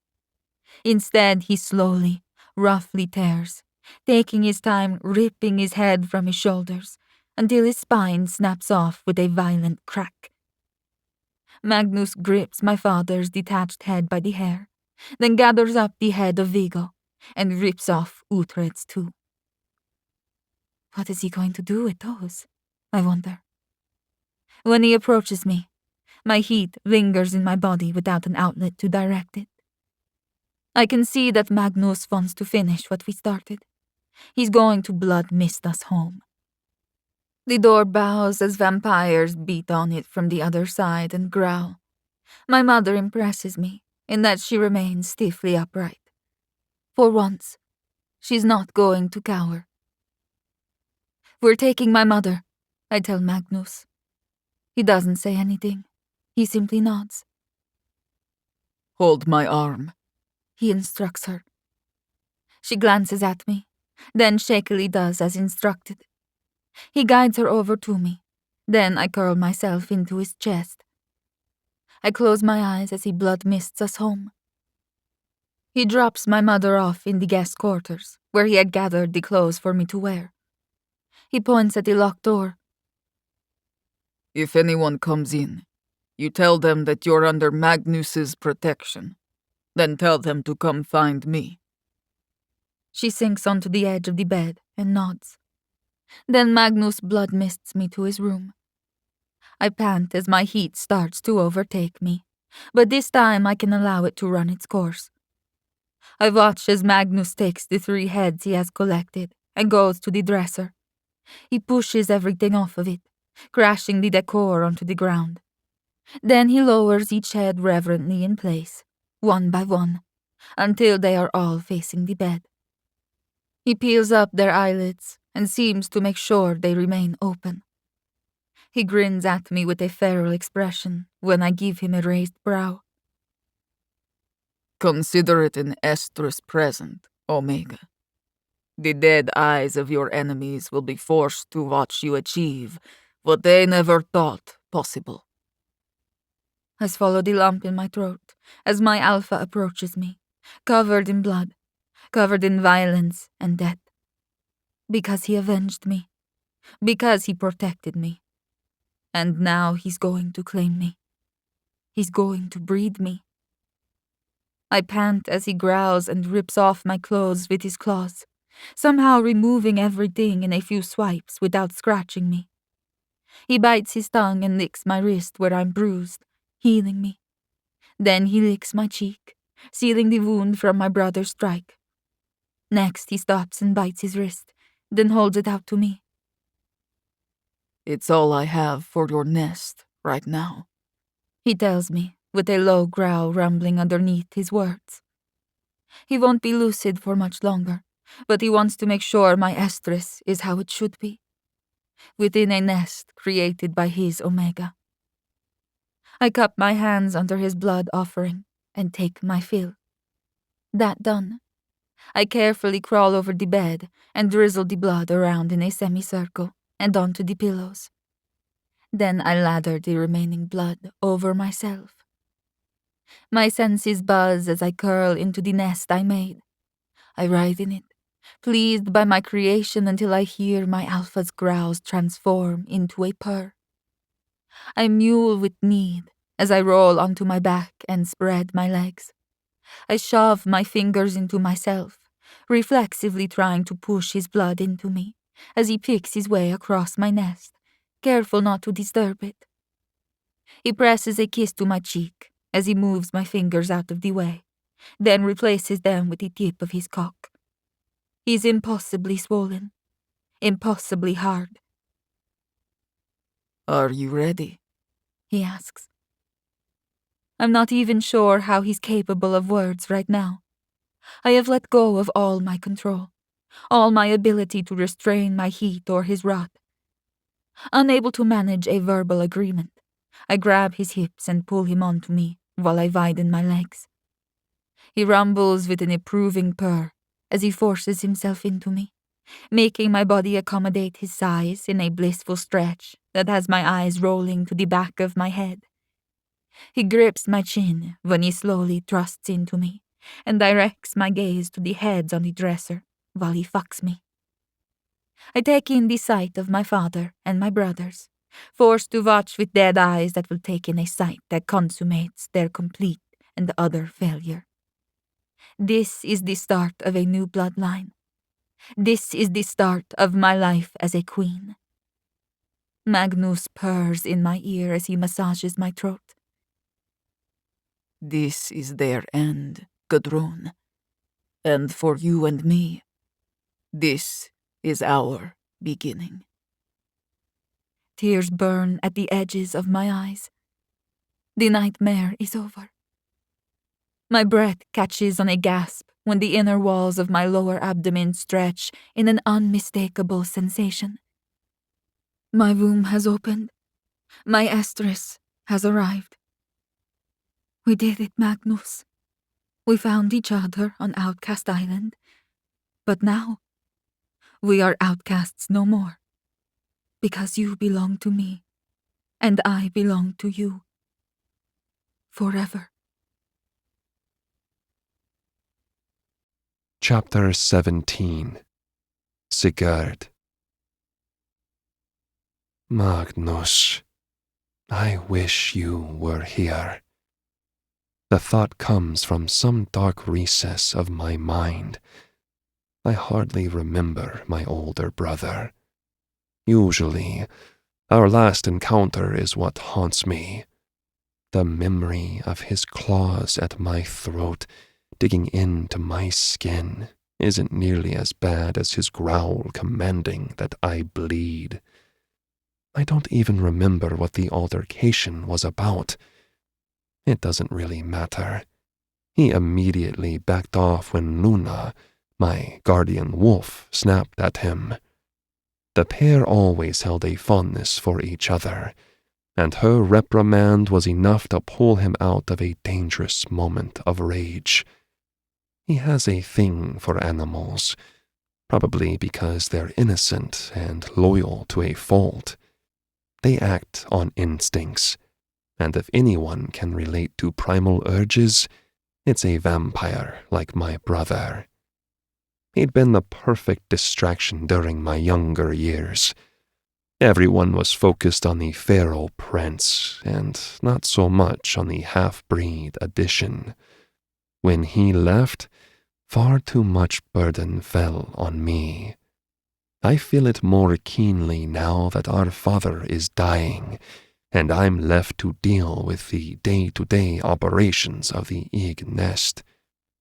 2 allied royals from the Era nest wait for my response to their proposals, and I wonder if they're just going to stab me in the back the moment I'm not looking.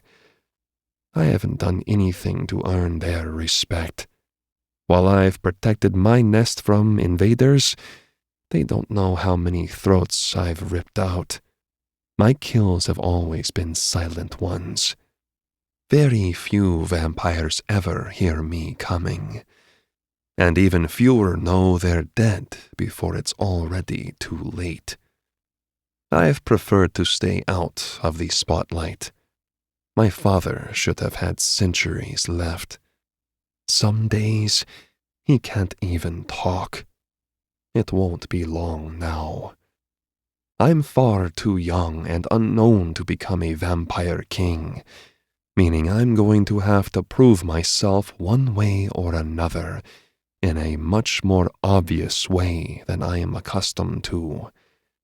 They'll need a show from a vampire who prefers to kill in darkness, a violent one. There's only one form of currency that vampires understand, and that's blood. The door slams open, startling me from my thoughts as a vampire beta rushes into the room.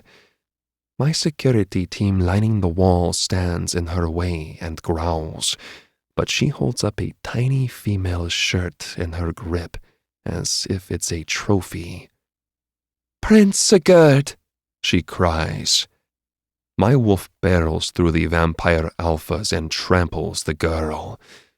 Sighing, I stand up and pull my beast off of her. "Down, girl," I chide as I gently unlatch her giant maw from the girl's shoulder. She didn't harm the beta, but Luna clearly stunned her. The beta wobbles to her knees and adjusts her torn blouse. "Leave her be," I tell my wolf, who is now growling at the poor vampire beta. My wolf is my protector and my companion. She has been with me since birth and is genetically modified to protect me in all ways. As of late, she's been too protective, but she's on edge. I can't blame her. Gripping my wolf by the scruff, I hold her in place while the beta peers through her bangs and keeps a watchful eye on the beast. My wolf isn't the real problem, though. The 2 visiting alphas give me raised brows, clearly judging me for my lack of control in my nest. This will certainly make negotiations more difficult. I nod to the 2 Era nest alpha royals. "I'll be in touch," I tell them. We had been wrapping up anyway. And a beta bursting into my room holding a strangely scented shirt that suggests evidence of an intruder in the house. I don't need another reason to look weak in front of my father's allies. The beta bows her head as the visiting alphas close their suitcases. My security alphas follow them out of the drawing room, and I wait until the din of the footsteps fades before I speak. Vampires have impeccable hearing, and based on the scent of fear clinging to the beta, this isn't a conversation for others' ears. I have a feeling it's not just my wolf that has her rattled. "What brings you to interrupt my audience?" I ask. She winces at my tone. I'm not angry, but I am stressed. There's not much time before I take the Ig throne, and when that happens, I need to solidify or replace the alliances we will lose when my father passes. Because my age and lack of notoriety aren't the only problems. I'm half Ig vampire.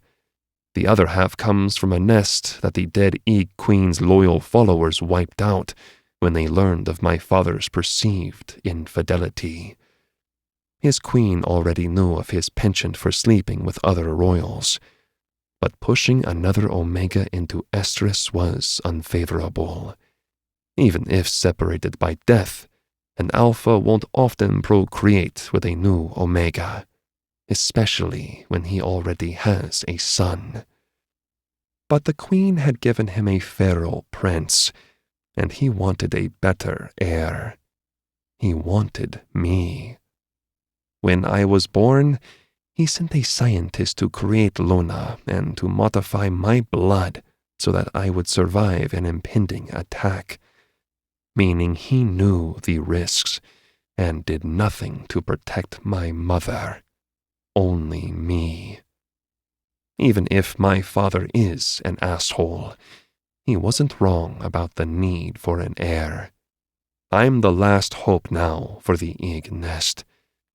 Still, my lineage will be an issue, but there's nothing that can be done about that. I have only one brother, and he's in exile. Would be nice if you were here to draw some of the heat, Magnus. He wouldn't qualify for the throne, not with his condition. But at least other nests would think twice before bothering a royal line with a feral prince. The beta's throat works on a swallow as her red gaze flashes up to meet mine. She holds it for a moment, likely put off by the blue gleam of my irises. Like my wolf, I'm genetically enhanced.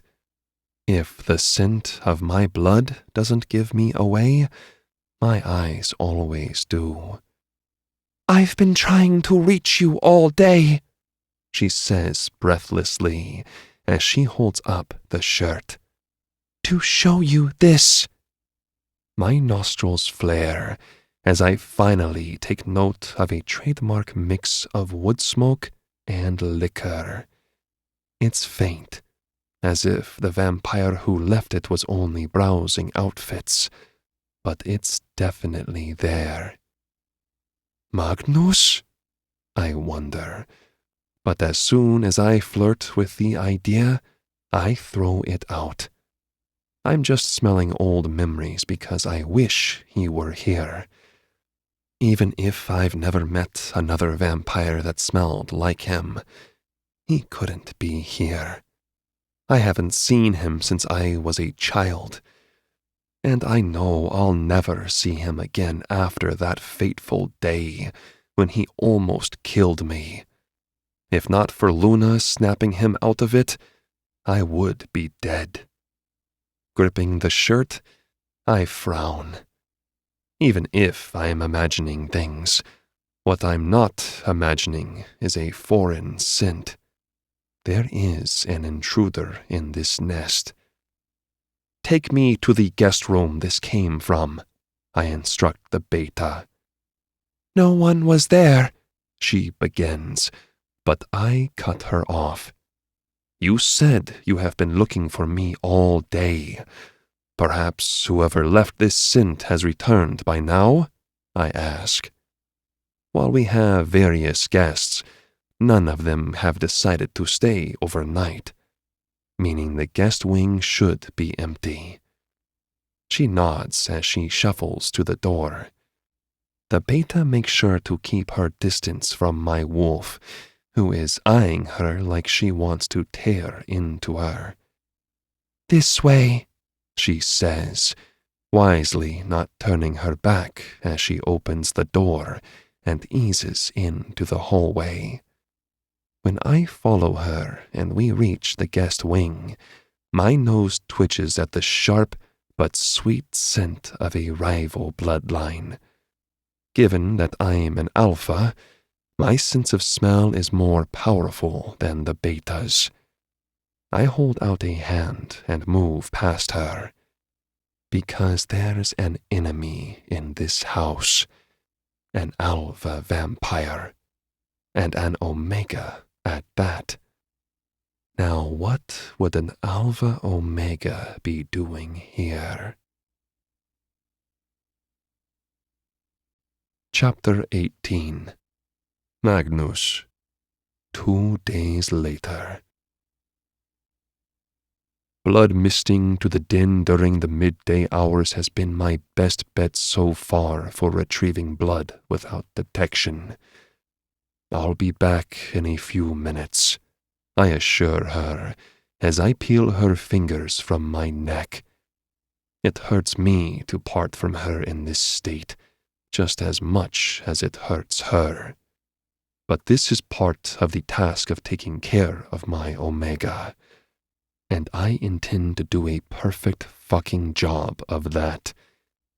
She whimpers as she leans back into our bloodied nest of blankets and pillows, but I have to retrieve more blood for us.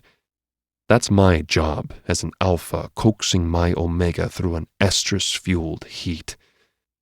She blinks at me with bright red eyes as her chest rises and falls in a rapid pant. She won't be able to handle my departure for long, but I should only be out for a few minutes. An Omega requires vampire alpha blood to survive, and it goes both ways. I require Omega's blood too. Some nest combat the blood supply problem by turning polyamorous. It's commonplace for betas to join the family nest because they can venture out to feed on any blood they like. Betas can feed on vampires, humans, or even animals, making them desirable additions to some vampire family units. I have chosen to love my Omega alone. I will not be sharing her, which means I must provide enough blood volume for the both of us. The egg nest has a den for such requirements. When I blood mist to the dark, lower levels, my nose flares at the scent of blood and sex. Throughout the night, there would have been orgy parties in the adjacent rooms, but there are also feeding stations for those who prefer treated blood. It's the safest way to feed. I find the blood tanks lined up in the same place they were the day before, and I pluck out a bag and start filling one up. I'm completely naked with a raging hard-on. My knot throbs, ready to bury itself in my Omega again and stretch her open while I come in sight of her. Again and again, until she tells me that this cycle has properly finished. Many species have knots and pump as much cum into their mates as possible because impregnation can prove difficult. In a vampire's case, that is also true, but it's so much more than that. The power of the vampire born is directly related to how much I give my Omega right now. The more of my magic and blood I give to her, the more powerful a child she will grow. I want to give you everything, Gudrun, I think, as I take the full bag and bring it to my mouth. I suck it down in a few strong pulls. The filtered blood is unpleasant and bitter, but I'll wash out the taste with my Omega's flavor again soon, after she has taken her fill from me.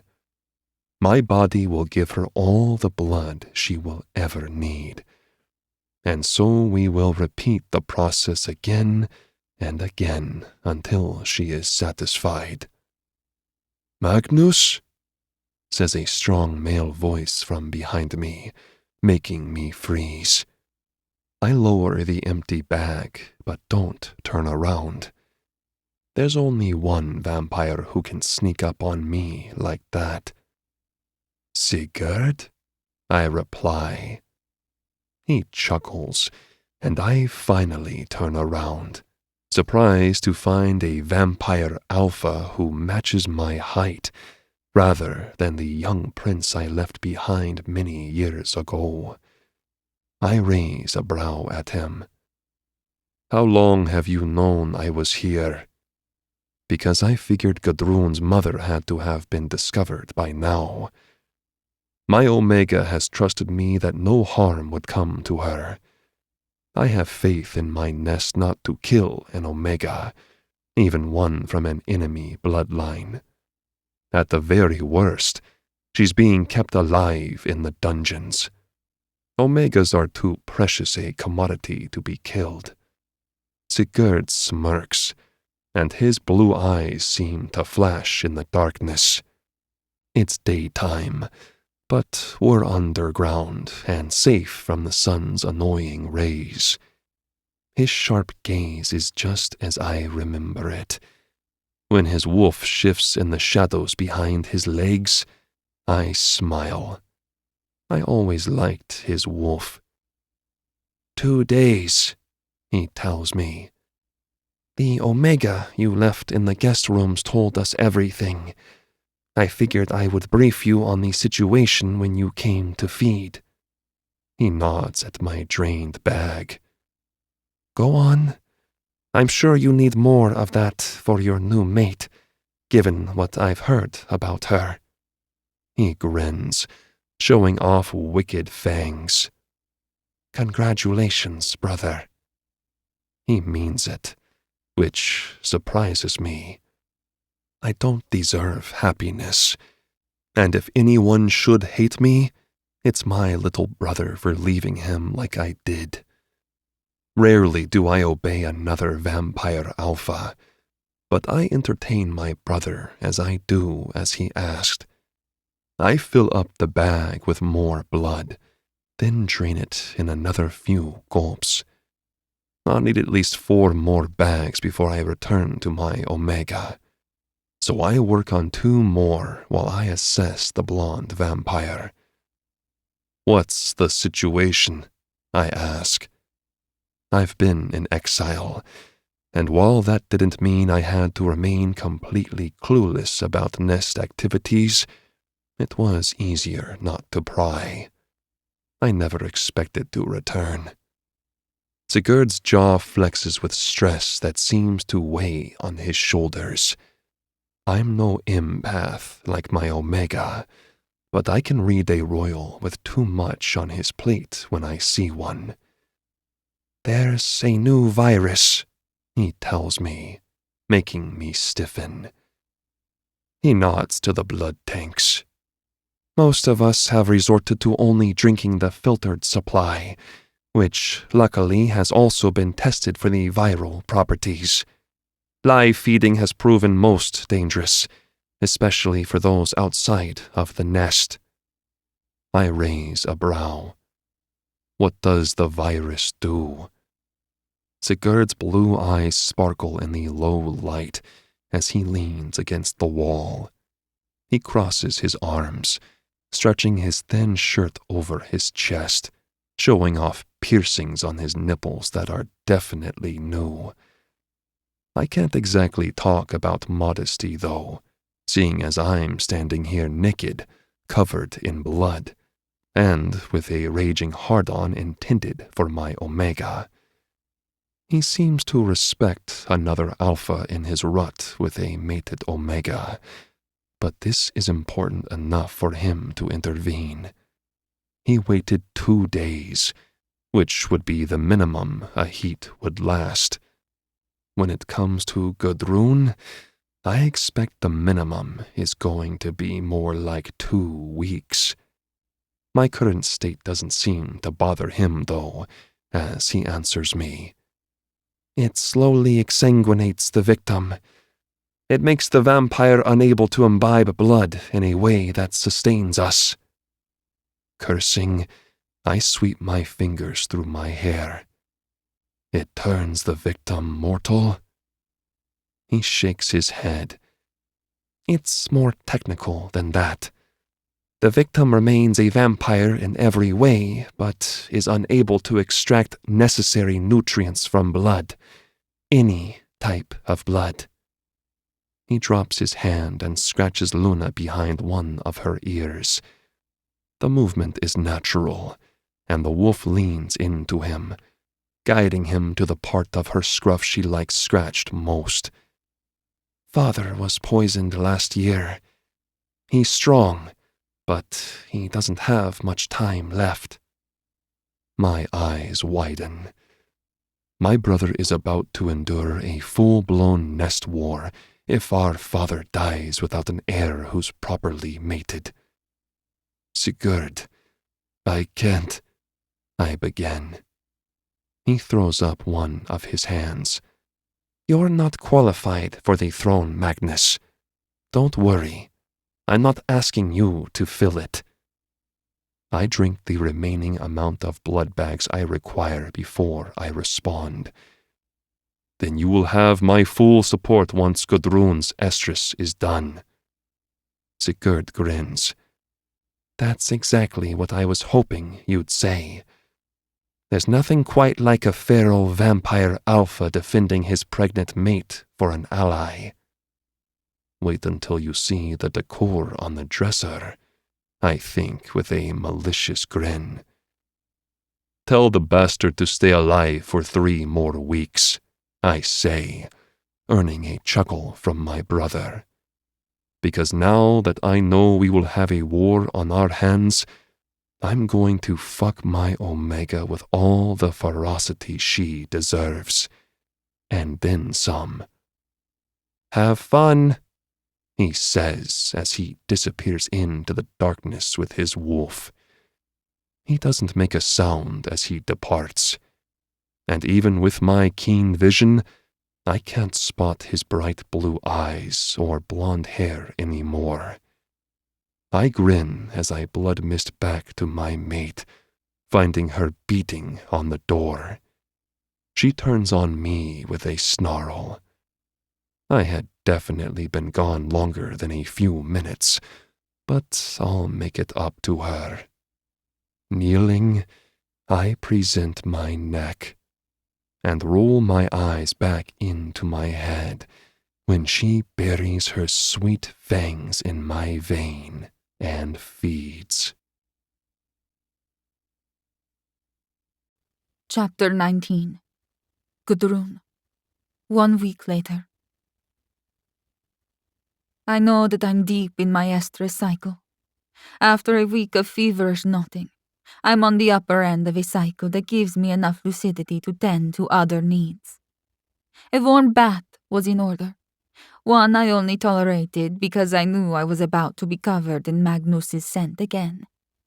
Hygiene is important to vampires, and while Magnus had been giving me sponge baths during the worst of my heat, I enjoyed a proper bath once I was able to form words. Every muscle in my body is sore. Even though I'm a vampire, my heat has proved to be a marathon of substantial proportions. Magnus should be tired. He should chide me for prolonging my heat after he had already knotted me multiple times. It's not enough. Not yet, I think furtively, as I work on a secondary nest on the floor. The bed is tattered, so my instincts told me it was time to relocate, now that I'm rejuvenated from a warm bath. I'm ready to be covered in my alpha's blood and come all over again. Magnus watches me with glowing red eyes as he perches on the edge of a chair. He strokes his thick, throbbing cock that is always ready for me. He cups his knot that's pulsing and swollen. He's fully prepared for another round that'll run deep into the day and night. He's the perfect vampire alpha in every way. And he doesn't show any sign of fatigue. He grins at me as he watches me adjust his clothes on pillows that I've arranged on the floor. He had already ventured out during my bath to refuel on blood that will sustain us for another day and night cycle. He's not the only one who has been preparing for this week. His job is to keep up our blood volume, whereas mine is to keep our nest prepared and pristine. I've been draping clothes over him while he sleeps and rubbing them all over his cock, making sure the fabrics are drenched with his scent. Now, they make the perfect materials for my new nest. Puffing some of the pillows, I'm pleased with my creation as I glance up at our small audience. Magnus had a gift for me earlier this week. He brought glass freezing devices that are likely supposed to be for keeping flowers or some sort of science experiment. In this case, he used them to display the heads of my father and brothers that he killed. They're perfectly preserved as I get up and carefully turn the glass domes, keeping their eyes directed at the nest. Their deaths were the key to unlocking my estrus, and their dead eyes remind me that I'm safe with Magnus. I will never suffer or be oppressed again. As if he senses that I'm ready, he comes up from behind me, and his cock presses into my back. He sweeps away my hair as he leans down to skim a kiss along my throat. Lean over, my Omega, he says, with cruel delight in his tone. Sometimes I like to disobey him, but I've found that there's a reward when I play Magnus's game. Doing as he asks, I lean over onto the dresser and settle my chin on my arms. I look directly into the dead eyes of my slain relatives. Fuck you, I think, as Magnus draws his hands down my body. Then he pulls my hips, making my ass pop up how he likes. And then he slides his tongue through my folds, tasting me from behind. Oh. A blush warms my cheeks as Magnus pleasures me, while fully knowing that I'm locked in a staring contest with the dead reminders of my enemies. He's fucked up. But when Magnus fucks me with his tongue, I give in to the melting desire to fall back into the deeper cycle of my estrus. My stomach twists with need, and when Magnus's chest thrums with a powerful purr, slick gushes from me, and he laps it up as if he's starved for my taste. He purrs directly over my entrance as he pushes his tongue over my folds and licks my clit. He adjusts my hips, holding me in place while he feasts on me. My legs shake as he ups his pace, rushing me toward an orgasm. Come on my face, Omega, he commands me. My body shivers with the desire to comply. His power can't command me, but he still works for my obedience. He takes turns fucking me with his tongue and stroking my entire sex again and again until ecstasy coils inside me and sends electricity jolting through my entire system. I scratch my little claws over the dresser, snarling at the faces of my dead enemies while I allow myself pleasure. They would not have approved of an Omega enjoying her heat. They would not have wanted this for me. That only makes me come harder, as I let Magnus guide me into a climax, preparing me for the sweet torment he has in mind next. He doesn't often knock me from behind, but as my legs tremble from the powerful orgasm, he stands and places himself at my entrance. Can I knot you here? He asks. I appreciate the request for verbal permission. I'm still capable of words, for the time being, and he knows an Omega would prefer to mate in her nest. But he is helping me squeeze out my revenge, even now, after my enemies are dead. He's trying to show me that all things are possible when I let myself go. Fuck me, Magnus, I tell him. It's an order. One my alpha is happy to obey. He fights the contractions of my inner walls as he forces the bulbous head of his cock inside. His hips seem to stretch for him as my body accommodates his size. It doesn't matter how many times he fucks me. It always feels like he's going to tear me in two, especially when he had just made me come. His chest rumbles with a strong, protective purr that encourages my body to accept him. It removes the pain of stretching open for him and offers me only pleasure in return. I pant when he sheaths himself all the way to his knot, impaling me until I force myself to relax. I'm an Omega. I'm small, whereas an alpha's cock is massive. But I'm built for an alpha. At least when I'm properly guided by the comfort of his purr and the measured restraint of his thrusts. He holds himself still as his cock throbs inside me. My inner walls still ripple with the aftershocks of the powerful climax he gave me with his tongue, working him and making him harden even further. There's something new deep inside me that has grown over the past week of an active estrus. There's a life inside of me. Warmth coils in my womb. It stretches open again in ready acceptance of the magic and gift Magnus's cum provides me. I'm aware that the more Magnus gives me, the healthier and stronger our child will become. This is a vital developmental stage for a born vampire. Maybe that's why my estrus cycle is so long. I don't want to give this child the bare minimum. I don't want any child of mine to suffer neglect or anything less than the very best. Meaning I need everything my alpha can possibly give me. I need to take all that he has to offer without reservations. I need to be ruthless.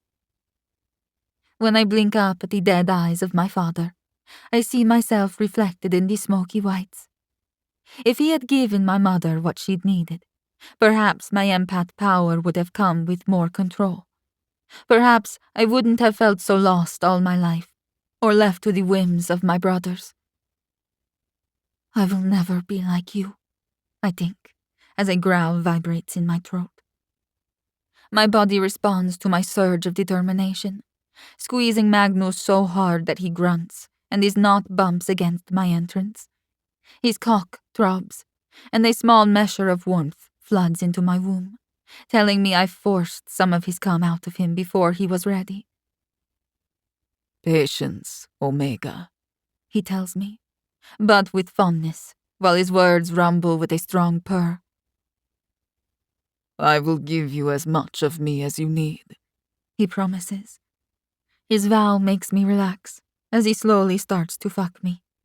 My body hums with pleasure as he reaches around me and strokes my clit, rolling his fingers over me in time with his gentle thrusts. He's going to make me come again, but I'll allow it. My orgasms further open my womb and flood my body with nutrients I extract from his blood. I'll need to feed on him again, but I can't in this position. The frustration has me whimpering, so he pauses and readjusts us so that he can place his wrist in front of my mouth. He can't thrust into me like he wants to with his arm stretched around me, so I gyrate my hips on his cock while I sink my fangs into his lovely vein. He groans as I feed, and his cock rewards me with more cum as I force my body onto his knot.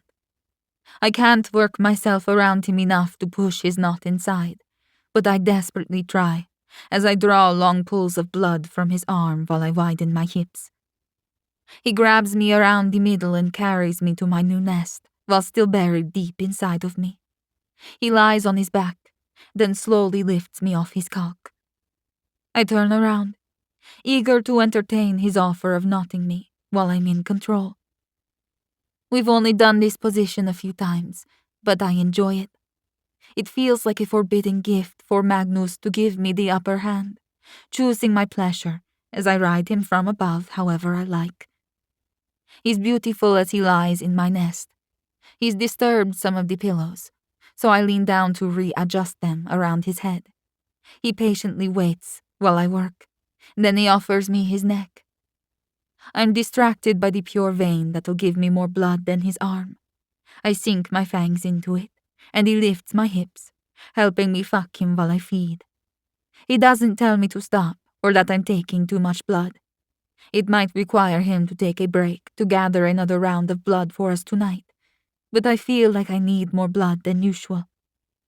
Our child is already growing, I realize with a sense of elation. Everything we are doing is a dream, one that I get to live. When my inner walls squeeze and then relax, he takes his opportunity to push me down. I unlatch from him and squeak when his knot shoves into me, painfully stretching me in a blissfully agonizing way. I'll never get used to it. My world flashes with red as the pleasure hits me next. He bites my breast, but he doesn't take deep pulls of blood. He gently feeds while his knot slowly swells. The climax that comes from his knot always paralyzes me, and I am addicted. My body throbs around him, encouraging his cock to give me all of the cum he has generated since our last round, which, for a vampire alpha, is a lot. His tongue flicks my nipple while his fangs prick my breast. His knot stretches me open as I arch my back and explode from the inside. I scream as he growls, then his cum rushes into me like a flood. You're mine, His growls seem to say. mine to fuck, mine to not, mine to breed. I'm going to pump you with so much cum that you'll be dripping with my seed for weeks. The latter is a recalled memory of what he said to me earlier. But now we aren't capable of words, as we lose ourselves. His blood burns down my throat where I had my fill, and my body warms with his magic. My skin tingles as he licks and sucks. I'm arched enough that he can fit his thumb between us, and he massages my clit while my inner walls continue to stroke him. My insides explode again and again as he continues to come into me. The warmth inside my belly throbs with life and magic and lust. Minutes pass. Hours, maybe. I'm unable to discern the passage of time as my alpha makes me spasm around him and accept his seed. When I open my eyes again, I'm greeted by the dead eyes of my father and my brothers. Fuck you, I think again. Watch me make the most powerful vampire of all. And this child won't ever know the alpha name. Chapter 20. Gudrun. 1 year later. So much can happen in a year, but what I marvel at most is that all my dreams came true. You're both so beautiful, Magnus whispers in my ear as our young daughter feeds from my breast. Her little fangs prick my skin while she suckles at the same time. Vampire children require both blood and milk. The combination is one of fascination to the scientist that the Egg Nest has befriended after studying the enemy virus that killed the last Egg King. I had never thought much about the process, but vampires seem to be mortal, at least when young, and grow into their immortality. It's incredible, really. Knowledge has been one of the boons that came with the studies required to keep the Egg Nest alive. Now that Magnus's brother has taken the throne, it's necessary. He's one of the few vampires not impacted by the new virus, but if he doesn't do something soon, there won't be a nest left. Magnus doesn't allow me to feel guilty that we choose to nest on a new land where we will build our bloodline. We already have a small staff of allies loyal to Magnus's mother, and they didn't approve of Sigurd's reign. While she died giving birth to him, she was the nest's true queen, making Magnus their chosen heir. The only problem is that Magnus never wished to take his father's throne. I don't think he ever expected to forge his own either, but giving us a fresh start means creating a new bloodline. It means that he is a self-made king, and I am his queen. Magnus handles the delicate politics, allowing me to fully focus on our family. I gaze out the window at a coastline of sprawling, frigid landscape, and a shiver runs up my spine. It's not the cold that elicits such a reaction. It's because Magnus wants another child. He hasn't said as much, but I can feel the hint of a new heat curling in my stomach that will throw me into a powerful estrus. Maybe one even more powerful than my first. He is absolutely the cause of it. It's too soon, I worry, because my cycles have never been normal, and this isn't either. I went from never experiencing a heat to now going into another one so soon after giving birth. My pregnancy lasted for 9 months, just like a human's would. But giving birth wasn't particularly painful. My body is accustomed to stretching open to accommodate large sizes. So I was grateful to Magnus's monster cock for preparing me for the delivery. That's how it's supposed to be. An alpha's size isn't for show. It's to transition the omega into the process of birthing a child. But another heat, so soon, that's not typical. A vampire omega's heat is only supposed to come every few years after having a child, but one can be triggered by imbibing a surplus of her vampire alpha's blood. And I regularly feed on Magnus to keep our hungry child fed. I also thoroughly enjoy feeding on my alpha, because feeding generally ends in sex. Are you hungry? Magnus asks, echoing the drum of desire between my thighs. The hint of a rumbling purr rounds his words, making my toes curl. He's no empath, but he can read my body with ease. His entire focus is taking care of me and giving me everything I could possibly desire. The nest we are building together is not only far more luxurious than I would have expected, but it also holds tenants who value respect and empathy. Any vampire who joins our nest is given an evaluation by me personally, and if I bring any troubles to light, Magnus is quick to deal with them, especially if that involves bloody revenge. While I help him with his rage problem, he has found healthier outlets for his need for pain and violence. There are plenty of assholes in the world for Magnus to rip apart. Sigurd kept him busy for a while, and still regularly calls on him. But my alpha will always put me and our child first. Yes, I'm hungry, I tell him as I glance up, finding his dark gaze watching me in the reflection of the icy window. As are you, I observe. Magnus tends to go without feeding for long periods, making sure I have enough blood before he finally gives in and takes what he needs from me. I also suspect it's his way of playing with me. It can be a game of sensual denial when he withholds his bite. When he sinks his fangs into my flesh while he fucks me, I come so hard on his cock that I typically black out. Magnus is a skilled tormentor, and that doesn't exempt his little omega either. But when he looks at our daughter, he has nothing except fondness in his eyes as a smile tugs at his lips. Our daughter gently unlatches and slumps into the crook of my arm, falling into a deep sleep under the watchful gaze of her father. She has never known a single second of fear or anger, and I intend to keep it that way. Little droplets of milk and blood dot her lips, and I chuckle as I swipe them away with my thumb. At least someone is full, I murmur. Magnus kisses the top of my head. Just like you're about to be, he says. My stomach flutters in response, because he knows as well as I do that our little girl is going to sleep for at least a day now that she has fed. Our scientist friend needs to really study how infant vampirism works. The long stretches of sleep lasting over 24 hours after feeding aren't typical of what a human child might do, from my understanding.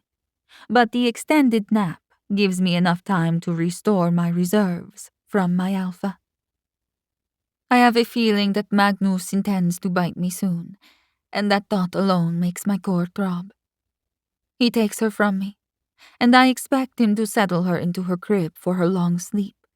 Instead, he holds her for a moment and brushes a little curl of blonde hair from her eyes.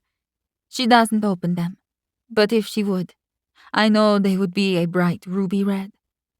Covering them are long eyelashes that rest over her porcelain face, and Magnus reverently kisses each side. My womb nearly opens on an estrus cycle on the spot. I want to give you a brother or a sister, he tells her, confirming my suspicions. Magnus glances up at me with a wry smile. He has his fangs safely retracted while he gives our daughter another gentle kiss. if your mother wishes it. And there it is. He doesn't expect me to take his knot or be his breeder. I'm something so much more to him. I always get a say. He would sooner rip out his own heart than even think about hurting me. Yes, I say breathlessly as I smile. Let's build our bloodline, Magnus. He seems pleased as he nestles our princess in her crib. We have no worries about her suffocating, as her similarities with human children end with the consumption of milk. She doesn't need to breed. She goes still as she nestles into the safety of her long sleep, and Magnus sweeps me into his arms. Let's build a home, Gudrun, he says, as he presses his hard knee against my hip. He brushes my hair away and kisses my throat, making my skin tingle with desire. My queen. He types out a message on a communication device, catching my eye. Why are you texting my mother? I ask. He licks my throat again as he waits for the ping of a response. Because she's going to watch our baby while we work on making another one. I blush, realizing that it's probably necessary. Even if our daughter will sleep for 24 hours, it's likely another estrus will be as long as my last one, and that one was 2 weeks.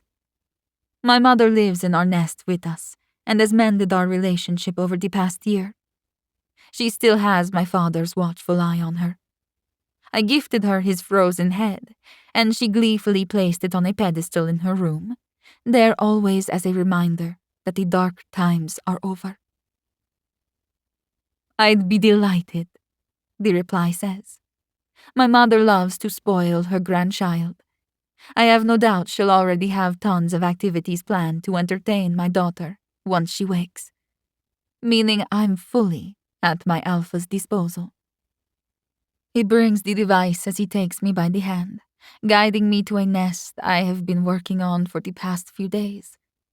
I smile, because I hadn't even realized he'd noticed the small collection of his clothes I had squirreled away in one of my favorite reading nooks.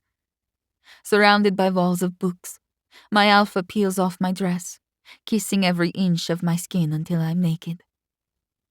This is different from our first heat. We're more familiar with each other now. We're less rushed, and I prepare for the wave of feverish heat that washes over me. You'd better tell my mother it's going to be more like 3 weeks, I say, as I lick the pulse of his neck. My hands sweep over his muscular chest that ripples with power and strength. He goes still, then glances down and updates the message before setting the phone on one of the shelves. He keeps his back to me and doesn't turn around. I stare at his back, wondering if that's asking too much. I'm sure I could keep it to 2 if I begin. But Magnus turns on me and wraps his arm around my waist, pulling me against him. He presses a needy kiss to my mouth, then I feel the pressure of his fangs as they extend. I'm just so fucking lucky to have you. A purr rumbles in his chest as he bites his own tongue, filling his mouth with blood before he shoves his tongue into my mouth, letting me taste his delicious flavor of wood smoke and liquor. He knows his blood is like a drug to me. I groan as I lean into the kiss and take his gift. Never hold back, he says as he kisses me. He squeezes my ass as I wrap my legs around his waist. I grind against him, wishing I had taken his clothes off before I tasted his blood. He cups my face and makes me look up at him. I see the reflection of my eyes flaring with red as I gaze up at him. 3 weeks, 5 weeks, a year. I don't fucking care how long you need. You take your fill, my Omega. And then you take some more, because you're my diamond. And I'm going to make sure you shine.